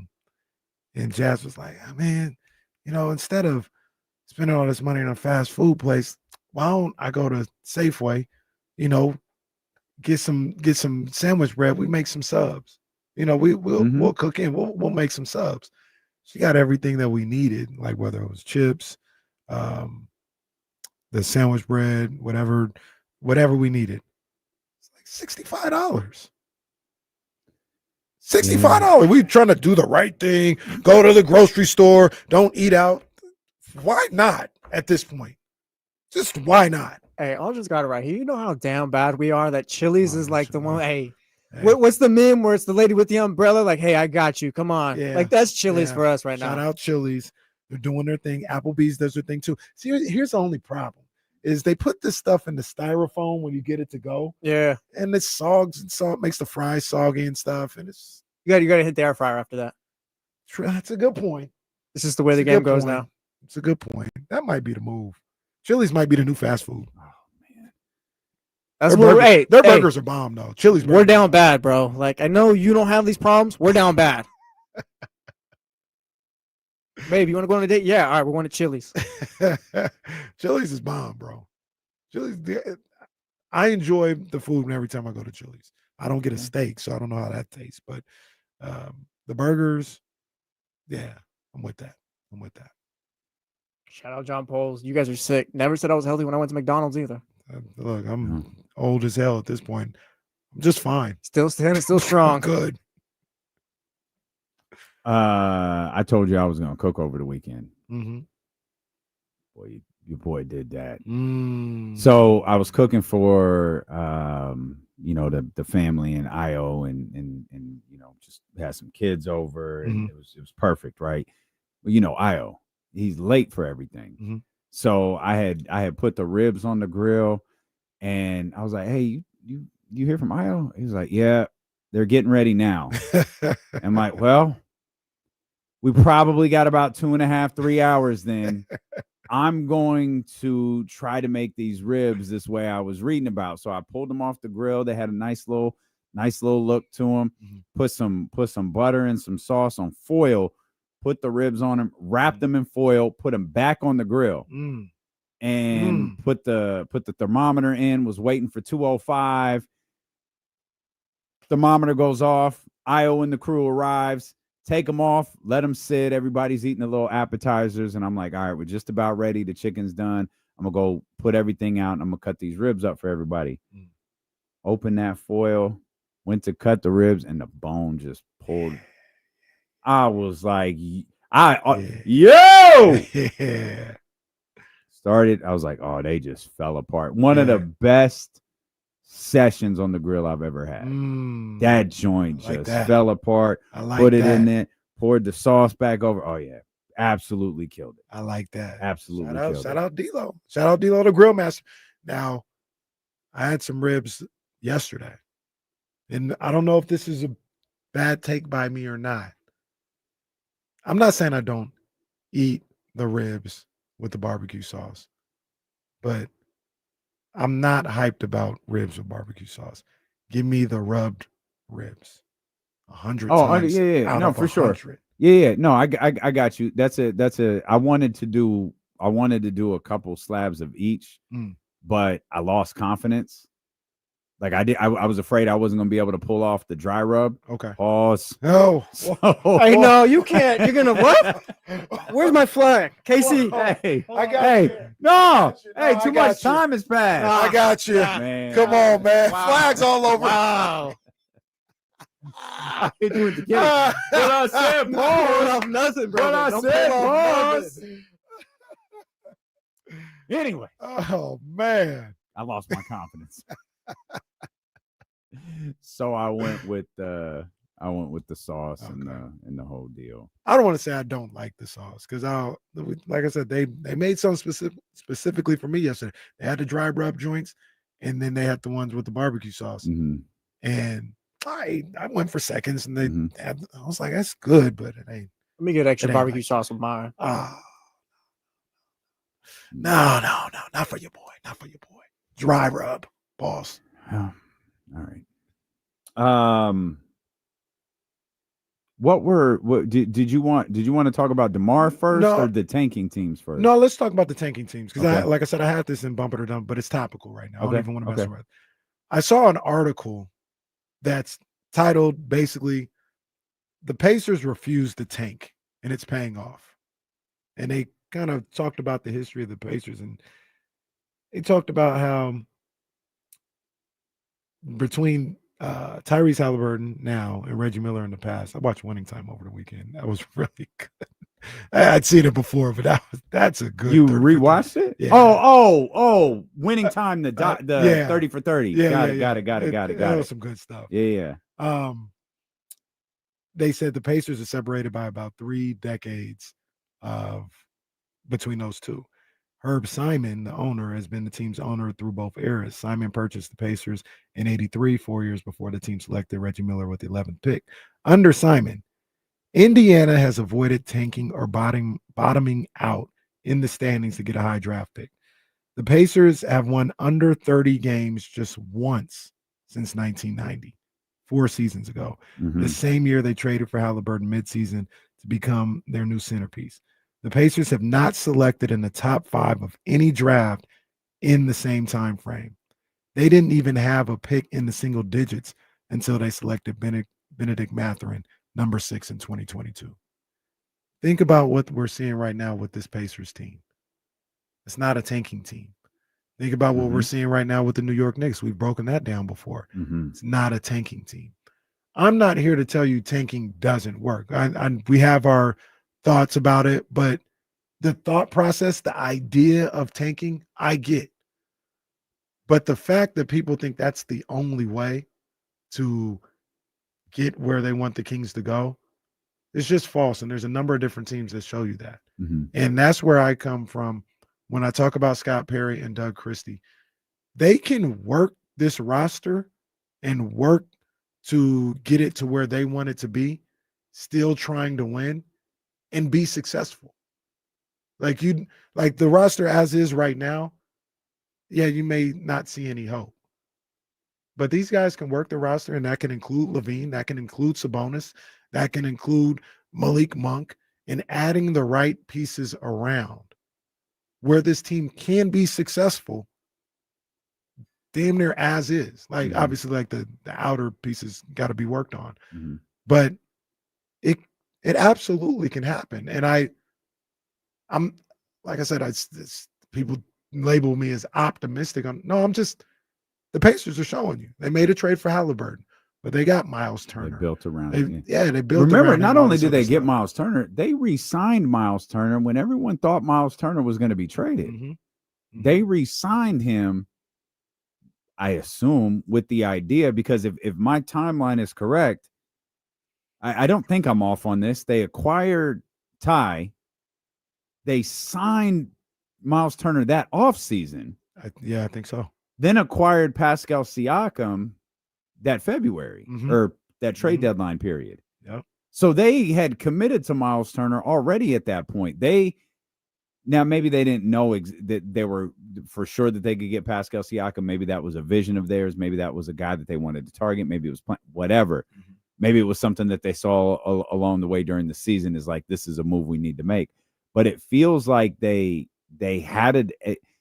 If it wasn't a foolproof plan, they at least had an idea of what they wanted to do and chose to execute it. Right.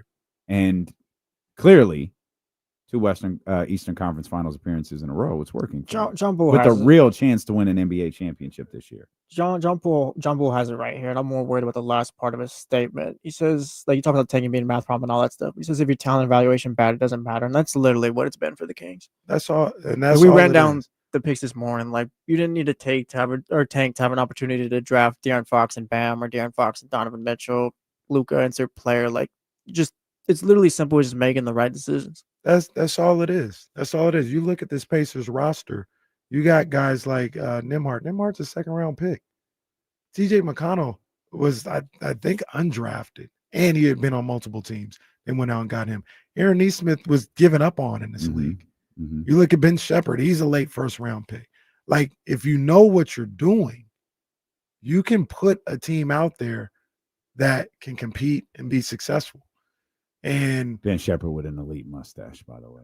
That's big time. That's elite. Big time. He looks like he's 12, and he has a mustache. Shout out to him. Yeah. But when people talk about the future of this team, and like, I don't see the future. One of the futures of this team is you got a guy in the front office, and I'll speak for myself only, that I believe understands talent and understands roster building. That's the future. And right now, in this case, the future isn't a 22-year-old superstar that you have. The future is you have a guy that knows what he's doing, making the decisions. For the first time in a decade, more than a decade. Well, it's a lot more than a decade, but that's, discounting, the last front office. We thought we had a front office that knew what they were doing. And maybe they did at first.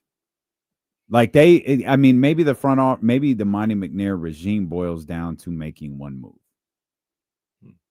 Or, well, I was going to say, or two, thinking about Kevin Huerter, when in reality, that was a disaster that the Kings are paying for right now. Mm-hmm. But Malik, they were able to land Malik Monk. They were able to re-sign Malik Monk. Yeah. No matter how you feel about him today, last year at this time, everyone was terrified that he was going to go somewhere else. Right. So, I don't know.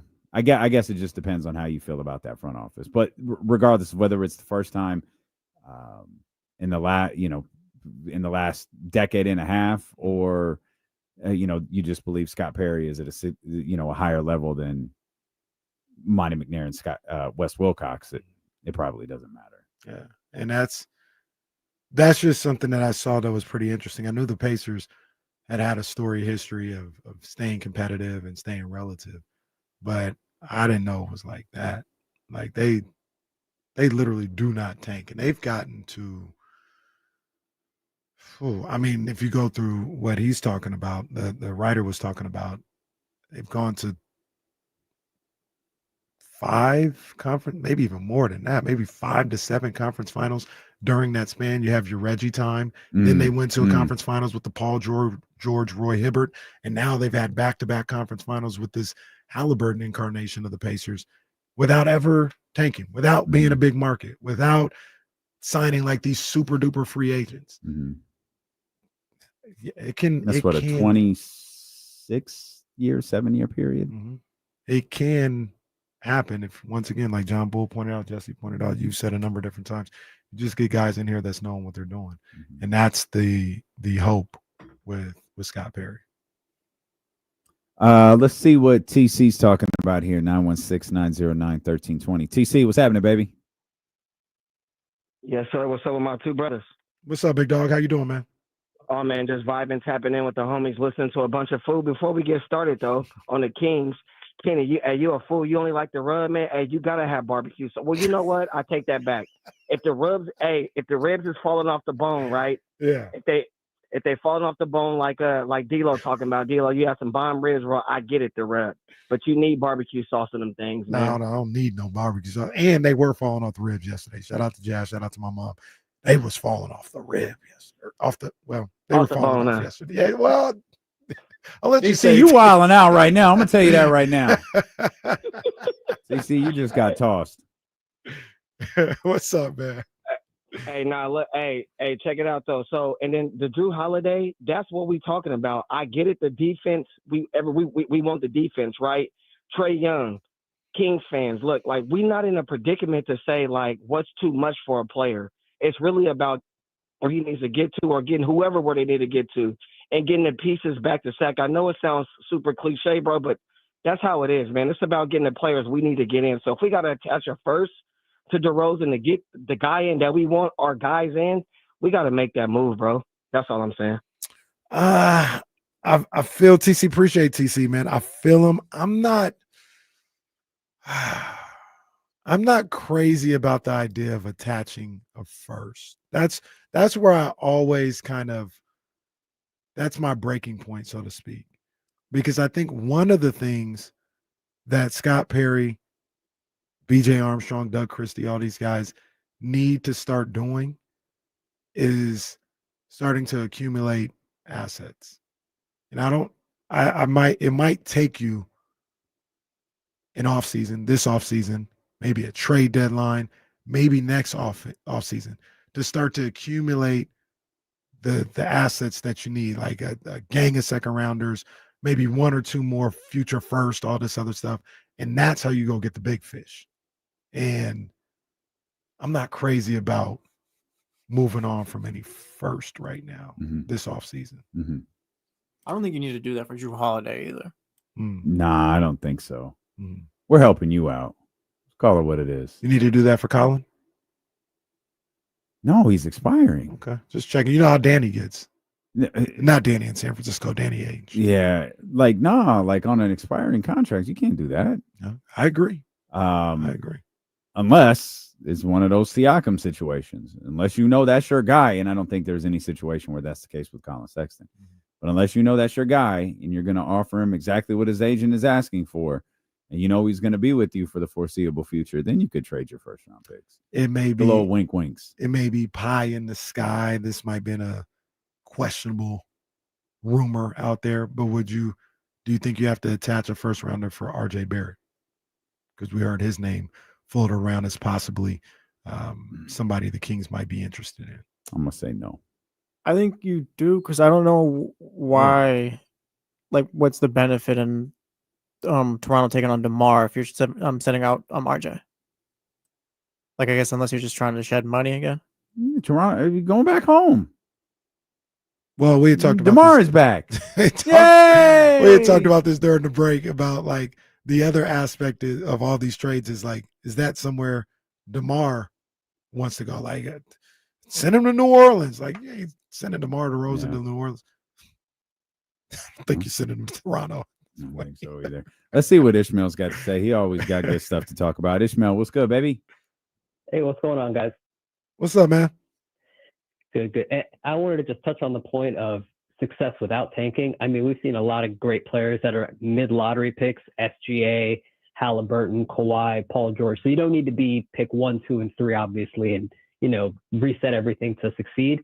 The reason I prefer that for the Kings, though, is because I think our roster as constructed is on the older side, and we're so far from being competitive at like a real playoff level. So I would be very comfortable with like shipping as many of these guys out as we can that are over 28. I'm talking Sabonis, Levine, DeMar. It's not going to be easy, of course, but in terms of trading our future picks, I think we should really, really avoid doing that, especially for people like, your RJ Barretts of the world where, it'll improve the team, but our ceiling is still really, really low. I think other than Keon and Keegan, I think anyone else that gets traded this offseason, I'm cool with that. But the main thing is just like the Pacers continuity you were talking about earlier.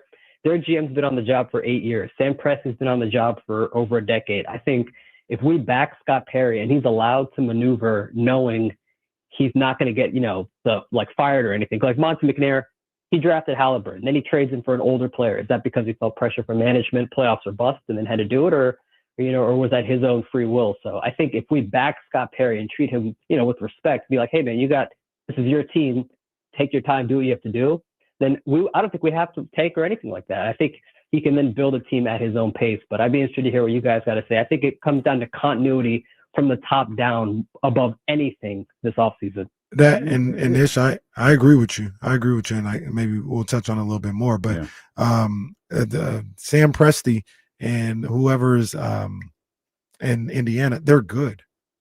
Monty McNair wasn't no good. Vlade wasn't no good. Pete D'Alessandro was awful. Yes, you need continuity, but you need people that know what they're doing. And it's not always like the boogeyman of Uncle V saying meddling and doing all this other stuff. These guys, I laid out a number of different times. We've laid out a number of different times how we think these things play out. It gives you an opportunity to show that you're worth your salt. And once you've proven that you're not, that's when he starts to jump in my opinion. So I don't think that's going to be an issue with Scott Perry. I think he has the respect of Vivek Ranadive, and he'll have the opportunity to do what he needs to do. But those other guys, they got continuity because they're good at their job. Really great stuff from Ish as always right there. We'll come back. Trysta Krick at the top of the 2 o'clock hour. We'll dive a little bit more into this continuity conversation with Sacramento. Continuity, as Coach Mike used to say. Yeah, that's what he used to say. Used to. Steeler and KC on Sacramento Sports Leader, ESPN 1320.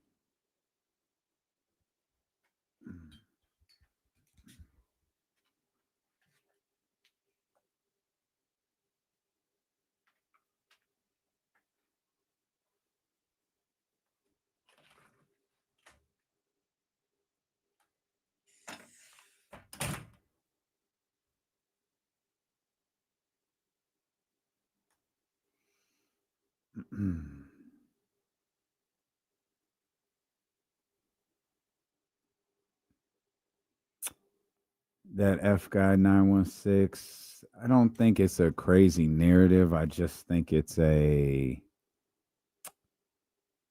perspective that people will differ on. Having the most talent on the team since 2000, like whatever, isn't necessarily a flex. Like this franchise has been bad. Breaking the playoff streak, man, absolutely. It was a 48-win basketball team, but you don't get you don't get to keep your job based on, like, if our show was good like the first year and sucked every year since then, we wouldn't be here. Like, that's kind of what happened with Monty. Like he made a move. It was a bold move. But what he did not do was follow up on it the way that the Pacers have. Or, like, look around. They didn't follow up on it the way that the New York Knicks did. When they went and got Jalen, and they're like, yo, we're going to get Cat. We're going to get OG. We're going to get Mikal. Like, we're going to build something here. We're going to compete with Boston. Boston was falling short. It was like, yo, we got to we need something else. We need something stronger. Yo, let's get involved in this Dame Lillard thing. Go land Jrue Holiday or something. Like, those guys Brad Stevens stayed aggressive. Brad Stevens traded one of his favorite players on the planet, and Marcus Smart. You got to stay aggressive. Zell, man, I did not know Sugar Bear was your family, man. It was absolutely amazing to see him and Rashida on Friday. I was so happy to see Sugar Bear. I was explaining to Katie how this is Sugar Bear, and we used to roll with a brother named Darkness, who we nicknamed the Gorilla. Oh, whoa! Yeah, man, a little clue right there. A little clue right there. First stretch of 102.5 days. He's so proud of you, Zell. Sugar Bear.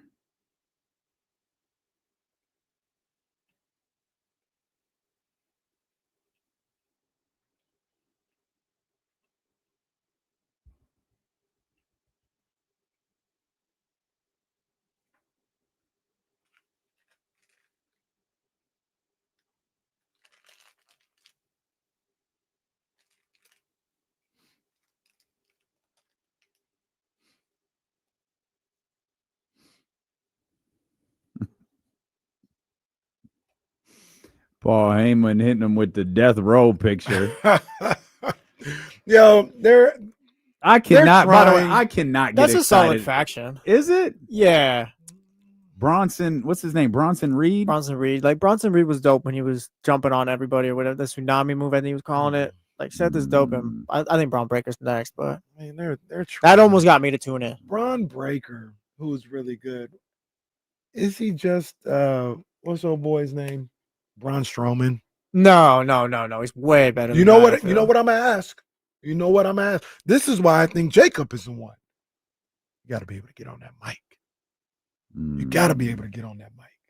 What if he's on the mic, but he sounds like Scott Steiner? Does that still work? I like Scott Steiner. All right, then we can cook with that then. Man, Scott Steiner. You would. He cracks me up. You would like Braun's Scott been dope Steiner. since NXT though.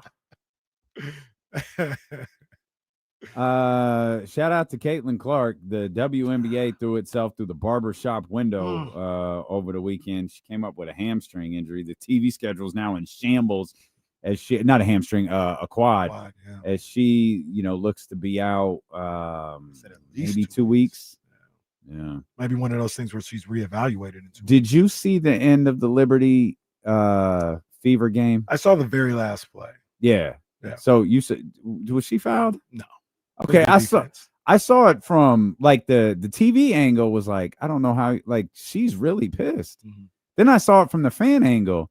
I was like, is she yelling at the ref because she's got the ball stolen from her? Like, I could, and then and I know the bigger post game conversation wasn't so much about that one single play from Natasha Cloud. It was more of the way the game, there was a Dewana Bonner play. It was the way the game was officiated in the last like minute or two that it favored. I'm not saying purposely. It certainly leaned towards the New York Liberty in the final 90 seconds or so.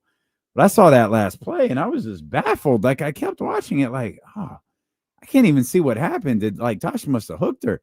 Looked at then they had the fan view, which is like just dead on the play. It's like, oh, she just stole the ball from her. That's it. Like that's what Natasha Cloud does. Yeah, that's it. That was a great defensive play. It happened. And Sophie was the one who got me because she couldn't see anything. And she was like, hey, I was like, well, God, if she saw it, like something terrible must have happened. Nothing happened. Yeah, no, it was just a great defensive play. It was. And that's and, what she does. Yeah, that's what Cloud does. Yeah, and that's big up to the Liberty. Undefeated. Undefeated, looking like we might get a repeat of the WNBA finals. But also shout out to the Fever. I mean, I thought this before the injury. I think maybe they could sustain and hopefully she comes back fine. But that's a championship contender. Yeah, Minnesota, Minnesota's very good. Indiana's, I think Caitlin said it in the post game, like it feels like we're 2 plays away from being 4-0. Yeah, that is a championship contender. So big ups to them. Wanted to ask you something real quick. It just popped in my head as we're talking about Caitlin. And L. Duncan was on Bomani Jones's podcast last week, and I was listening to it. And they were just talking about, like, Bomani is big on, like, this is nauseating.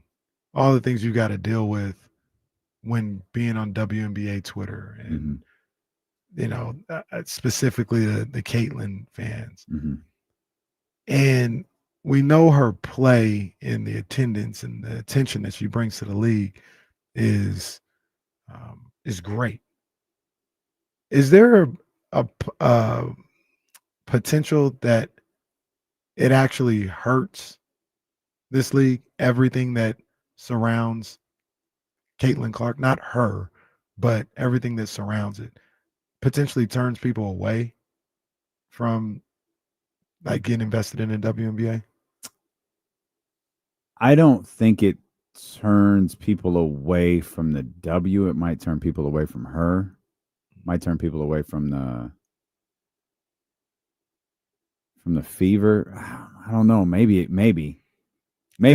does. And some of it is online. Some of it, if we have a show like us and somebody posts our clip and we don't, it's like if you don't say the right thing about Caitlin, and you just bombard it. L. Duncan talks about this. That's why I don't have to deal with it. But she's like the white Beyonce. It's like the Beehive. Yeah, just bombard it with. I didn't love Cowboy Carter. Oh God, yeah.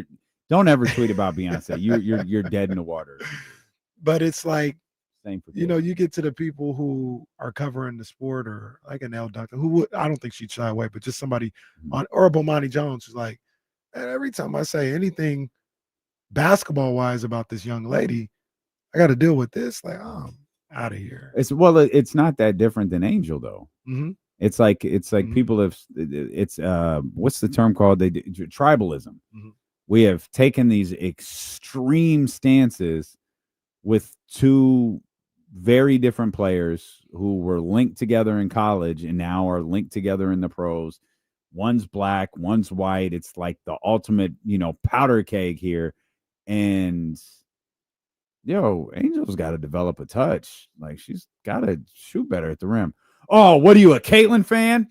Oh, you're one of those? Like, no, man, she was 0 of 8 at the basket. Like I just watched basketball. I don't know that I don't know. I don't know if it turns people away. It's a fair question.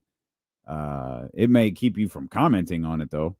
It may keep you from like diving in onto the conversation. Which is because you're right. I do feel like those 2 players can't be evaluated. Like you can say whatever you want to about Asia. You can say whatever you want to about Stephanie Dolson, Kelsey Plum. But you say something about Angel, they coming for you. You say something about Caitlin, they coming for you. And it's silly. Which is part of, like, that's part of the reason why the NBA is so popular. NBA Twitter, right? Like being able to comment and have these discourses on the players, on the teams, all this other stuff. And if it gets to the point where people are like, I can't even do this with the WNBA. Yeah, I'll watch. I like the game and all this other stuff, but I can't even talk about the game freely. I'm out of here. Some people might feel that way. So I hope not. It was just something It's a I heard fair them talking question. about. And Like it's a fair question. I don't know what their not analytics. What's the engagement? Like their impressions, like on a a big a Sky Fever game. I don't know what their impressions look like, or maybe a Liberty Storm game. Like what do their impressions look like during that? It would be interesting to see, and I'm sure a study has been done. It would be interesting to see those numbers in games that Caitlin and Angel are involved in, either together or separately, and then games that everyone else is involved in. What do those engagement levels look like on social media? Yeah. Because I feel like most people, I mean, Twitter is certainly a place to have conversations, but more often than not, and correct me if I'm wrong, I feel like Twitter is a place to go complain. For sure. It's like it's like sometimes it's almost like you go there for an extreme reaction. Like the last time I picked up to tweet something and didn't was when Ty hit the shot. When Ty hit that shot, it was like, what am I going to say? No one cares. And I put my phone down. It was like, no one cares what I'm doing in this exact moment. I think I've tweeted once and it was, okay, the lottery's rigged. Y'all got it. Like, yeah, that's okay. This is stupid. We all know what it is. But I mean, you tweet a lot, but you have like either when the Knicks win and beat Boston or when Ty hits the shot and they lose. It's like I feel like most people have extreme reactions one way or another, and it's not just a discourse, it is an extreme emotion, and you put it on Twitter, you put it on social media. And some of the stuff it's probably not good. I shouldn't say it's not good, but it goes against, to a certain degree, what got me here. Like before I had a radio show and all this other stuff, I'd be engaging left and right with people on Twitter. Like I say something, you say something back, like let's talk about it. Yeah, let's have this discourse over 140 characters. Now, and I don't think it's because I'm got a different job or a title or something like that. Now, maybe after 11 years, 12 years being on Twitter and seeing how people interact, a lot of the times I just use it to say my thoughts. And that's about it. I'm not here to go back and forth with anybody. This is how I feel about what I'm seeing or what I think. I'm not saying your opinion doesn't matter, but that's your opinion. That's how you feel about it. I'm not going to argue about how you feel about it compared to how I feel. We don't have to argue about that. Who wants to go on social media and argue with strangers? Many people. Like it's $1 billion website. I know people do, but it's just like going on social media just to get mad or whatever, just argue about stuff. It's like, everybody got their own opinion. You feel how you feel. I feel how I feel about it. Like it's crazy. I tell you how I feel about the Kings going after Jrue Holiday. You're wrong. All right. Okay. Whatever. No, I don't even mean to be like this, but I don't care what you think about it. This is how I feel. You may feel differently, and that's cool. And my thing with that is always, what is it, 280, 240, whatever the characters are now. Why would I present something with limited context that's going to spark a reaction from people when I have 4 hours to explain to you how I feel about something? That's the whole other thing. With tone and delivery and all of that stuff taken into account. You can read, hey, I hope you have a great day, and just be as happy as possible on Twitter. Or you can read, hey, hope you have a great day, and walk around pissed off all day. Right. Like there's no tone or context to what you're saying, and people will say, I could tell you, hey, man, I think the Kings need to be open to trading Malik Monk. I think they should be. And then someone logs on and sees a tweet that says, I think the Kings should be open to trading Malik Monk. Oh, wow. Wow, that's what we're doing. What a bum franchise. God, local media. It's facts. Go. Let's play. Where is Trysta today? Don't say it yet. I want to guess. It's windy.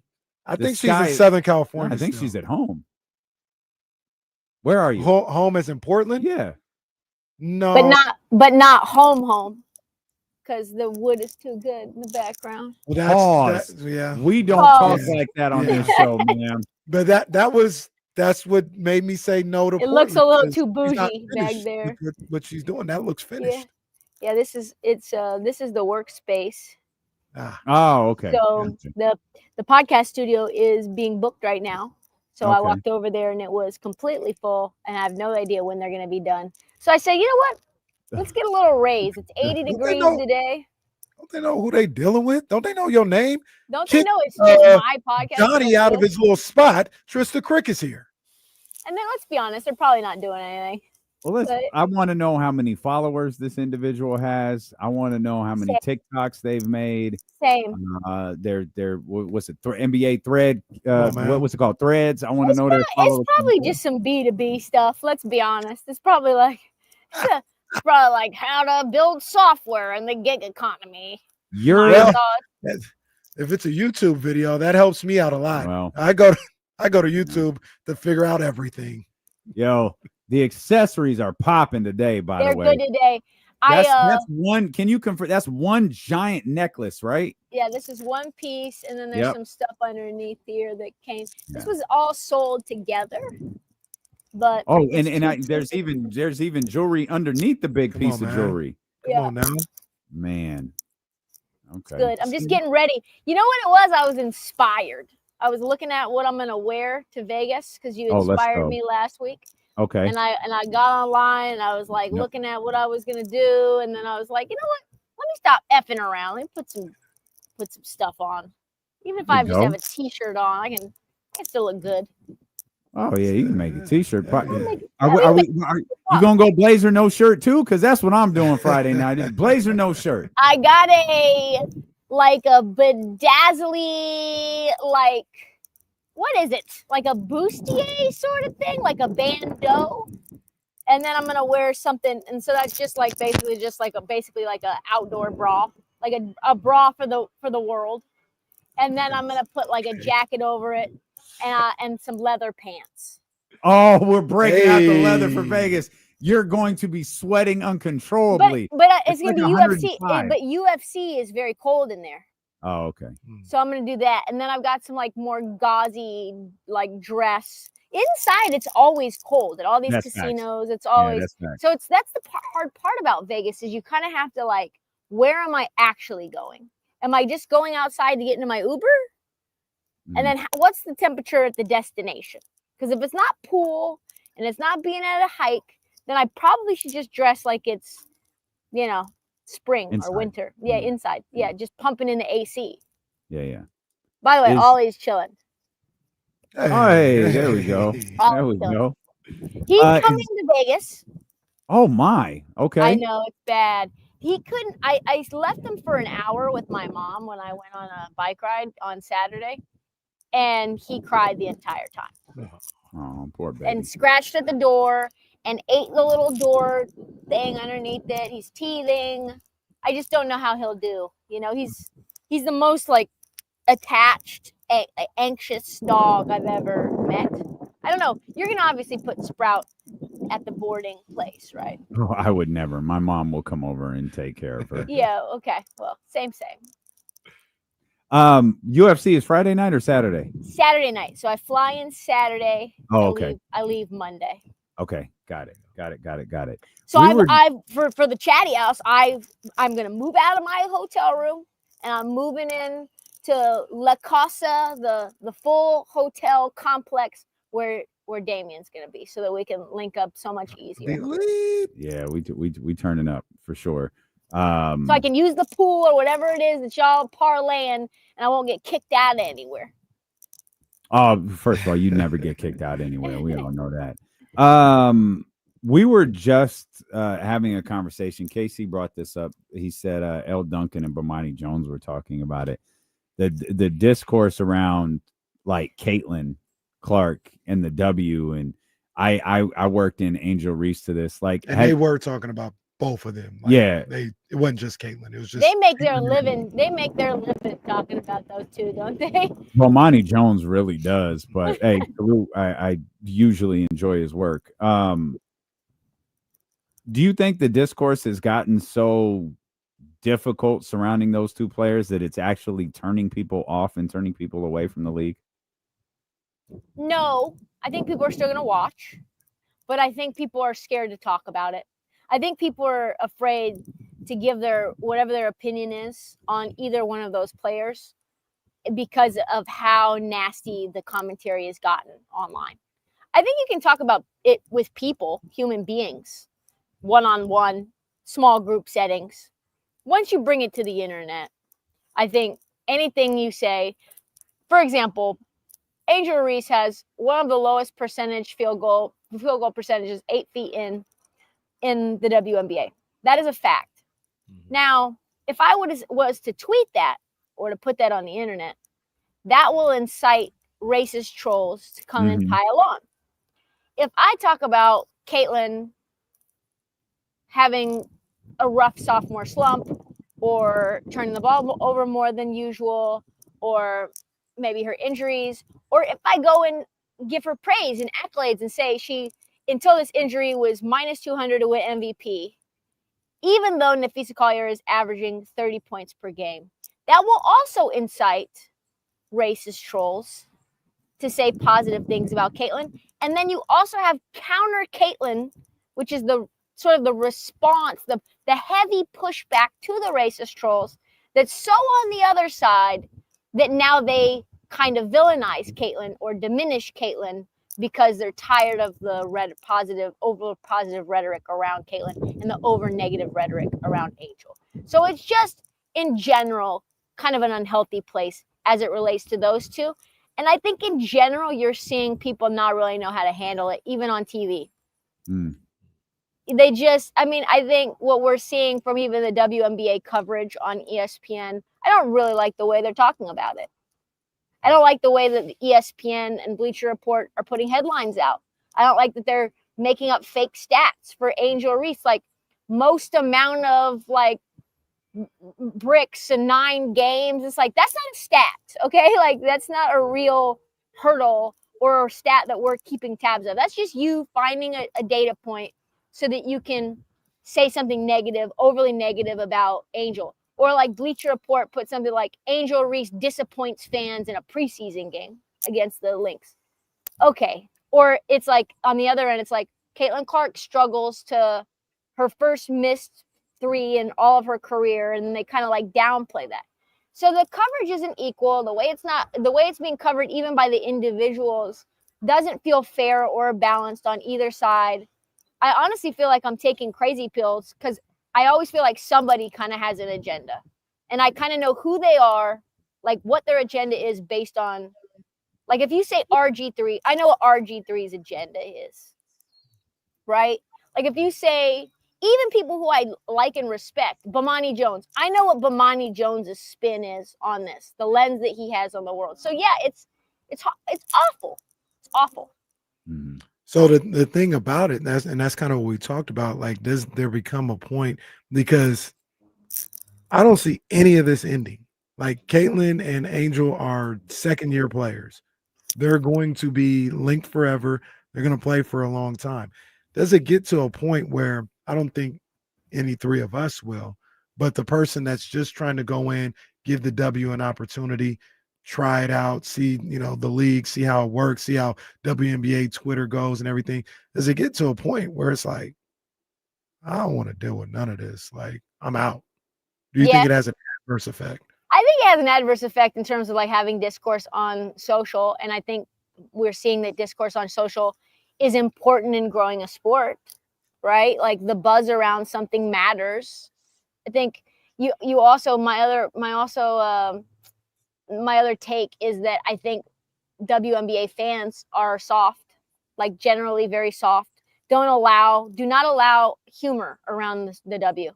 Like, I can't make fun of people in the W like I can in the men's sport. And that's because a bunch of different reasons. But anytime you have a marginalized community, it's hard for comedy to come in. And that's totally fair. But I cook people regardless. And it feels like you can't say anything lighthearted that pokes fun at anything without people getting up in arms. Outside of all of that, do you think Natasha Cloud fouled Caitlin at the end of the game the other day? Absolutely. But really? I mean, she hit her wrist. Here's the thing that I will say. It's not just the play that Natasha had on Caitlin. Right. It's the play that didn't get called on like for Delana Bonner. Yep. And then it's the ticky-tack foul that sent Sabrina to the line. And then it's the no call on Tasha. So it's 3 calls. If it was just that one, or even if it was that one and DeWanna Bonner, but no call on Sabrina, fine. But the fact that Sabrina got to the line on that BS and Caitlin didn't have the opportunity to do the same, and we didn't get any free basketball, we didn't get any free hoops, no overtime, that was what pissed me off. Because that was a ticky-tack foul. No, absolutely. We were talking about that a minute ago. It wasn't just the one play from Tasha on Caitlin at the end. No. That was like the DeWanna one was the worst one. Yes. And then the Sabrina, the foul that sent her, and that broke the tie, right? Yes, it did. It put him up too. Like that's a tough look. That's a tough look. But a lot of people, I think, are also getting introduced to the fact WNBA officiating is horrible. It's this awful. is not new. It might be the worst in professional sports. Like, it's bad. Bad. Real refs. I am like desperate for a Scott Foster. I'm desperate, right? Like, give me a Gucci Mane. Come on. Can we get a little NBA, WNBA crossover? Like, can I get some random guy like Zach? Can I get a Zach Zarba on a Liberty Lynx game? Like, just something. I just want somebody that I know, that even if I distrust him, like, I know what I'm getting from him. You want to start conspiracy theories? Scott Foster out here officiating Caitlin Clark games. Man, that guy. Oh my God. He clearly didn't know the assignment in game 3. He was supposed to be there to be the extender. They gave Indiana every damn call. The whole damn Knicks team almost fouled out in the 3rd quarter. Well, what game did he get hit in? What game was that? That was was it OKC? I think it was OKC because I think Lou Dort got him. Lou Dort got him. Okay. That's right. He's like Adam Silver's favorite ref. Is he not? He had an ACL tear all year. Is nursing that thing. I'm like, where is Scott Foster? I haven't seen him around. And I swear the very next day, guys, it was announced that he was back. And he's had every high leverage game since. Well, every single one. Do better tonight if you're still there. Goodness almost cost the Knicks the game. Oh, so sad. The Knicks were getting run off the floor. They bounced back. They got them right where they wanted them. From behind. KC. Okay. I was going to say down 20 points. You didn't have to say that. You have got to settle down. That's twice. So I got a text, guys. And I love my friends over at Meadowlark, right? We love them. They're great. But I got to spill a little tea because I can't keep any secrets. This is why I'm like, can't be in corporate culture. But so they're doing their thing. I've been on a few streams on the Levitard YouTube page or whatever after these Eastern Conference Finals games.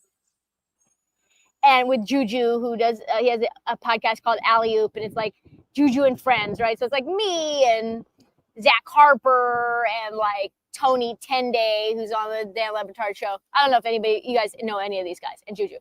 And I get a text, and it's like, hey, Trysta, so good to have you on tonight for the Alley Oop post-game show. I was talking to my boss, Carl, and we think it's best if you and Juju don't use the word pause. We would ask that you refrain from any pauses for the duration of this post-game stream. It could come across as slightly homophobic, And that's why Jesus and Miro have stopped using it. And I was like, Or anymore. I said, got it. No problem. And I proceeded to use all the pauses and not say the pauses. Just say this a free for all now. Yeah, I was like, oh, yeah, Jalen Brunson and those Knicks, they're just better coming from behind. You know what I'm saying? And like people and this is a live YouTube, like 12,000 people in the YouTube, and they're like, hey yo, pause. Don't you tell me what to say, because I won't say it, but I'm gonna make this way worse. See, I think Kamara once told us that there is nothing homophobic about that. It's literally childish. That's all it is. Behavior. It's really gotten to the point where it's not just like it's anyone saying anything that comes across sexual at all. Anything. Right. That's like it's very Gen X energy that they're like, we need to eliminate this pause from the. It's like, are you 50? Are you 50 or 60 years old right now? Because the internet culture, it's evolved past just. I don't want to say something that's like. That's replacing the quote unquote no homo is what they used to say. Well, to me personally, it's not specific to homo or hetero. It's just yes, exactly. It's just sexual. Yeah. It's Even my mom pauses me. She goes, whoa, pause. 67-year-old Audrey Krick. Pause, yo, that's a crazy people try to ruin everything. Like nothing homophobic about Kenny saying he wanted to dry rub earlier. Whoa, I didn't say that. Whoa. Nothing crazy about that. Come on. Normal. Come on, man. Hey, I got a little bit of I don't hide nothing just as much like you. I don't hide nothing from my people. I keep it a stack. I keep it a buck at all times. It was intense at the Caraway household on Sunday night. Was it? It's because I didn't even go lie. I didn't even go lie. When cats start going off, come on, man. It got intense. Jrue and Grove was in the building. We watched the games together. It got intense. I'm not gonna front to y'all, man. I'm not gonna front. No, we all know what it is. You're a Knicks fan. Yeah. Okay, Knicks show.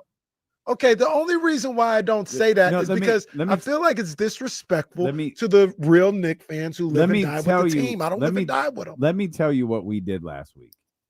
I offered him the opportunity. Okay, Lake Show. To erase that forever. I would never play it again if he just admits that he's a Knicks fan. And he wouldn't do it.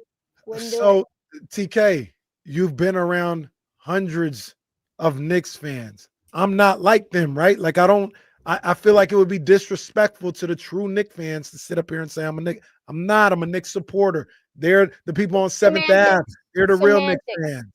Semantics. That's what it is. I mean, you are. If the Kings aren't on the table, then and the Knicks are on the table. No matter who the opponent, you're rooting for the Knicks. I mean, that's true. Okay, that's what it is. I mean, outside of the times where the Kings are relevant, which we don't know when that's going to be again, you're riding for the Knicks. Necessary. That was just a drive-by. What did you guys think of the Chris Paul to the King? That was for the Blazers. There was Jrue Holiday. Yeah, what did you guys think about that? We've talked a lot about that today. We all like Jrue Holiday. I would love to know what the other options are.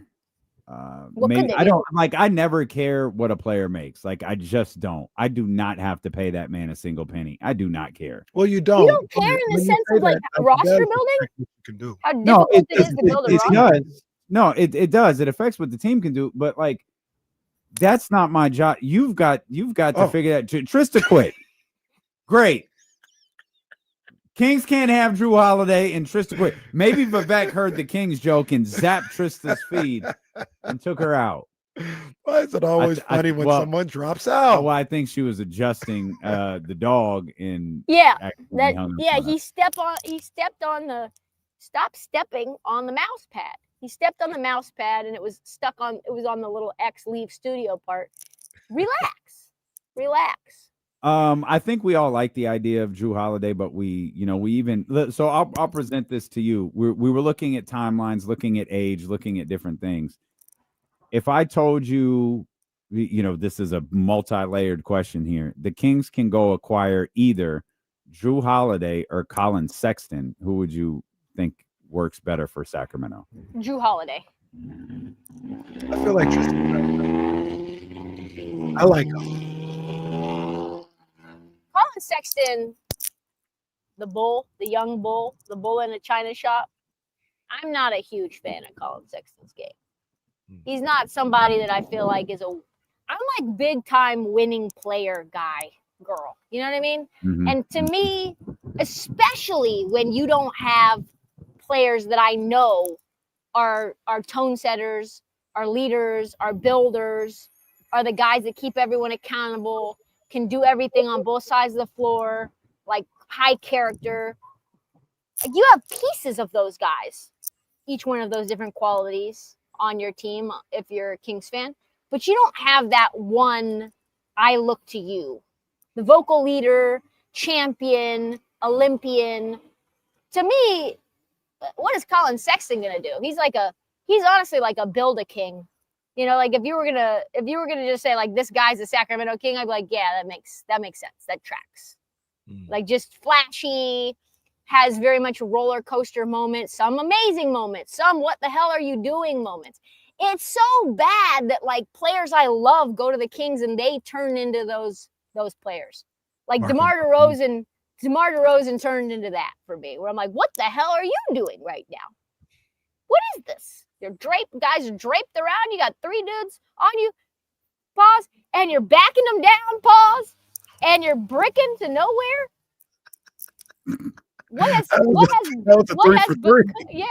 become of DeMar DeRozan? She's like Cat in the fourth quarter the other night. Like, she's crazy. Did you guys see the Carl Anthony? Not to like. Oh no, Cat. Okay. I got some videos of Cat and they made a rap song about him. Hilarious. Oh, I didn't see that. They made a what? They made a rap song about Cat. I think it was called "Cat is So Zesty." Oh. They had. Well, I don't know about that. They had somebody go on the streets in New York. Oh yeah, and they asked them to say, like, "Oh my god." Oh my God! After all of that, and they all, with no hesitation, they all knew. Like they all knew what their favorite Cat moment. Cat, I'm a big fan of Cat, man. Cat's hilarious. That boy hilarious. He's one of the funniest human beings in the league. Honestly, he's so confounding. He's got so many layers to him, Top NBA zesty target. Yeah. If you Google, guys in the chat, Google Cat So Zesty rap song for me, and you'll see it. I watched it like 4 times. I know my man would have been in trouble if he had finished that game the way that he started. He had 4 points going into the fourth quarter. Zach Lowe was ready to trade him. And TK pulled everybody's receipt, by the way. Did you see TK's post where she pulled all of the panic New Yorkers going into the fourth quarter? No, put all of their tweets up. Obviously the Knicks go on to win the game. Cat goes crazy. Jalen goes crazy. But yeah, TK pulled every receipt. Man, it was dicey. It was put him on the carousel. When Halliburton got the first alley-oop to Obi Toppin, I said, "Oh no, they about to get ran out the gym." They were ran out of the gym. And honestly, let's be honest. The 3-play sequence when he got the steal, the dunk, the 3. I said they about to. If it wasn't for Aaron Nesmith spraining his ankle, they probably still win that game. It's probably 3-0 tonight. Game time decision. Yeah, that's bad. That's really bad. It's really bad. Sorry, that's what they do. And locked up. You see OG when Nesmith tried to come back and get to the cup. He said, "No, we ain't having all that." Locked up. Get that boy Cat the ball. I told my mom. I told Cheryl No Grove. I said, "Hey, Get that ball to Cat. He got to bring us home. Jalen might not come in because my boy Deuce was hooping. He was locking up. So I was like, Cat might have to bring us home, baby. And that's what happened. What do you think about the Landry Shamet minutes? I said, what is Thibs doing? What is this guy doing? I thought when he was doing all that with the bench in the first half, I was like, this dude's panicking. He's going, this is over. He's panicking. He has no idea. Shamet ended up playing really good. DeLon Wright ended up playing really well too. At least it gave him minutes to like chill out. He was forced to do this. If it wasn't for, honestly, that challenge that Indiana had in the second quarter that gave Cat the fourth foul might have actually won the Knicks the game. Because Jalen had 4, I believe, and Cat had 4. And so he had to sit both of them. And now you have an issue where you got some big minutes from guys who are locking up, playing defense. Jalen can't come into the game. He's sitting his ass on the bench. He's hot, he's ice cold. And now you've got only one player that's a cone on defense. And that guy it just happens to be red hot. It's the Nesmith injury, and it's the second quarter challenge and one offensive foul on Cat that changed the game for me. That was an awful call, by the way, too. Scott Foster did not do his job. I am actively rooting for the Indiana Pacers because of this. Like, I want them to win so bad so I can see him come in here and be sad and dejected. Tonight's tough. Tonight's tough. I don't know. Well, the Knicks better not think they did something in game 3 because tonight, Indiana, they might do them like they did Cleveland. Yeah, but I think they did do something. Do you guys, when there's this, I know you don't do this, Kenny, because you're a Knicks fan. But when you have no vested interest in a team and you're like, yeah, I kind of like them both, do you just allow your heart to just go with your heart? And like, who are you? You're just watching. Oh, yeah. Who are you emotionally just like, yes? And I always thought it was going to be the Knicks for me, but it's not. It's the Pacers. Very active Pacer, yes. And I think there's a bunch of different reasons. I really like the Knicks. I lived in New York, so I kind of feel bad. I have a bunch of Knicks fans friends. A bunch of people who like work for the team. But I think the way that the Pacers have built their team shows that it's possible for small markets to go out and build a sustainable contender.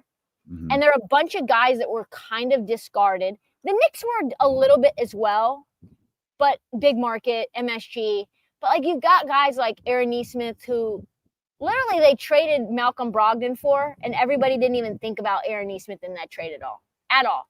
And he's like become one of the best 3-and-D players in the league. You got Pascal Siakam who wanted his money, and you had Masai Ujiri actively talking smack about him in the like beginning of season presser. Like this guy should not get any money. He's like maybe at the end of his prime. He's not playing very many games. Like really just doing what Pat Riley did to Jimmy Butler to him. You got obviously how many teams passed on Tyrese. He gets traded, wants to be a king. Like I root for that guy. Andrew Nembhard, smaller guard, Gonzaga. Like there's just so many. Obi Toppin discarded from the Knicks. A lot of like gritty guy. TJ McConnell, same. And I just root for that because that could be the Kings. Like that team could have been built in Sacramento if it was Kevin Pritchard there and Chad Buchanan there. But instead you had, different ownership group. And Herb's a different owner, obviously, than Vivek. Very hands-off. Yeah, the GMs are garbage. Monty McNair didn't know what he was doing. No, he had no idea. We even always got to go to the ownership. Like they've had bad general managers for the better part of 15 years. Yes. But even if they had good GMs, I think Vivek probably puts his nose in it a little bit, and that happens. Maybe. But so to me, it's like the style of offense is really fun. They're just a fun team. They're just, I think, more fun and more unpredictable, and more guys can get their shine than it just being like the Jalen Brunson show at the end of games. And I love Jalen Brunson. I think Jalen Brunson is my mom's favorite player, and he's like a very casual fan, really easy to root for player. But my heart says Pacers over and over and over again. Well, you know what it was for me? This was the series I was excited most for. And I didn't care. Like, I genuinely had, like, no interest. But two things happened. Kenny's obnoxiousness level went to, like, a 12. Yeah, it did. What did I do? It became okay, like, Nick, so. I would really enjoy for the Knicks to lose. Then Ty hit that shot. Yeah. That was a 2, and he did the whole thing, the Reggie thing, and they had to go win. They had to go play 5 more minutes and win the game, and that's when I like really started rooting for them. It was like, okay, I don't want that moment to die. Like if they lose this game, that moment dies. Like definitely go win this game. Whatever else happens. And then it becomes go wins the series. Then it becomes go win. Yeah, well, Kenny came in the next day really sad. And I thought that was funny. I wasn't sad, was I? Yeah, you were a little dejected.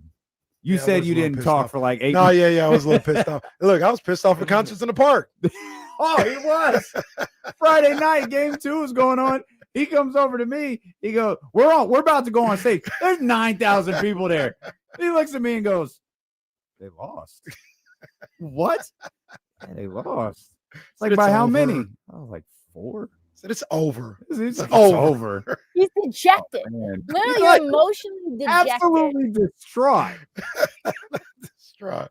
You know what's funny? No, shake it off, buddy. We gotta go work.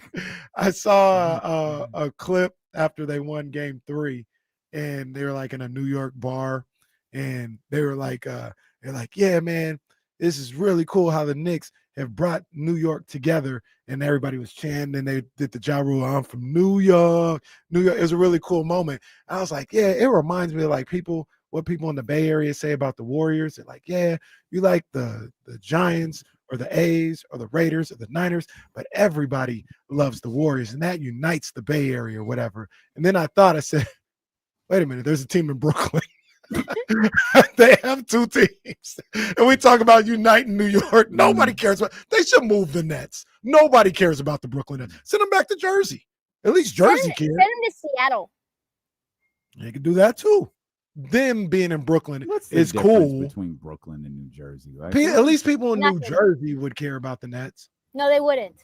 They would not. No, you're right, but still. I thought about that for a second. I was like, yeah, that's just like the Bay Area and the War. Wait a minute. There's 2 teams in they already have the New Jersey Giants and the New Jersey Jets over there. Exactly. At least it's easy to get to Barclays, even though it's not a great arena. At least it's easy to get to. You don't think Barclays is a good arena? Not really. Nice. Not really, no. Nice. I mean, I haven't seen, I'm sure, all of the intricacies that you have. I've only been there like once or twice, so I thought it was nice. I think I'm a big concourse person. And the concourse is just leaves a lot to be desired. And the tunnel leaves like the underground. I know that this doesn't matter to 99.999% of people, but I think the underground of a building, of an arena is important too. That's why I couldn't stand Oracle. That was I was like Oracle, underneath Oracle was a mess. Awful to get in and out. You're getting on the concourse was awful. Oracle, concourse, all of it bad.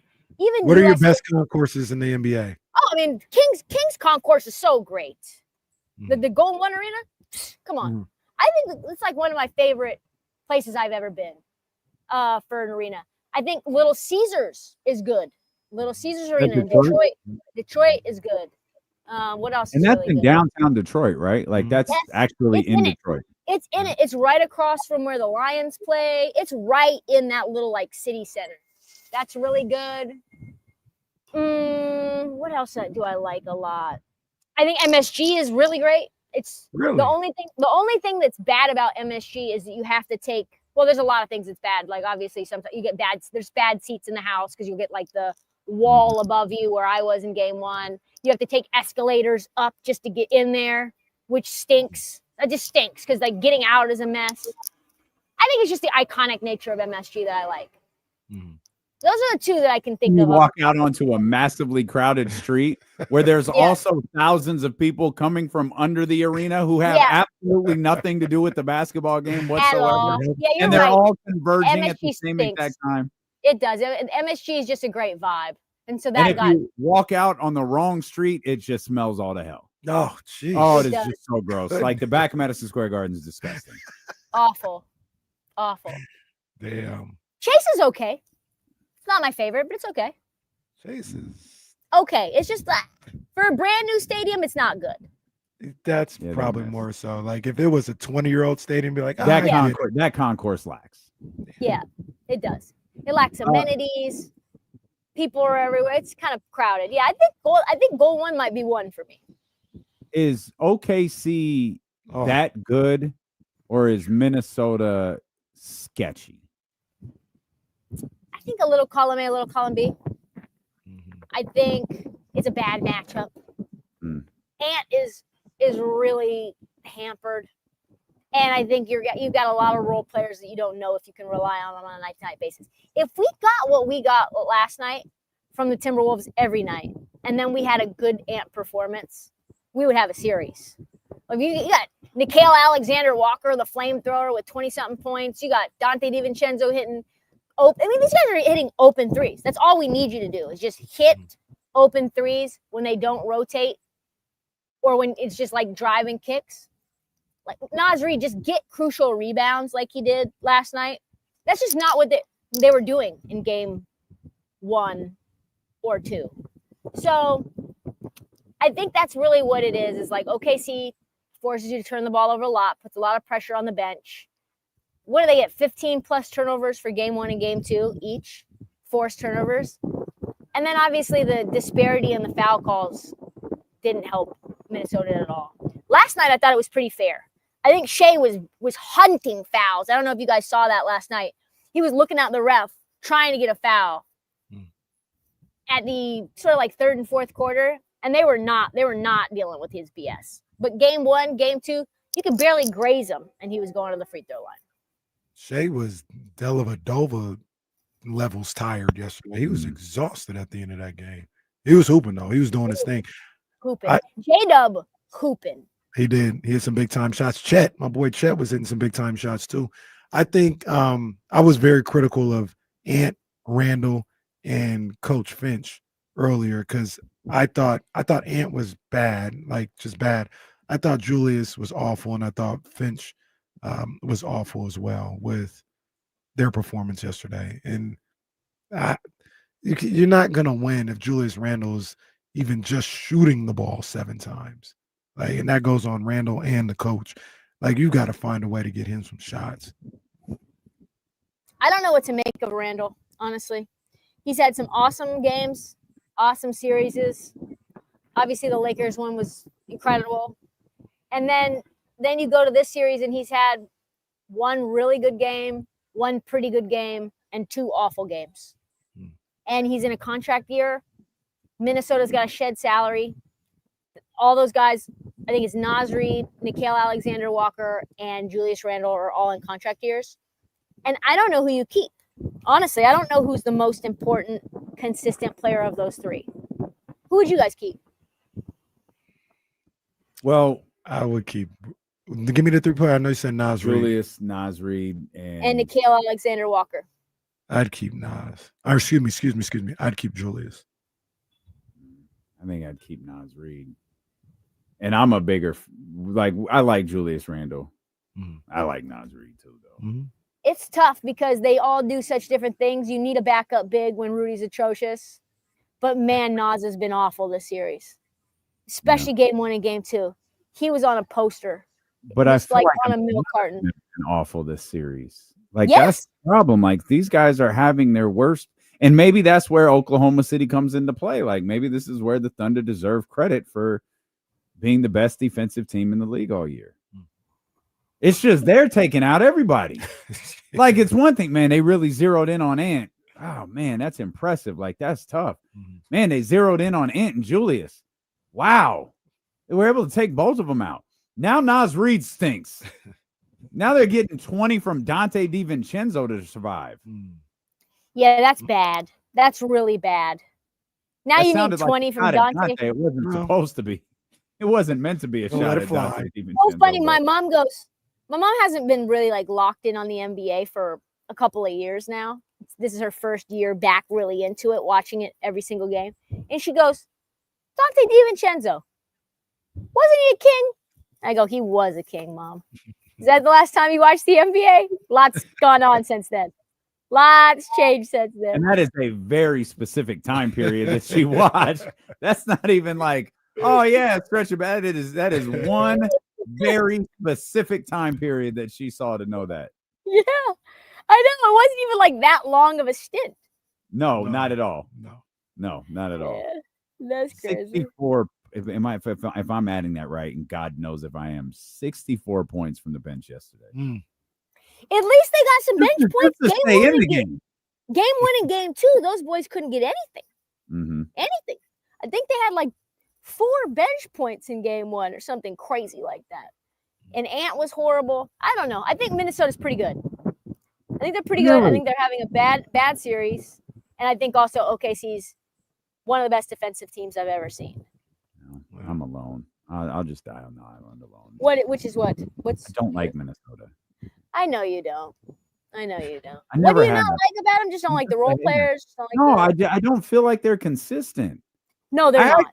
I actually, with the exception of that 27, I like most of the guys on their roster. I just don't feel like they're consistent. In Ant's part, I think Ant, you just can't have games like Ant has had in this conference finals. To be what he is in the league, you can't have that. He had those games against Dallas in the conference finals too. He had those same ones where it was like, damn, he maybe really isn't Superman. Maybe he's not that guy. And he is that guy. I think he's just exhausted. And I think they need another point guard. They need another guard on the team. Like Mike Conley's getting old. He's hitting shots, but he's not him. When you're getting Terrence Shannon minutes and like positive Terrence Shannon minutes, there's no shade to him. You really need another guard. They need Jrue Holiday. They could use Jrue Holiday. I wish Monty would have took Terrence Shannon. Said that at the time. Yeah, he did, but he didn't. But he would probably be. And now he's fired. Let's be honest though. Like I don't know what he would have been in Sacramento either. I don't know how much he would have been played. You can say that with any player that Kings fans. No, you're right. They didn't land here. By the way, we thought you guys could get OG Anunoby. I was trying to like stump for the OG trade. That's all I wanted was either Pascal Siakam or OG. It turns out those guys are really freaking good, both of them in their own way. By the way, Shams reports Aaron Nesmith is available tonight. Oh, all right. Who did that last series? Sprained ankle, looked really bad. Played the next day. It was. That's what. No, Donovan did too. Donovan. Right? Donovan Mitchell. Yeah. Okay. Garland was his top. That's right. Hey, I'll see you Saturday. I'll see you Saturday in the desert. So what's the itinerary again for y'all? You guys are doing Sizzle on what day? And then what's the other day? Janet Jackson? Janet's Friday. Kendrick and SZA are Saturday. And then we got Hamilton on Sunday. Hamilton on Sunday. Yeah. They got open tickets for that or no? Hamilton? Oh, I think so. Maybe I'll go. Maybe I'll roll with y'all to Hamilton. I've never seen Hamilton. Okay, I'll look right now. I'll look at our seats. I'll send them to you, and we'll SeatGeek this joint and find out. Let's do it. All right, Chatty House. Love y'all. All right, love you back. That's Trysta Krick. We'll come back. Man, I love when we go like an hour with her. That's so much fun. We'll come back. I think I do want to give you Nick some props because you said something a second ago, and I think you might be wrong. Okay. We'll talk about that, and then if we have time, I want to ask you a question. Was I wrong? Was I out of pocket? You absolutely were on both fronts. Steelo and KC on Sacramento Sports Leader, ESPN 1320. Okay, cool. I thought we were going to have to take 2, so that's perfect. Perfect.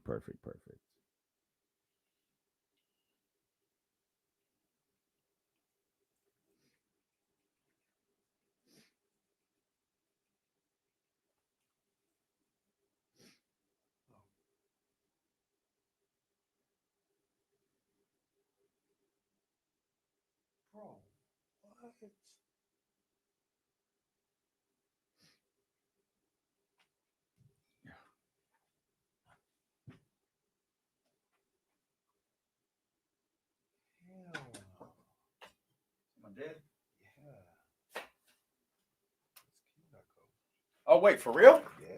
Oh, I'm sorry.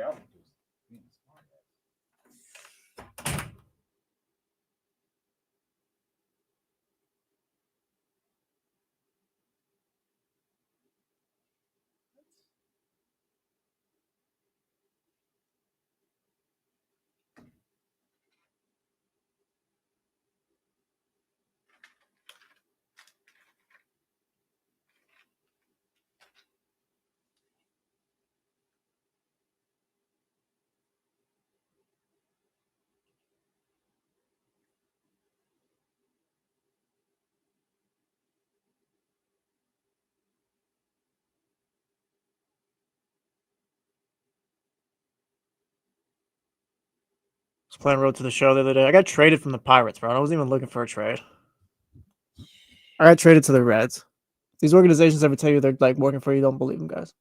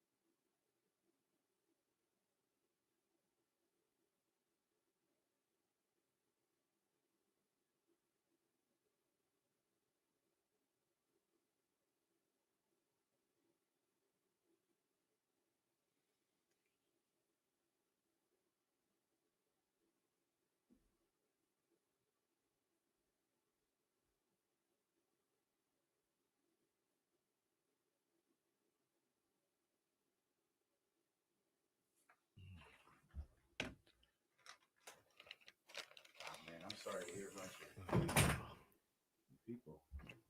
12 years old. 12? I don't know what I just saw his mom on Instagram post. Wow. Oh, wow.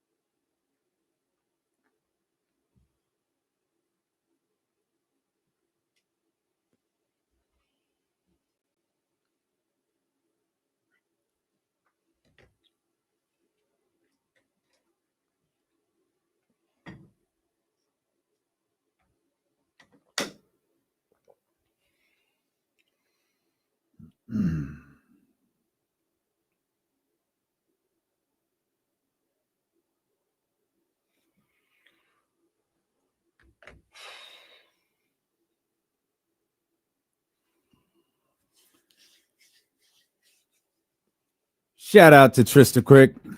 Big ups, for her time with TK. us as always. We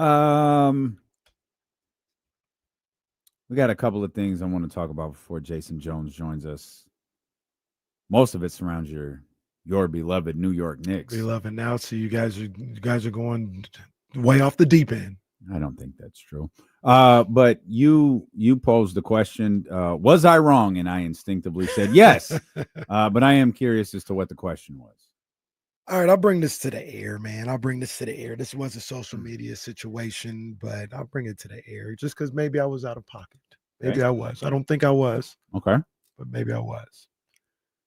Our guy, Matthew Pearson, Mhm. big Philadelphia guy, Mhm. supporter of the show. I met Matthew once. It was a very good interaction. He's fine with me. I don't have any personal issue with him.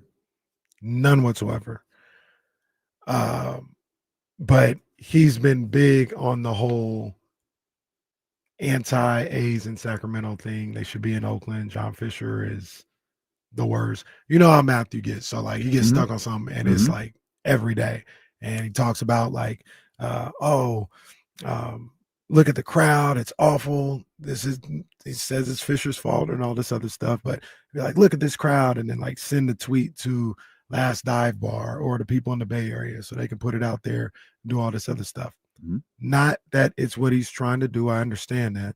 But indirectly, you're making Sacramento look bad. Am I off by saying that? You're helping to the discourse that Sacramento can't handle this. Okay. I don't think so, no. Okay. So meaning I don't think you're wrong in that. Okay. That respect. So I ain't gonna lie, I was looking for it because I knew who was in town. And I was about to light his ass up if I saw anything. And sure enough, guess who was in West Sac on like Sunday? Matthew. All that mess you've been talking about, the A's being here and the ballpark and all this other stuff. In my mind, I better not see you at the game. Sure enough, he was there. So I was like, oh no, I know this is not who was at this game. I know this is not who was at this ballpark. Hell no. And he was like, oh, it's always been against Fisher and all this other stuff. And that's all I'm trying to do. And like the video I saw, he was already like, look, they're letting the kids not run the home plate after the game. CC Last Dive Bar and all the little Bay Area people. I said, I know you are not the person that was out here. And he hit me up and he was like, man, it's never been about Sacramento. It's been about Fisher and all this other stuff. And I said, look, I get that. That's fine. But you are helping these people make Sacramento look bad. And that's my concern about the whole thing. I don't think you're wrong about Fisher, about Oakland, all this other stuff. But like the Ben Rosses and all these other people, they out here trying to laugh at my city and at Sacramento. And you're contributing to that. And I told her, I was like, look, it's not personal. I can't tell you. I'm like telling you, like, don't go there. But come on now. I'm not going to tell no other grown man or anybody not to go where they go. But people are big on calling stuff out and all this. If you step in that stadium, I'm going to call you out because you've been very, very, very loud about how much of a joke this is. If it's so much of a joke, don't go. Don't show up just because your favorite team is here. And I think about that not only with him, but everybody who's been. I better not see none of these people who've been talking crazy about Sutter Health Park step foot in there because their favorite team is there or something like that. Don't go. You don't have to go.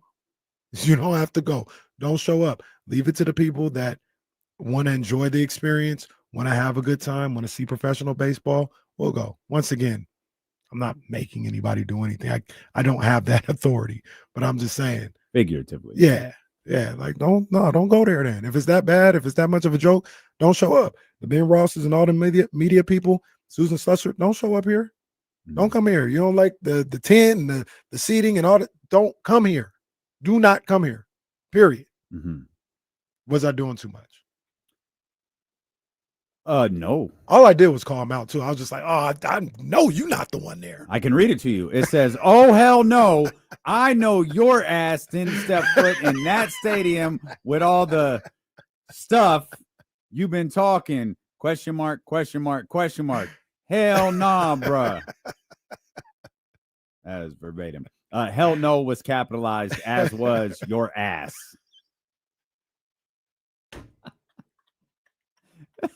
So, you were really fired up Jason Jones hit you with the eyes. Zay said, I think you missed the point on this one, KC. KC responded, I didn't miss nothing. And I'm paraphrasing. I'm paraphrasing a little bit. Not letting them hit home base is pathetic. Interesting responses. Okay, Kenny. Sacramento looks like a friggin' first-class city with this clown show. Actually, you co-host a clown show. Damn. Jesus. Hey, I didn't even see that. What did he say FA for? What'd I do? So, actually, you co-host the clown show. So how can you critically look at this video? Just keep talking about movies and other crap on your show. That is Columbo's wife. At Birdman Rico. Man. Oh, brother. Well, anyways, back to, and you wonder why I stay off social media. Oh man. No, I think it's a perfectly fair. It's not a criticism. It's a perfectly fair commentary. Like, if you're gonna trash the setup and trash the city, trash the A's, trash the owner, which you're justified in doing all 100%. Of that. Like, do your thing. Yeah. Don't show up when Aaron Judge is here. Mm-hmm. Don't show up when it's convenient for you to go support this nonsense, as you put it. Yeah. I don't have and I love Matt. I don't have a problem with none of this. Yeah, and I told Matt too when we were talking back and forth. It ain't personal. You're entitled to because he was like, oh, I know we disagree on teams, and I don't care about these teams like that. Like how I feel about people these take teams. Disagreement as like anger and bitterness. Like, we don't agree on anything. Almost anything. Like we don't agree on Kendrick and Drake. We don't agree on like mute. Like it's nothing. This conversation is, and like I told him, I ain't got no personal problem. I met him one time. That's what it is. You an Eagles fan, man. It's all sports, so I'm not gonna not like nobody because they like a different team. That's crazy. Oh, the Phillies was here. That's who was here. That's what I'm saying. That's what I told him. I was like, go to San Francisco and see him. Don't see him here. Yeah. Since you got a problem with it, go to San Francisco and see him. I guess what I don't understand is what exactly are Matt in the tags that you were talking about, like Susan, Ben. What are you trying to accomplish? Your organization that you're defending was trash before they arrived in Sacramento. Vivek and the city took the opportunity. Look, like, you've got nothing with Oakland. Let's let baseball fans in our city see professional baseball for a year, 2, 3. Y'all drop the ball on this, we'll make it forever. But whatever, like, let us have it here for a couple of years. Mm-hmm. And they went through it. What's the problem? The problem is, would you rather them be in Tulsa or Tucson or that's what it was. Whatever, like that to you, that's a better alternative. Mm-hmm. Is the A's playing in Salt Lake City? Mm-hmm. Because what? Because it's not California? Because it's not a minor league stadium? Like what? Because what was going to happen was going to happen regardless. Like they were never playing another game in Oakland, and anyone who insinuates that might happen next year is insane. Mm. Those two entities are never dealing with each other again. That would be the stupidest. And if they do, sports. They're both the dumbest bitches I've ever seen. That would be the dumbest thing in the history of sports. Absurd. That would be so stupid. It would no, it'd be crazy. Right. It'd be absolutely crazy. Now, if an Oakland A's fan or something hates John Fisher and all this, perfectly fair. I understand it. I get it. You know what I mean? But no, and this is what we talked about with Twitter and maybe just being a place to complain or whatever. No amount of tweets or sell shirts is going to bring that team back to Oakland or make John Fisher sell to somebody who will put the team in Oakland. I don't believe. And like I told you, maybe John Fisher thinks about it like me or whatever. I would just go fall off the face of the earth before I sold to anybody I would put in Oakland if I was John Fisher. All the things that y'all been saying about me, Y'all ain't never seeing that team in Oakland again if I got anything to do with it. And apparently I've got the commissioner, got my back and all this other stuff. I will sell to a team that will put this team on the moon before I sell to somebody that's going to put it in Oakland. And I'm not saying that's right. I'm just telling you, like you mentioned, there's no chance in hell this team is going back to Oakland. Mm-hmm. So I get the frustration and being upset with Fisher. But like I told Matt, and this is a guy who doesn't have any, he's a Phillies fan that lives in Sacramento, who looks at an injustice that Fisher's done and doesn't think that it's cool. And I can respect that and I rock with that. But while you're doing all that, you're adding the fuel to the fire to people who try to make Sacramento look bad. And that's where my problem lies. And now that we just talk through the, like, I want to punch the Angels commentators in the throat. Like, you, like, and that's the other thing. Like, what do you get out of this? One, you're the goddamn Angels. Two, how does this benefit you? So are you trashing Sacramento, or do you think you're de facto trashing the A's? Or do you think you're trashing Fisher, who I'd probably be a little bit careful with that because he is still an owner of a Major League Baseball team. But whatever. I just don't understand that. You talked about the discords with like Angel and Caitlin and how it, posing the question, does it turn people off from the WNBA? This turns me off from the A's. This whole wondering, man, A's, you want to trash the A's? They had an 11-game losing streak. That's enough. There is enough there to write about, to talk about. There is enough there. But we're talking about dugouts and bullpens and media rooms, and it's like, be better at baseball. What are we doing? Be better. Like, what are we talking about? Like, that's sports media discourse. All of this other stuff is it's motionless. We talk not going about, anywhere. We talk about all this, like you said, all this other stuff, the pitching, the hitting, and having to walk to the clubhouse. The other team has to do the same thing, and they beat your ass every time they come here. So be better at baseball, first and foremost. And second of all, like, this is what I talk about with the fake hustle that that also irritates me. Where was this Angels announcer 3 years ago? Was he saying anything about got to keep the team in Oakland and it's a travesty what's going on? Now they're gone, and you got all these opinions, and you weren't saying this stuff 2-3 years ago. You were. I got league whatever the league extra innings is. I watch all these games when the A's would come through these towns.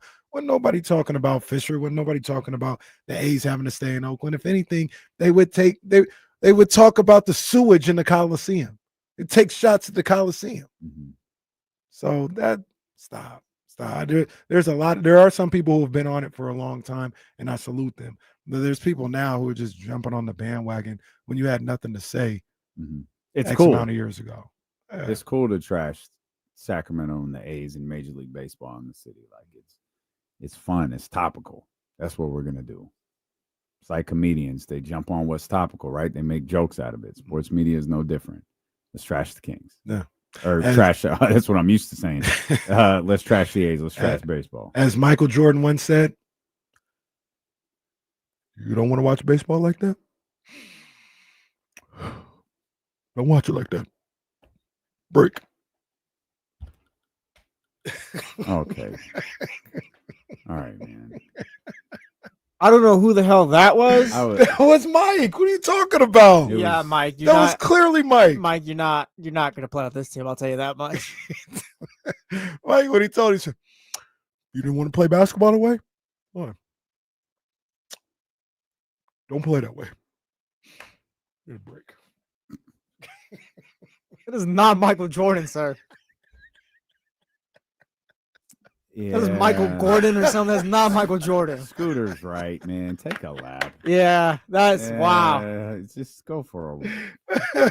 Zabel says that's Michael B. Jordan. Not even him. Not even him. Matter of fact, you need to walk all the way down to Complex office and back. Yeah, go give Complex a high five real quick. JT Lowe. That's rough. Clown show. Well, what was his name, man? I forgot his Columbo's name. wife. Columbo's wife was right. That was like the puke guy not puking. Oh, that's tough. That is tough. You said I was maybe also wrong with the Knicks. Yeah, I don't think you were wrong about your interactions with our man Matt or anyone's interactions along those lines at all. But I think you might have been wrong about something with the Knicks. I've been thinking about this kind of as the show has gone along because, we got talking. It was like, we'll get to the Knicks. We'll get to the Knicks. We'll get to the Knicks Pacers. Knicks deserve, credit for getting game 3. That was a hell of a game between those two a couple days ago. Third 20-point comeback of the postseason. That's big time. Like that's winning basketball. You said, you don't want the Knicks going into tonight's game thinking that they did something. And I'm wondering if they did. And I think, we had game 1, which the Knicks were in complete control of. Game 2, admittedly, I didn't watch. We were out at the park, and I didn't really make an effort to go back and watch because I knew we had game 3 coming up.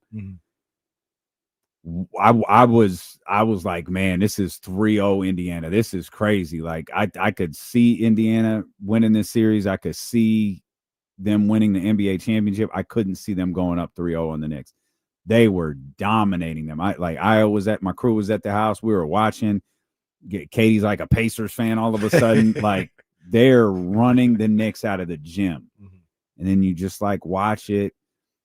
Hey, man, they really chipped into this lead, and now we're like glued, to the screen. And there was a stretch. I think I took a mental note of it. Of course, it was 2 days ago. It was 90 seconds left. The Pacers had a possession where everyone touched the ball. Everyone might have touched the ball twice. And I'm watching this like, this is the first time they look shook. Like the Pacers look shook. Like they weren't aggressively looking for shots. They were trying. It's like they kept trying to find the perfectly open shot and no one wanted to take it. And I think it ended with was it Turner? It was who wears the headband? It might have been Miles Turner. Come to think about it. But it was like it was a 3. Yeah. And it was like I was like, that was a bad possession. And then they had like another bad possession right after that one. I said out loud, they're shook. This is the first time they've looked shook the whole series. Cat was dead. Done. New York was going to destroy his ass. After all of that? I would have tuned in for the Stephen A. Smith rant on a Karl Anthony Towns game in the Eastern Conference Finals where he goes into the fourth quarter with 4 points. But he had the fourth quarter that he had. He had a dunk that I ain't seen him have in. It was in the game. I don't know if it was in the fourth quarter, but he had a dunk I ain't seen him have in years. Yeah, it was fourth quarter. Yeah. And I think back to the way game 1 went. I think to the way game 3 went. And I wonder if New York enters tonight's game feeling great about where they're at. It's 2-0. We always talk about winning on the road. I think there's an argument there's more pressure to win at home. Oh, for sure. Like, I can believe that. You're in front of that home crowd. They're there to see you. They're hanging. People talk about the oh man, the roar of the crowd really got us up. Yeah, what did that what'd that do to you? That energy. When you come up, a foot short on a 3-point shot and the crowd 17,000 people collectively groan. What does that do to you? And I wondered, they're not feeding off that heel energy anymore. Now you're Cody the babyface. And that's different. You think about Cody's reaction at WrestleMania this last year versus the year prior. It's different. That babyface reaction it's a different feel. And I think the Pacers might have a little more pressure on them than we think that they do. And in New York, I think if I'm a Knick, I'm feeling great going into tonight's game. I'm looking again, forgetting game 2. I'm looking at game 1 and 3, and I know game 2 was close. I'm feeling great about where I'm at. Yeah.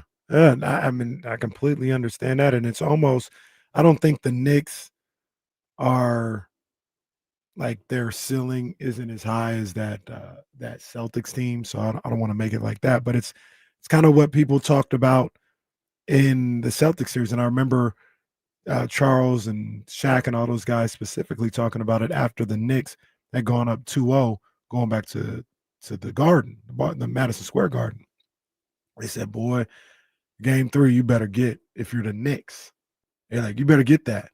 Because if you give them an opportunity winning game 3, talking about the Celtics, it's going to be tight in game 4. It's going to be real tight. Knicks ended up winning the game, ended up coming back in the second half and pulling away. But the mentality, the thought process, I thought it made a lot of sense because there is going to be a level of pressure on Indiana tonight to keep control of the series.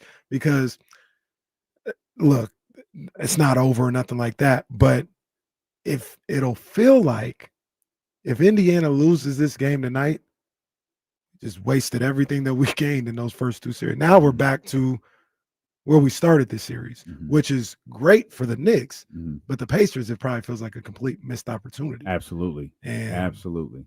Yeah, and you're going back to New York. You're facing the up. You going to get a third game. See, that's what I'm thinking too. Like you're going to get a third game in New York.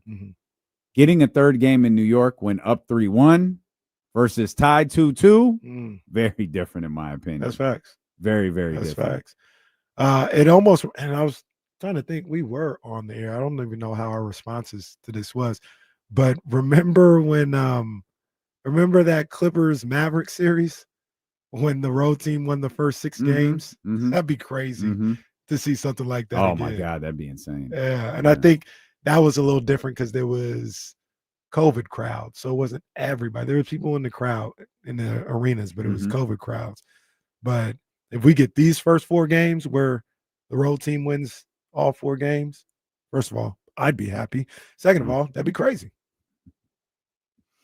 Knicks in 6. Knicks in 6. Knicks in 6. Okay, we'll come. Did back. You see the head of?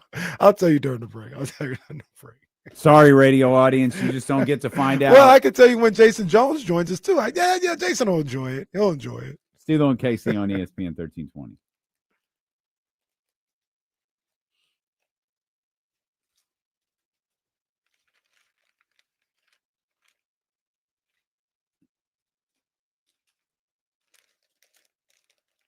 Kirk Cousins is not happy.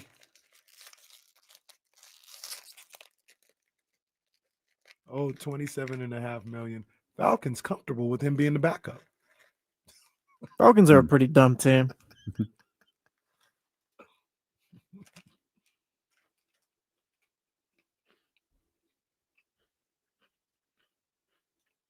Falcons have never won a Super Bowl, correct? It's just the 28-3 thing that they've been to. I don't think so. What'd you say, Justin? Falcons, they've never won a Super Bowl? No. Yeah. No, they've been there twice. The Dirty Birds, and then obviously 28-3.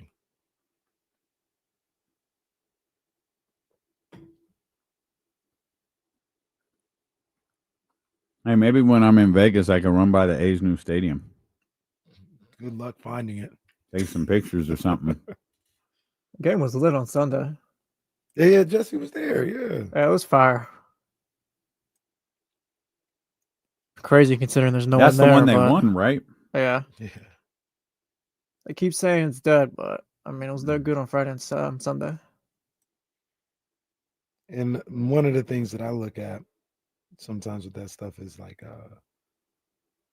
the background, say the A's or take a lead or something like that. What does the crowd look? There was A's fans there on Sunday. They were there. They were cheering for somebody. When old boy got the RBI single late in the game, there's a lot of A's fans on that side. Obviously, even on Friday when they were trying to come back in the 9th inning, there's less people, but yeah.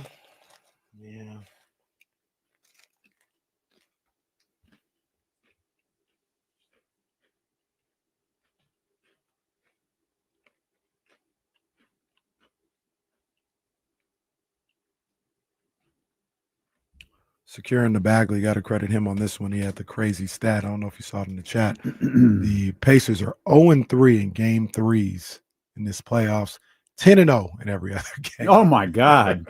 Wow. Big John Poles, the Venetian. Scout, I keep missing those hot days. Like, it's going to be hot during the week, but I'm here. Then this weekend, it's going to be crazy hot. I'm not here. We get back Monday. It's like 70 degrees on Monday, and then it rains. Yeah, it's about 35% chance. JC said it wasn't supposed to rain no more. I did. 105 is excessive. Yeah, that's hot. Wait a minute. Thank God concerts in the park isn't this Friday. Amon Shumpert. Did you guys see this tweet? I saw a tweet, but I didn't like it. And Shimon Shumpert something, but I didn't like really look into it. Yeah, he was doing. I think he's with ESPN. He was doing a live shot. Is it the one in the stadium? No, he was. Look, come on, man. not in. You can do this in the house. You can do this in the house. You can't do this. Who's he working with? ESPN. It looked like he had ESPN microphone. Yeah, they better. No, is that Windhurst next to him? Yep, that's Wendy. That's Wendy. Come on. Yeah. Come on, brother. Man. Boy, that divorce got him down bad. Yeah, mom was actually bugging with some of that stuff. Yo, that shit's terrible. Man. Chill out. Don't do that. First Bobby and Whitney, and now I thought y'all was gonna make it forever.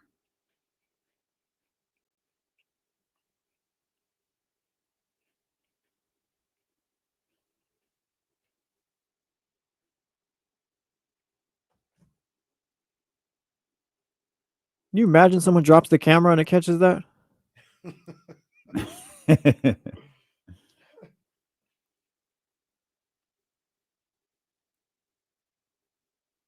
Jake Moody has tweaked kicking a little after last season's struggles. He changed his kicking approach from taking 3 steps before a kick to 2.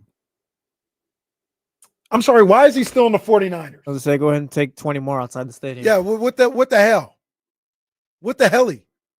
Yeah, I believe is your people would say, go blue.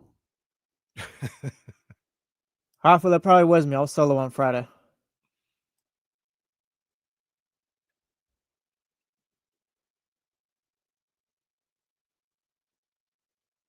Look at Jesse just going to hang out at a baseball game by himself. 2 times. Sunday was. You went to the last game by yourself? No, Sunday was with my dad and my brother. Oh. I was about to say, okay, now this is just sad. No. We get someone to go to the damn game with Jesse. Friday? No, I told Kyle and James this morning. I told Kyle the other day. I was like, yeah, I texted 2 people on Friday. I was like, hoping they were gonna say no though. Sunday was the one. I was like, all right, let's go. Yeah, actually, it's not sad at all. I'm just going to the game myself. Oh yeah, I actually don't have any problem with that. In some cases, it might be ideal. You can mark me down for the people who are gonna take advantage of Larry's being here.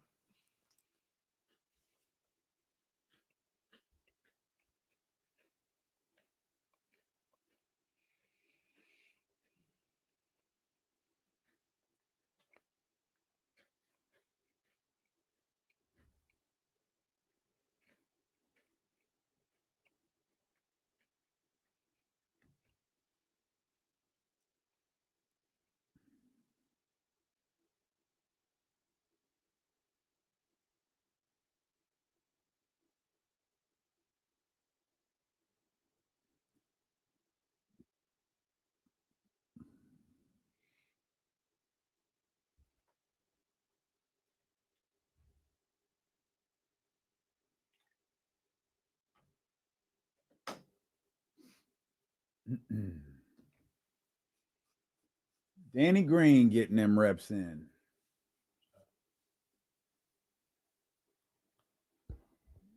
Jason Jones of The Athletic / the New York Times about to join us here in just a heartbeat. What were you going to share during the commercial break and I talked you out of because I thought it was so disrespectful to our wonderful radio audience? Oh, I almost forgot, but I remembered. Did you see in New York they had a Jalen Brunson lookalike contest? I did. Yeah, I saw that. These people. That's pretty wild. These people crazy in New York, man. That's pretty wild. These people are crazy. They are wild. Jalen Brunson lookalike contest is pretty amazing. It was what, like eight or nine guys? Yeah, I might have got the double, like about, I thought it was about 10, 12 guys. Okay. The guy or whoever won, I didn't think he looked like Brunson a little bit. And they were like covering up their face. Mm-hmm.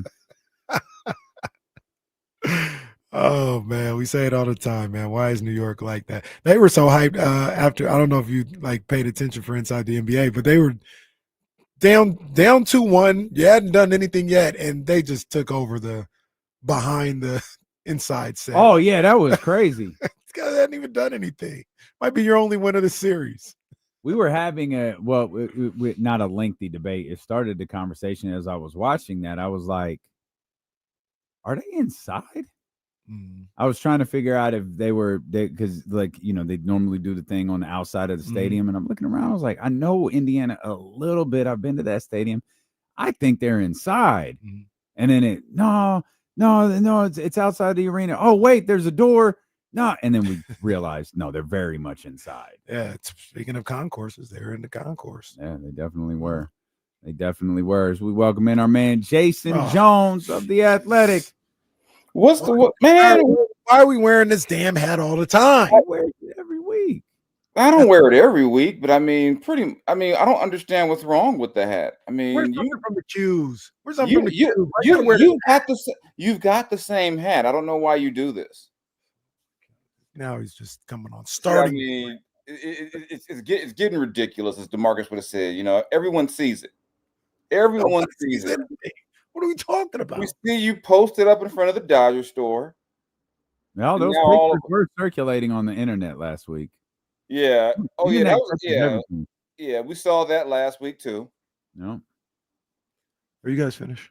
Yeah. Now, what you don't know, I don't know how you feel about this, Jason. He's a big Knicks fan now. Oh, I know. He's been on the Mecca thing for, the Mecca Knicks. If I wasn't a California Laker fan, I'd be a Knicks fan. I ain't never said Laker fan. If I wasn't a Laker fan, I'd be a Knicks fan. I mean, he's been saying that for years. Mike Show. Stop it.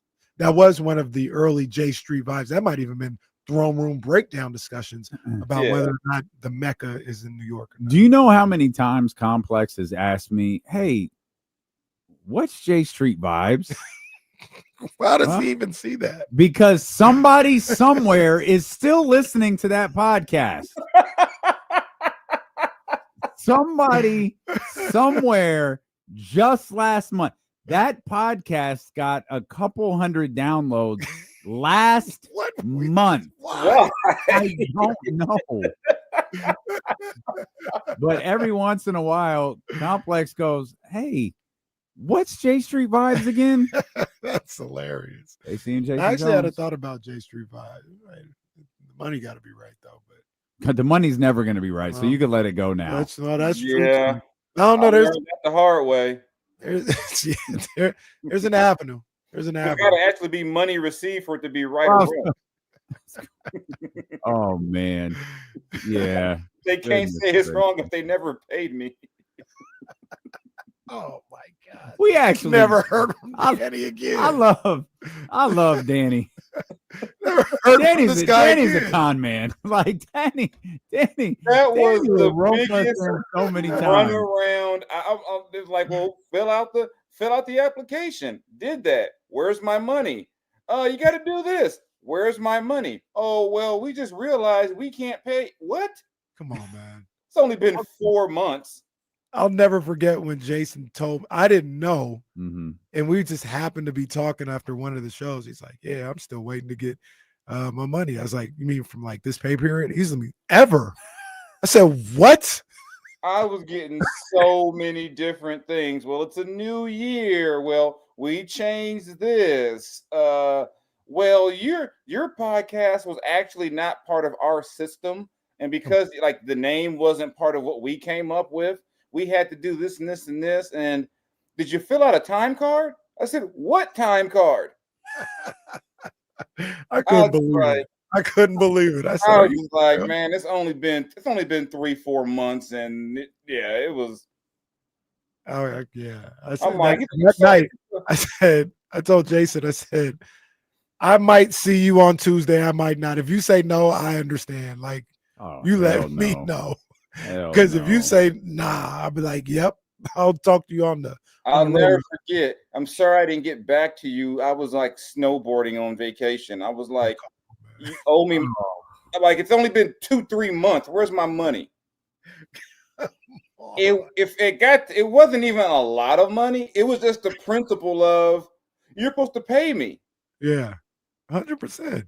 And it wasn't like we're talking about $10,000 or whatever. I'm like, I was supposed to get something, and I was the only one getting absolutely nothing. Yeah, I felt so bad because I brought Jason into this whole thing. He was apologizing. He was like, I'm so sorry. Had me studying Kings games again, taking notes, watching all the games and everything. I'm telling my kids. Didn't you guys record one after the Dodgers won the World Series? We did. And but that was before then. The beginning of that podcast was like how they say Biggie went crazy before Long Kiss Goodnight. Long Kiss. Yeah. And nobody's like it's not recorded. Yeah. That's Jason before we started recording. Oh, okay. Okay. Yeah, that was he went I was gone. I'd actually kind of sobered up by the time it was time to record. Yeah, I was gone. My kids had never seen me so happy. They were like, wow.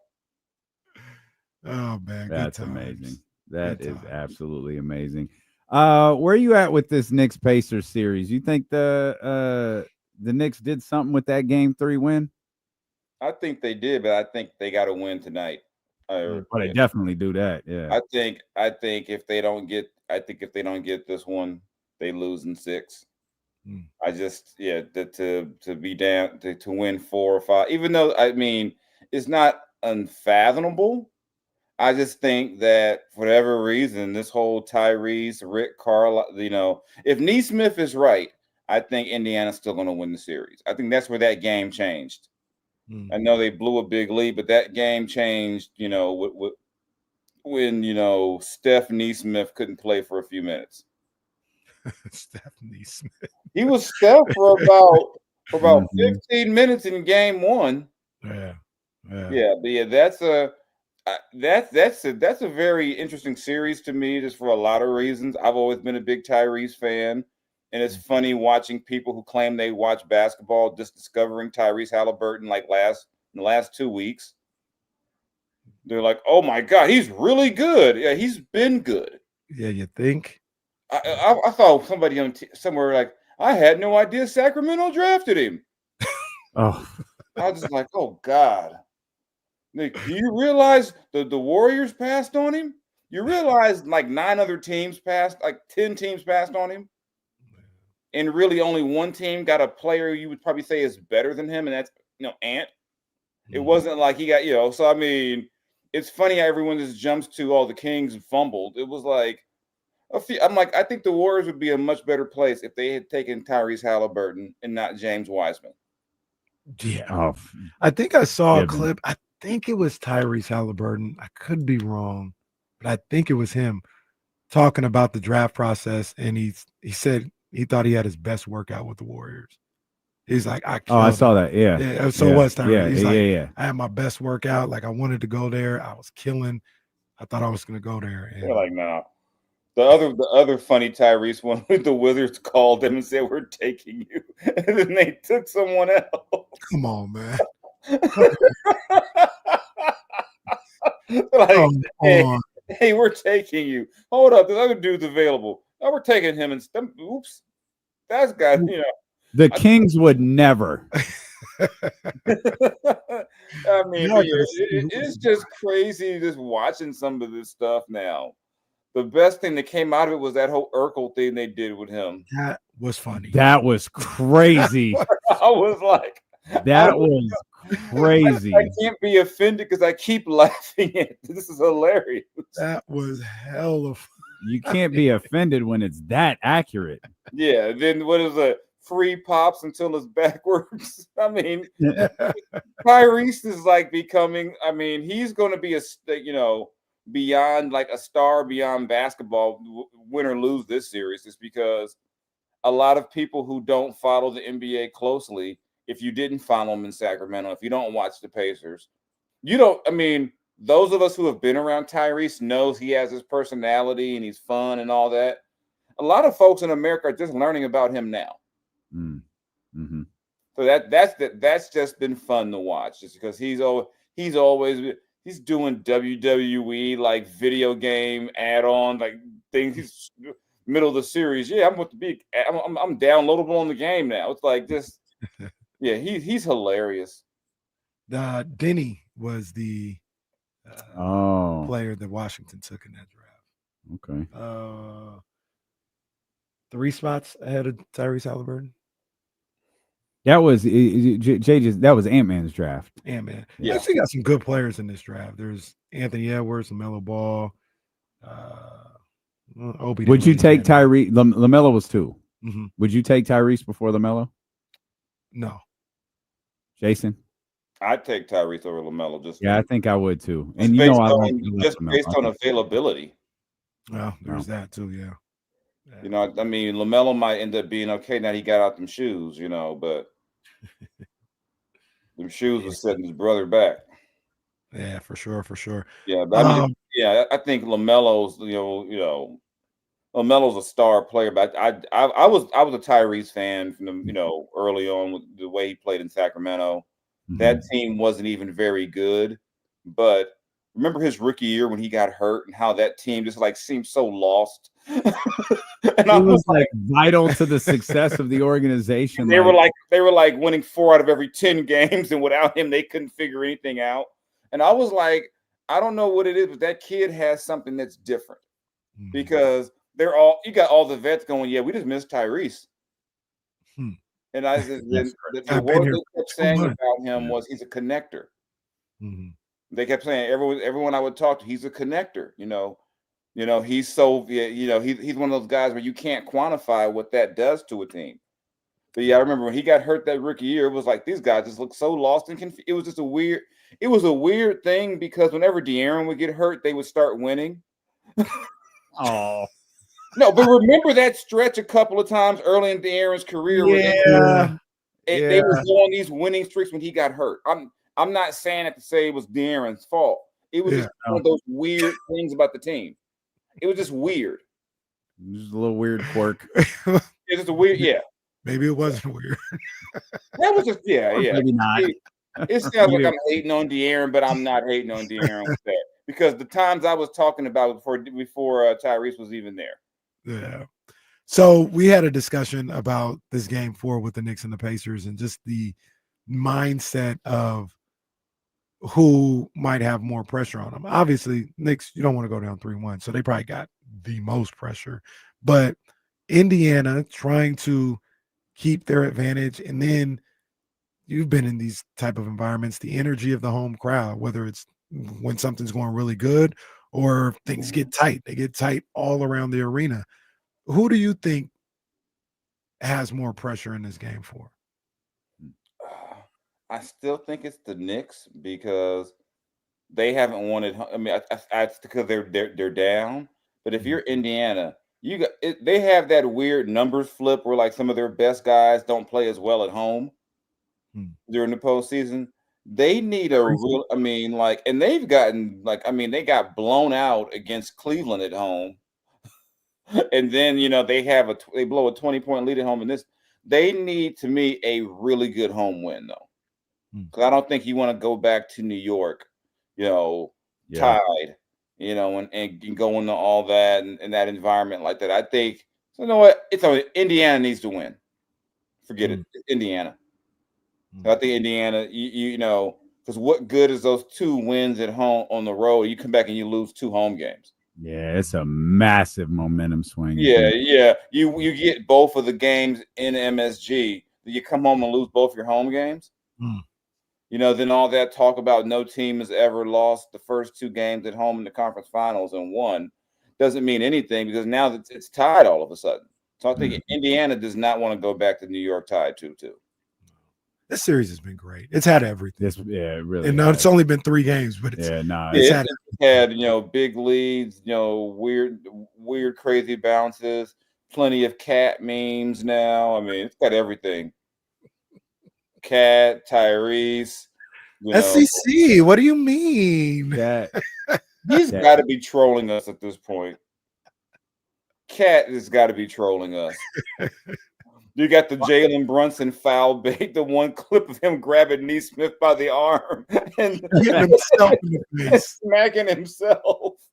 Now that's being dedicated to being a foul merchant. Right there. Yeah. You've got some pretty. You've had some pretty good stuff in this series. It's been. I found it more entertaining than the other series. Oh, significantly more entertaining, and part of that is I think Minnesota stinks. Oh. This is the thing about Minnesota. For 2 weeks, they will look like a championship team, and then for 2 weeks, they'll do this. They hit a tough stretch then. Yeah, this is what they've done all year. Like I said, I'm like, Rudy Gobert really had 27 and 24 against the Lakers. Really, but he really that did. Might make you stop watching basketball. He did.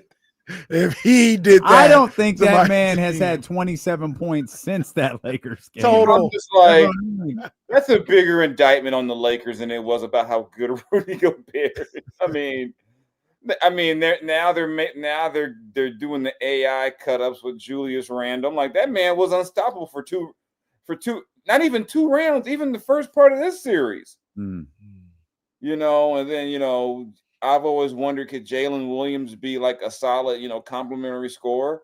He is this series.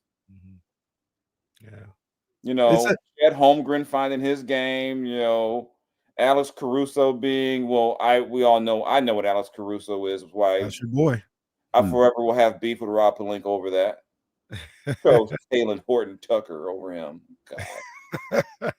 Talk about bad choices.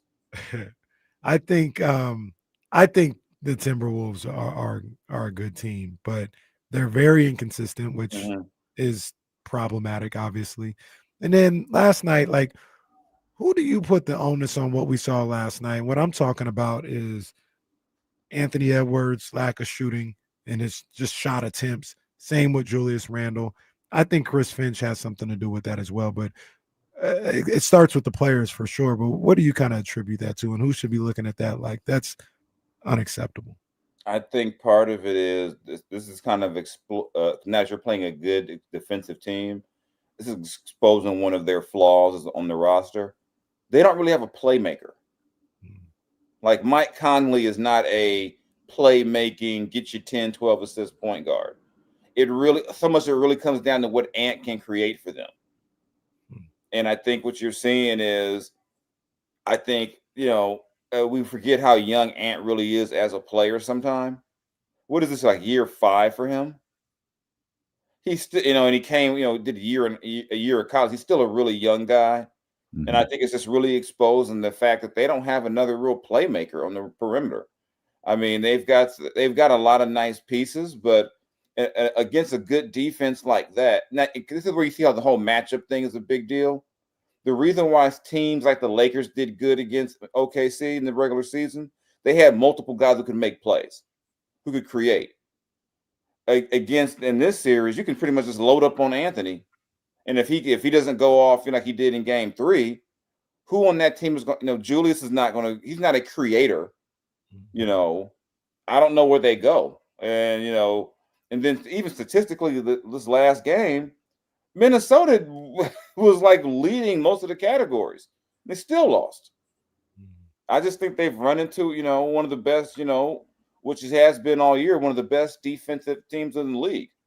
And they're going to make, they're not going to let Rudy Gobert get 27 points. They're not going to give Nikhil, all those open shots. They're not going to let DiVincenzo get comfortable. So I think some of that's on coaching and the players, but some of it's just the fact that what do you do? I mean, if Ant's got to go for 40 every night, they don't got a chance anyway. Right. In their defense, no one's letting Rudy Gobert go for 27 except for this is Darvin Ham's fault. It was nice. It was nice talking to you guys. Hope you had a great Memorial Day. Yeah. Do you know how many other times Rudy Gobert scored? Do you know how many other times this year in his career? This year, once. One time. He scored 35 points against Brooklyn on April 11th. Wow. Prior to that, his high was 23 points. He scored more than 20 points 5 times all year. Jeez. The 6th was against the Los Angeles Lakers. Thanks for making my day. No, we've got to be able to laugh at ourselves. That was information I did not need to know. It was bad enough watching it. It gets even better. How many times do you think Rudy Gobert scored 27 or more points last year? No times. None. That was a game of a lifetime for him, man. If you give 27 and 24 to Rudy Gobert, you pretty much deserve to go home. You deserve to be in Cancun. There's no excuse for that. With your season on the line. Can I point out he did not do it the year before either? No, this really might be the game of a lifetime for this dude. Wow. Now we're back to the 2021-2022 season. He's not even on Minnesota no more, is he? Rudy Gobert season high in a 132-127 overtime victory. He scored 27 points.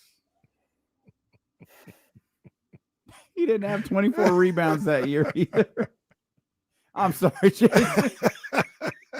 That man scored 27 and 24. Goodness gracious. Jay, he sucks so bad. He is awful. What are you making? $45 million? Oh, man. Man. Well. My man Tony Jones would say he's one of the best screen setters in the NBA. That's why he makes it. Ant open right now. How good of his. My favorite thing is when he has a guy come mismatching the paint. They look at him and like, no. That's like, that's what Randall did earlier this year. He was right there at and right in front of the rim. Randall said, "Get through, go through, go through," and then Rudy stood there and got a 3-second call. I'll show you, Julius. And then they got mad at Rudy. They didn't get mad at Randall for not passing it. Ant was like, "Rudy, what are you doing?" This is just further indictment on the fact that the Lakers had me playing center. My God. Oh, man. Well, they had a 6'11" guy there that JJ just wouldn't play. Yeah.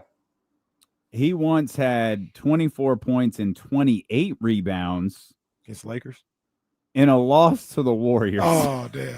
What year was this? This is the 2021 season. Oh, man. This is taking a very sad turn. I'm sorry. I'm going to stop. I'm going to stop. I heard Trae Young just learned how to pass. Well, what Trae do? Yeah, what did Trae do? Nothing. I just is trying to change it. Somebody on TV, Young, the NBA assist leader this year, man. What you talking somebody about? on TV said he's just learning how to pass or something. So Trae was like, I think it was one of the Morris twins. He was like, I love Marcus, but yeah, this is why you have to win, because it's how these narratives get started when you don't win. That man missed the playoffs, and all of a sudden he's never passed the ball before. Trey was feeling a little. I think he was like in his feelings a little bit, or trying to hold on to his spot as New York City villain, because he just randomly tweeted out. I think it might have been after Game 7 or after Game 1. He's like, just randomly, he's like, honestly, OKC Thunder games are way louder than any game at Madison Square Garden. He's begging for some heat. They're like, shut up. We don't care. They ain't even paying attention to you right now, buddy. That's almost as funny as the whole Paul George thing, talking about the fans saying we could have kept a bias for this. Oh. These fans are ruthless, man. I'm telling you. He said we should have just kept a bias, what you were going to do. This bias, like tweeting about it, was smoking a cigar. Damn, man. I hope my boy Tobias made the playoffs. He did. He did. And had some good moments too. Maybe Paul George is the problem. Well, he's certainly not the solution anymore. Poor Paul. That fall off was tough. Man, quick too. That fall. It all started when he started, we talk about LeBron with the lies. It all started with when he started lying. Remember when he was like, I never wanted to be a Laker. And they started pulling up all these. I didn't grow up a Laker fan. I was always a Clipper fan. They started pulling up all these receipts about him saying other stuff. It's like, I don't understand why people lie. Like there isn't an entire planet full of investigative reporters who will find your old messages within 30 minutes. Yeah, he's like, and then that's when people in LA were like, well, remember, he's not from LA, he's from Palmdale. And they started posting maps about how far Palmdale actually was from LA, and all of a sudden LA was done with him. They're like, who comes out and just like acts like you never said that? Right. I'm going to you said that. Yeah, it just got, what was that? They called me Playoff P, and it was like literally no one ever said like that. literally no one ever has called you Playoff P. Oh my God, Palmdale is hella far from Los Angeles. Palmdale's damn near in the Grapevine. Isn't Palmdale by Six Flags? It's past Six Flags, man. It's like inward too. It's like this dude, he damn near from Nevada at this point. Damn near from Fresno. And he brought it on himself when he started with that, and then the whole, like when he said they called me Playoff P, and they're like, who called you that? And they start going through his playoff, like they're like, they didn't call you that with Indiana against Miami for sure. Well, remember when the Gatorade commercial came out? Yeah. And he hit the buzzer beater, and they found out that was the only buzzer beater he had ever hit in his life. Well, they would what they did, because the internet is just it's a bad place. Yeah, so they would play the video, they would play the commercial, and then right when he goes to shoot it, they would clip to him hitting the back of the backboard. They would go back to that with whatever that game against the Nuggets was. The internet is a terrible place, but it can be very funny. Some days it's all you have if you want to laugh. And Paul, he does it all to himself, though. He got his own airport out there in Palmdale. That's how far away it is from. That nobody seems to use. Oh man, yeah, that's why. Where are you gonna go? Where are you going? Flying into Palmdale? What are you going to drive 4 hours? When he came with the whole "I never liked the Lakers growing up" thing, that's when the whole city of LA was like, "You're from Palmdale, shut up." I'm like, poor. Then the whole podcast. I'm gonna stop podcasting to focus on winning. I'm like, you guys are tanking. You don't want to win anymore. What are you talking about? You're 6-34. It's like, come on, man. I don't think Paul's a bad. It's just like these dudes just forget that the stuff is literally out there. It's kind of like LeBron with the dunk contest. Like there's literally video of you saying you're going to do it. You tried to hedge it, but you said it's always funny when the guys forget that there's evidence of, my other favorite guy now is Rashad McCants. Oh, Rashad McCants was the only person I ever saw that made Harrison Barnes roll his eyes. What did he do? He have a second sister. person. He have a sister that played here, didn't he? Didn't he have a sister that played for the Monarchs? I don't know. I know he played for the Kings, and that was quite an adventure. Well, that was my first year on the beat, and I was just like, "Is this guy for real?" He's the guy when Kevin Martin had 50. He waved off Kevin Martin to go ISO. So when he's telling these stories about he could have had, I could have had 81, and Tony Allen's like, "Okay, it's been a great show." Like, we're not doing. I've like, I don't think anyone from that. Raymond Felton basically went on the air and said, "I will fight that man." Like, I don't know. Yeah, they don't like each other at all. No one likes. I don't think anyone from that school likes Rashad McCants. They're like, because he tried to do the whole, I never went to class thing. It's like, yeah, he's you give some of these guys a microphone and it gets crazy. I'm sorry. I'm fascinated by Palmdale. It is the funniest thing I've ever seen. Palmdale, it's a part of Los Angeles County. Yeah. But when you look at the map, it's like, here's Los Angeles County and everything that we know Los Angeles is, right? Or I shouldn't say it. This is Los Angeles County. This is everything that we know Los Angeles is. Palmdale is up here. Yeah. Separated by mountains. Yeah. What's the exact? It's northeast, right? Yeah. Yeah. Yes. That's why it's so funny, because it was, like I said, and Paul did it all to himself. This was why it's so funny. They're like, he actually probably was closer to Fresno than he was to LA. Yeah, he was closer to Carson City than Carson. Oh, this is hilarious. Paul, and so many of these guys are unintentionally funny. Like, he cracks me up. Like I said, I believe Cat's got the crown right now. Cat knows what he's doing at this point, I think, sometimes. But some of those pictures, though, like, why are you doing that in the middle of the game? Like, why are you doing that? Like, I forgot, what's the Boston one where he's like, like, why are you doing that? I'm like, you gotta be doing that on purpose. I think he's just, it's almost like he says, you know what? Let's have some fun with this. You guys are gonna keep calling me all these names, even the freaking fan interviews talking about, give me your zestiest cat impersonation, and all these people are doing it. And then he'll like go on TV and switch to like a New York accent. He knows exactly. No, he forgot to turn the accent back on after the win the other night. He knows what he's doing. He forgot to turn it back on. The classic talk. Yeah, I'm sure he'll have overall. He'll do something very New York for Game 5. Something very New York. He'll like come in, listen to. I need them to win because Cat gonna be in rare form on Game 5. He's gonna come in listening to Big Pun or something. He gonna come dressed like Spike Lee. Man, this man knows what this man's a genius. He knows exactly what he's doing. That's amazing. Come on, man. Let's get this win tonight, Knicks. Come on, fellas. Let's get this. You doing a lot. What you mean? I want the Knicks to win. What am I doing a lot? Why are you hating on Tyrese? You should want Tyrese to win. I like Tyrese. Let's go. I like Tyrese. That's my boy. Yes, sir. Yes, sir. Yes, sir. They got those stupid yes, sir shirt out. That's how I know they're gonna lose. They got them ugly. Yes, sir. There was back in the building though. Yeah, there were some pretty bad playoff shirts. The Laker one was especially terrible. Win for joy. I don't know what that meant. All right, man. All right. I said they probably were cooked the day they put on a win for joy shirt. I was like, but my thing was, who is Joy? Win for Rudy. I was like, see, man. Okay, that's my bad. That's all right. That's my bad. Last time. Yeah.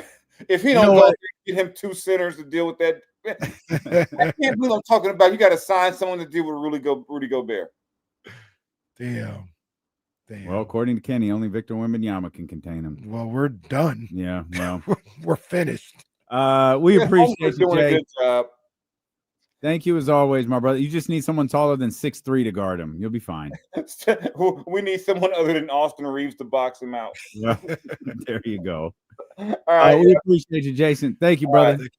That's Jason Jones. I had no idea this show was so close to being over. I looked up like, oh my God, we gotta go. We spent a lot of time laughing at Paul George. Oh man, Palmdale, man. Shout out to you. We're gonna head over to 102.5. Join us over there. If not, we'll see you tomorrow beginning at 10 a.m. with the Insiders here on Sacramento Sports Leader, ESPN 1320. You already know. Vamos, Knicks! Yes, sirs. Yes, sir. Fucking absurd.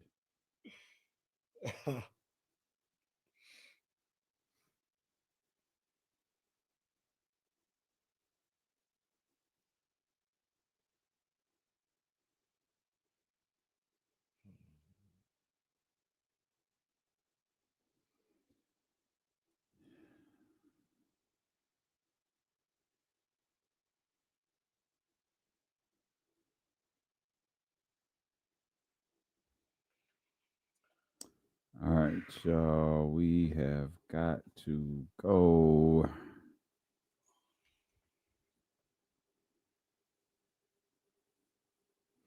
All right, y'all. Have a great day. Appreciate you as always. Today was fun. See you guys tomorrow.